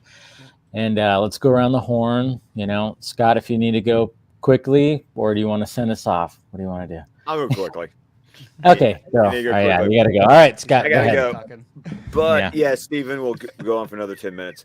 But while Steven's talking, you can find me on Twitter at ScottDC27. You can find my podcast at DC Squadcast, wherever podcast can be found. This week, we are planning on talking about the next in our series of the animated films, and we'll be talking about Batman Gotham Knight.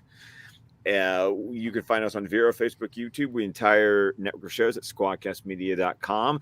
As I mentioned earlier, am on the first episode of Wonder Meg's new show, Collector Spotlight, partnered with Vero. So go check that out over on the Wonder Meg YouTube channel. And then, of course, Sunday night, you can see me hanging out with this circus clown as we talk about Robin's Reckoning Part 1 on Batman the Animated stream. Oh yeah, boy, it's gonna be great. All right, thank you, Scott. Appreciate so it, man. much. Take Watch it easy, Macbeth. man. Watch Macbeth. I mean, we could talk a little bit more about like the Batfleck thing. I kind of gave my 2 cents when the whole that interview came out and the whole news, and I was like, I mean, it was a weird time. It was like yesterday. I plan on seeing Macbeth last night, and then all of a sudden somebody goes, hey, check out these screenshots from the Herald Sun that nobody has seen because nobody subscribed to it, because there's like you have to have a subscription. It's behind a paywall. It's stupid. Yeah, exactly. So I went, fuck, and I was like, oh man, what do I do? I'm like, this is him basically pretty much confirming that he's done, and the biggest thing was like, oh man, he said one of his favorite scenes from The Flash is Batman. Oh shit. And then I sent, I remember sending it to Steven, and I was like, there it is. And it was like, what the fuck? I mean, we kind of just went, okay. And then we just kind of went, all right, let's talk about this. And now it's, and then fucking snake. Such a traitor. The interesting thing, I don't want to open the, I don't know. We can talk about it for as long as you want, I guess. Or we all know I can go on. But I think the narrative on the whole restore the Snyderverse, including Affleck's Batman and all that, it's we're gonna do the whole. I would love to see it. You would love to see it, right? We'd all love to see it. We all would, of course, but there's I think a misunderstanding or even a lack of appreciation maybe from a lot of people. And not everyone. I mean, I'm not trying to say like if you ever tweet the hashtag, then you're whatever. But I think there's a general lack of understanding of like just exactly what was accomplished with the Snyder Cut. And there's a feeling of like, well, if like that was something that was done, it was something that Zach was supportive of. I mean, whenever he was asked about it, he was actively teasing it. That's different from what he's doing. He's teasing old stuff now, not teasing new. He's not posting more storyboards. He's not posting more about what's going next. Sure, he'd like to do it, but he's not like I don't know. I don't want to get into because everyone's going to Final Crisis and all that. But the point is, regardless of what it is, it's a very different type of tease. Than he's not dropping images. He's not dropping pieces of storyboard or pages of script or whatever. And sure, he'd always like for that conversation to be kept up, but he is not encouraging the campaign and teases or behind the scenes, frankly, as much as he was with the other stuff. He is because he's busy. Yeah, and then whereas like then with Affleck, you have like if you're gonna talk about his Batman and separate from like Snyder's stuff, is you had like with the Snyder Cut in the campaign for that. Once again, you had Zach actively people said Zach's moved on, but he was saying at the time, like if he was asked, he was like, yeah, who knows, he was reluctant to like outright call for it up until like November 17th. But I mean, if he was asked about it, he would be coy or he would tease stuff or whatever. He never said I'm moving on. He never said I couldn't publish until after the movie came out, but he said when I interviewed him on the set of Army of the Dead, he said I wouldn't ask people to move on. He's like, you got to respect the fans in their campaigning, and it means a lot, and it feels like a black hole in my filmography, and all those things, and so obviously he was very supportive of getting it out there. Whereas like Affleck, whenever he's asked about Batman, he says, well, I'm done with the character. I'm moving on. I don't want to do IP stuff anymore. And sure, he changed his mind before, but like he changed his mind. Like I think that fans need to draw a distinction between like if he's going to change his mind, he's going to change his mind. And this campaigning, if if Affleck is not actively teasing it or actively saying I'm interested in doing it, like Snyder was with the Snyder Cut, then the person you're campaigning at is not WB. The person that's stopping that from happening, like, you don't think if Ben Affleck were to say publicly, "Oh, I would love to do the Batman. I would love to make that happen. If I got another crack at it, that would be awesome." You don't think that like WB would be more Of like, course they would. Yes, like, they would. like the floodgates that would open up if he said, "Hey, if something can work out, I'd be happy to do that." Like the slightest hint from him, the fact that this has been such a big deal in the news, I mean, that would just be astronomical if he were to give the slightest hint of, yes, let's do that. It would trend, it would explode, it would encourage campaigns, etc. And he discourages it whenever he's asked about it. I'd love to see it. I hope that one day he decides to come back. It'd be awesome to see him as like an old, Dark Knight Returns style Batman, if that's how long it takes. If he decides to come back sooner, that would be awesome. But it's going to be his decision. Yeah. And I think if you're going to be campaigning for it, you have to campaign with the understanding that at this point, you're not campaigning on his behalf. You're campaigning against what he's saying he wants. Which is entirely different waters than what you're talking about when you're talking about release the Snyder Cut. Even Restore the Snyderverse is a different context, because Zack is fully dedicated to Rebel Moon. He's fully dedicated to the Army of the Dead stuff. And so sure, he could come back and do it after that, or there's other ways he could work this out. But ultimately what you're asking both of them to do is to change their priorities from what they are now to something, to a different project. Which is people, I think they like to consider Restore the Snyderverse an extension of the Snyder Cut campaign. And they also feel like they'd be quitting or failing. Like, no, like you accomplished something with the Snyder Cut campaigns that was like not supposed to be able to happen. And it did. And that was an achievement. And that is a project that it was completed and successful, and it won. Now a new separate project is the Snyderverse stuff. And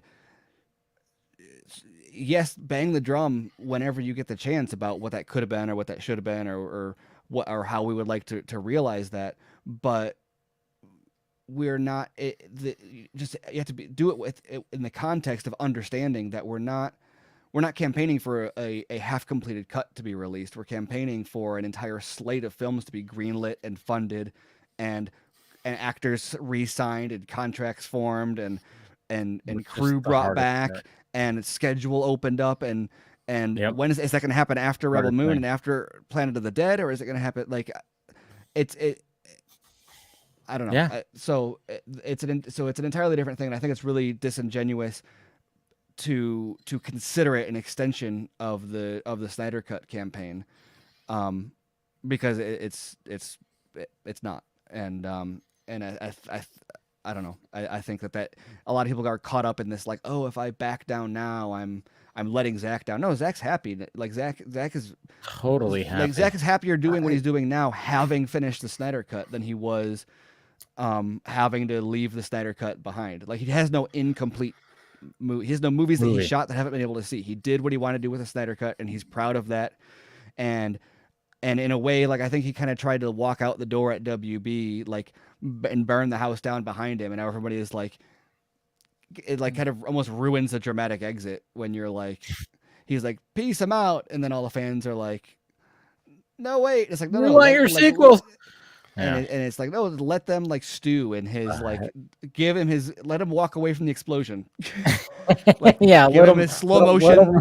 It's Zack Snyder. Let him walk away from the explosion in slow motion. If he's gonna come back, sure, he'll come back later. But like, let him walk away from the explosion in slow motion first. Yeah, let him clean up that rubble a little bit. Well, and I think that, personally, like, I don't really think it's so much of people that are like feel like they're failing Zack if they're giving up on Zack. I think what you're seeing from a lot of these people that are hanging on to it is you're seeing you're finding out who was really in this for Zack, who was really in this for like that, and who was really in this for their own wishes, for what they want to see. And that's really where a lot of the animosity and where a lot of the anger can come from. Ben is saying is the real separation from that. Because being in it for Zack was like literally for Zack. It was something Zack wanted. It was something Zack was teasing and campaigning for. And with this, they're saying like, they're either disregarding his words, going against Affleck's words, or Right. or being like, oh, well, that's not, when he said he doesn't want to do any more IP movies, he meant IP other than Batman, or Right. you know, like something that fits what they want. He said he was going to do more superhero movies after Daredevil. He said, I'm done with Batman before signing up for the Justice League reshoots or the Snyder Cut additional photography and the Flash. So like, sure, he could come back and I would love to see it. But if the man is saying, I left because of the worst experience I've had professionally and I'm happier for it, then like, I gotta let his return be like, I'm not gonna be the one that's like, yeah, but I think Batman's really cool, so you've got to do more for me. Right. That's the thing right there. Exactly. That's the thing.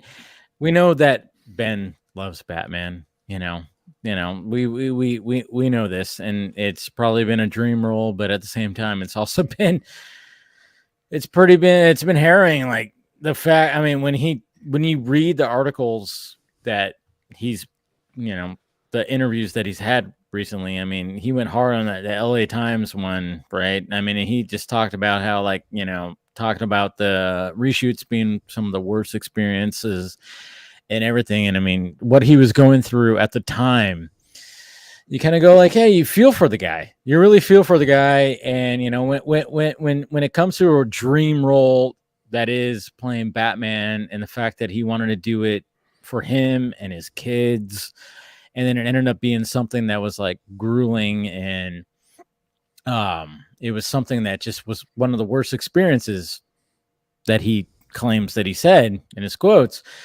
You kind of go, all right, yeah, you understand the fact that if he were to do like his own Batman movie, he even said, he was like, you have to be happy to do this, and he wasn't happy at the time. And then even just coming back, who knows? Like I said, it's never like the door is never closed. The door is never closed. And we always talk about like the fact that the door is never closed. And even at the beginning of the stream, I had people in the chat go like, what the fuck? You're just giving up. And I'm like, no, I'm just saying, I'm just going by what he's saying right now. Whole giving up thing to me like there is like it feels like you're losing to say like, oh, I'm going to stop campaigning for this movie. But like if Ben says that he's satisfied with his time as Batman and he's excited to do these other projects and they're more fulfilling to him, then how are you losing if your whole thing is like for the artistic freedom, and like he got the closure he wanted from the character, and he's getting the creative opportunities which we haven't seen that he was probably worried he was going to be deprived of after Justice League and BVS because of how those were reviewed. And so the fact that he had input on the scenes in the Flash, that's what I love. I'm like, all right, if he's satisfied what he did in the Flash, and the fact that he's even quoted by saying, wow, some of the best things that I've done as Batman was in the Flash, which intrigues me a little bit more. And I know it's like, it's such a, it's divisive of what's happening with the Flash. A lot of people are saying it's a mess and blah, blah, blah. And, all that stuff. But at the same time, I'm going like, all right, well, you have these people come from like unsubstantiated root. Not that it's not true, but like the level of reporting and the difference between those claims and like the other stuff we're hearing is an entirely different like rumor mill versus. But when you hear from the VFX artists who are Zach's dudes, DJ, Brian Rhoda, and then you have Ben going, hey, this is some of the fun. This is some of the greatest stuff. Like, I'm going, how do I not? Miss about DJ and Brian also is when they were on your stream. Was it DJ? He said his biggest professional regret is not walking away from Justice League when Zach left. Yeah, is it DJ that said that? I think his it biggest was regret in his career is not walking away, and he does not have a career to snuff at. Like he's been involved in like some of like the biggest blockbusters and revolutionary things. And so for him to make a claim like that shows not just a level of like support for Snyder and what Snyder goes for, but also a level of like integrity and cares about what happened to him. It's not just like, oh Right. yeah, I like Zack. It's, oh no, he was wronged and I think that was offensive and I wish I wasn't a part of it. And then so he signs up for the Flash, and he says it's because of having read the script. I think that says something about the movie. It does. Well, because I come back to that all the time, and I say this to people. It's like, you want me to believe that these guys who profess this integrity, who feel this way, who are this honest, you want me to believe that Ben Affleck and Ezra Miller and everybody else involved is actively going to participate in something that you're certain is going to do this. And I find it very difficult to accept that would be the case. And it's complicated too, because like you can't sweep the Ray Fisher stuff under the rug. No. No. And everything that went down with that is unfortunate and like a problem. But in any corporation or any situation or movie production or whatever, it's you can't paint everything with a black and white brush of like everything involved with the movie is bad and because I don't know, I hate the argument of like, well, Hollywood is just corrupt, so therefore like no, you shouldn't just like close your eyes and like I have a hard time watching like anything that had like, even a lot of the X-Men movies are tainted from me because of like Bryan Singer and stuff, but when you watch any of this stuff, like I don't know, I don't want to once again painting with a broad brush, but like every movie you've ever seen has had like wicked evil people making money from it or like involved in it in some way. And we were talking about Tarantino's movies earlier. Who produced the most Weinstein? Bingo. Yeah. So like, but no, you're absolutely right. You can't sweep it under the rug, Steven. But by the same token, ignored. But I don't think you can draw a hard line stance on like, if you support this, then you like for example, are you pro rape if you watch a Weinstein movie? Like, like you can't make that kind of equivocation. Well, and not only like taking it further with the Ray Fisher situation, it wasn't a situation where like his whole situation, like it affected the Flash movie by proxy. The plan was that he was going to be in it. Yeah, outside circumstances outside of their control forced them into a position where he is not in it. That has nothing to do. There was never no active decision was made to remove him from the movie. His relationship with the studio broke down. And the problem is that there has been no resolution between him and the studio. Not that he's not in the Flash movie. And he stood his ground. Right. So he's not going to be in the movie. Yeah. Right. Even though the Muschiettis and everybody, they wanted him in the movie. Right. So blaming the movie for that is the wrong angle to take. Well, there's a question of principle for that too, because I think that's very commendable for him to stick to his guns and to stand up firm for what he believes in. But there's I think to your point, if he wanted to be in the,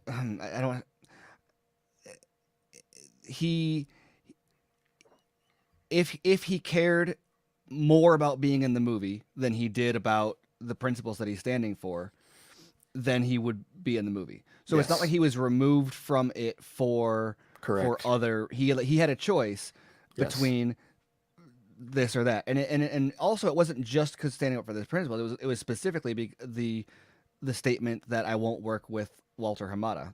Right. And despite everything else that had happened, he was still involved. He was still in the script. He was still, and then he made that statement, and then they're kind of at a crossroads, and they can't just stop the movie. Like the movie needs to hit a schedule and start shooting. And you kind of like, how do you come back from that statement? And I'm not saying that it's not my place to say that him making that statement was wrong or to take that stand is wrong, because he's standing for something that he has a moral and ethical belief in that is great. But it's not like he was fired for asking for an investigation. He wasn't fired for any of the stuff that he tweeted about WB. He was fired because he said, I refuse to work for a person involved in this movie, and there was just even if they were to work that out, I don't know if there's even enough time to solve that issue in order to get him in the movie at that with that shooting schedule. Right. I wanted to further clarify, like, he was fired from the studio, not from the movie. So when I think people push it too far and act like the movie is what he's being removed from. That's the problem. No, again, the problem is his relationship with the studio. He was fired from the studio. The movie was affected by that firing. Yeah, and I think that's an important distinction. But yeah, because he was on the movie up until that point, and it was a statement about something at the studio that got him removed. Muschietti didn't remove him. No. You know, and it wasn't removal for these other things. So, and if you think that if you feel morally compelled that the only way that you can stand with that is to boycott the movie, like that's fine. I mean, like, I can't tell anybody not to like stand for their morals. I think that how he was treated was wrong, and I still think they have some making up to do. I don't think that the way I see it is that the whenever you talk about boycotting a movie, you start to talk about like financial pull, and are they gonna know? Am I gonna like not see a movie, and then they're gonna be like, oh, Steven didn't see the movie? Like, there's no like the amount of financial impact on that is not significant. I think that making sure that like we talk about these things when they come up, we don't brush the Ray Fisher situation under the rug. We support Ray in his other movies, etc. You know, those things are all helpful for the situation. Maybe you'll feel better if you boycott the movie, and that's great, but it's not gonna I don't know. I won't cast judgment on whether or not it'll work or not. Like, it's not about whether or not it works, right? It's like Ray standing up for his principle. Everybody's got to do that for themselves, but but to be clear, that is who they're doing it for, themselves. Yeah. At the end of the day. Yeah, it's all crazy. It's all crazy, and like I mean, when it comes to all the information and the craziness that happened this week, which wasn't, you know, I mean, it was tweets and whatnot and interviews, and it's just like, you know what, we just got to go like, hey, you know, if Affleck's done, then Affleck's done, but you know, we can support him with whatever he decides to do. If he wants to come back, that's cool. We want him to come back. We love him as Batman. When it comes to Ray and all that stuff, it's like, you know what, support him in what he's doing right now. You know, Women of the Movement. I know that was that came out this week, and I haven't watched it yet. I don't know if you guys watched it yet. I haven't. No. Yeah, I know it's I didn't. It's on Hulu, I think. Yeah, it's on Hulu. You know, and I don't have a Hulu right now, but I think I could probably get one, and I do want to support it. And that's one of the things is when it comes to everybody involved with this is like, I want to support their other projects. I mean, I think that's one of the things that we owe these actors is the fact that, you know, we've supported them, and we've, you know, they went through a grueling time when it came to some of this stuff with when it comes to Justice League and everything like that. And, you know, in these past like 4 years or 5 years, 6 years, whatever the fuck it is. And, you know, I mean, I think we just kind of owe it to them as fans. Like, hey, you know what, let's support their outside projects when it comes to this. I'm a big supporter of that. And I think we all are, and we all should really do that. And I want to see what Ray Fisher's doing. I want to see what Ben Affleck's doing and everything like that. I mean, it's all crazy. And then who knows what's going on with Cavill? I mean, who knows what's going on with Cavill? Yeah, I mean, it almost sounds. That's a whole other ball of wax right there. That's a whole, and that's why I just kind of go like, well, you know, he's still game. Who knows if that game is still going to be there? I mean, it's all just been like an up and down thing, but it just seems like hearing Affleck's quotes is just like, you know, he's in a good place. He's in a very good place. He's in a better place than it was back in 2017, 2016, 17 now, because he just sounded like he was in probably like one of the worst spots possible. Divorce, alcoholism, and just like a character that he's playing that he has loved since probably a child, and it's just being ripped to shreds more because every movie he's been Batman has been dicked with by the studio.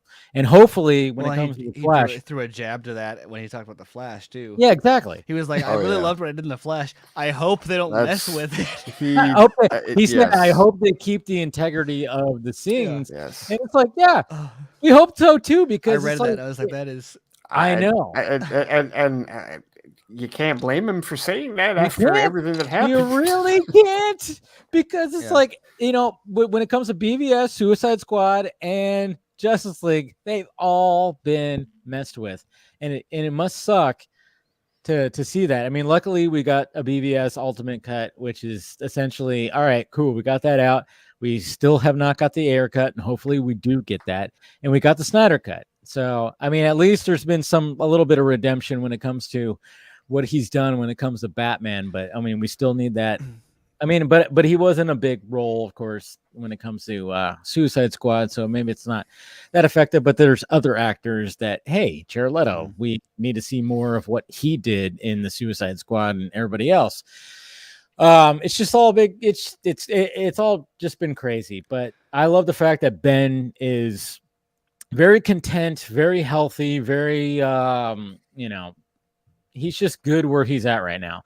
Yeah. And if I'm a little sad that I understand why, because he said in an interview that he doesn't want to be away from his kids. Yes, that's for very long. Too. But I love seeing him in all these roles he's been doing. I'm a little bit sad that we're not going to see him direct anything in the near future. That's true, because The Town, Argo were phenomenal. Yeah, yes. I mean, Jesus Christ, he is the fact that he's very got so much awesome director. Stuff on his slate and not directing projects. I also like The Way Back too. I don't know if you guys saw The Way Back. The Way Back was really great too. Yeah, I know. There's like I personally liked Live by Night.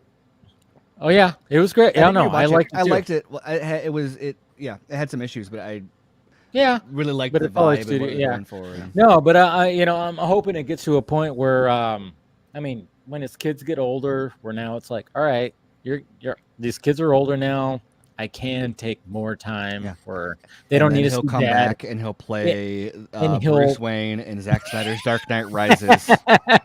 Dude. No, I think that's the best. I know he said he explicitly doesn't like Affleck and Cavill, but given the current situation, I actually think that the best shot that they have at returning to the role might just be in like 5 or 10 years. Zack finally gets that Dark Knight Returns direct adaptation. I mean, he said that. He said that here on the Vodka stream. Yeah, he was like, he would love to like do that full-on adaptation of the Dark Knight Affleck Returns. in 10 years. Yeah, fuck, Jesus Christ, and he would still be in great shape. He would and it calls for an older Batman too. Like there's so many. And they can. I'm sure that they need to change it a bit. Focus more on Carrie Kelly, maybe, because we've already had the animated adaptation, and BVS takes so much from it. But, I think that would be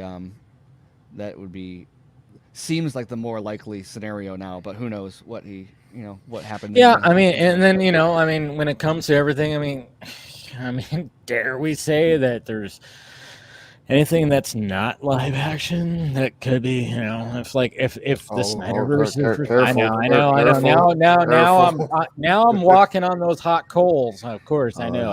Oh my because goodness. we can't say that. We can't say like, well, I mean, when we have Zach and Ben that are off, kind of doing their, what if we do? If there's an animation thing, Jay Oliva, that'd be pretty sweet. But that would be probably the easiest scenario for, hey, Zach or Ben, everybody come back, or something like that. I mean, that's why I think we're all, at least us here in this circle and a lot of people too, would be okay with like an alternate version of what Zach is trying to do. That conversation might change quite a bit after Army of the Dead Lost Vegas comes out too, and people see. I think when people think animation, they're thinking the animation like DCEU or something like that. And the DCEU animation is great, but I think that they just don't have context for because the Army of the Dead Lost Vegas stuff is like a almost like an impressionist live action. Yeah, kind of take. It's very gonna painterly. be. It's painterly. I mean, it looks like Dark Knight or like Justice League and BVS concept art brought to life. Yeah. So like in motion. So all the characters are gonna look like the actors. It's almost gonna look like what was that movie that had Keanu Reeves, Robert Downey Jr. Scanner Darkly. Oh, Scanner Darkly. That was movie Scanner Darkly. I'm wondering if it's gonna be like a little bit kind of like that. That was recognize the actors. That was rotoscoping, so like there was actual live action that was filmed. Yeah, but same idea. I'm not saying it's gonna be like full on like that, but I think like this animation is going to vary. I mean, we've already seen, Vander Rohe. The cast is going to be all the all same, looking like how they look, And they even did some mocap for the stunts too. So it's not 100% hand animated or whatever they do for that kind of stuff.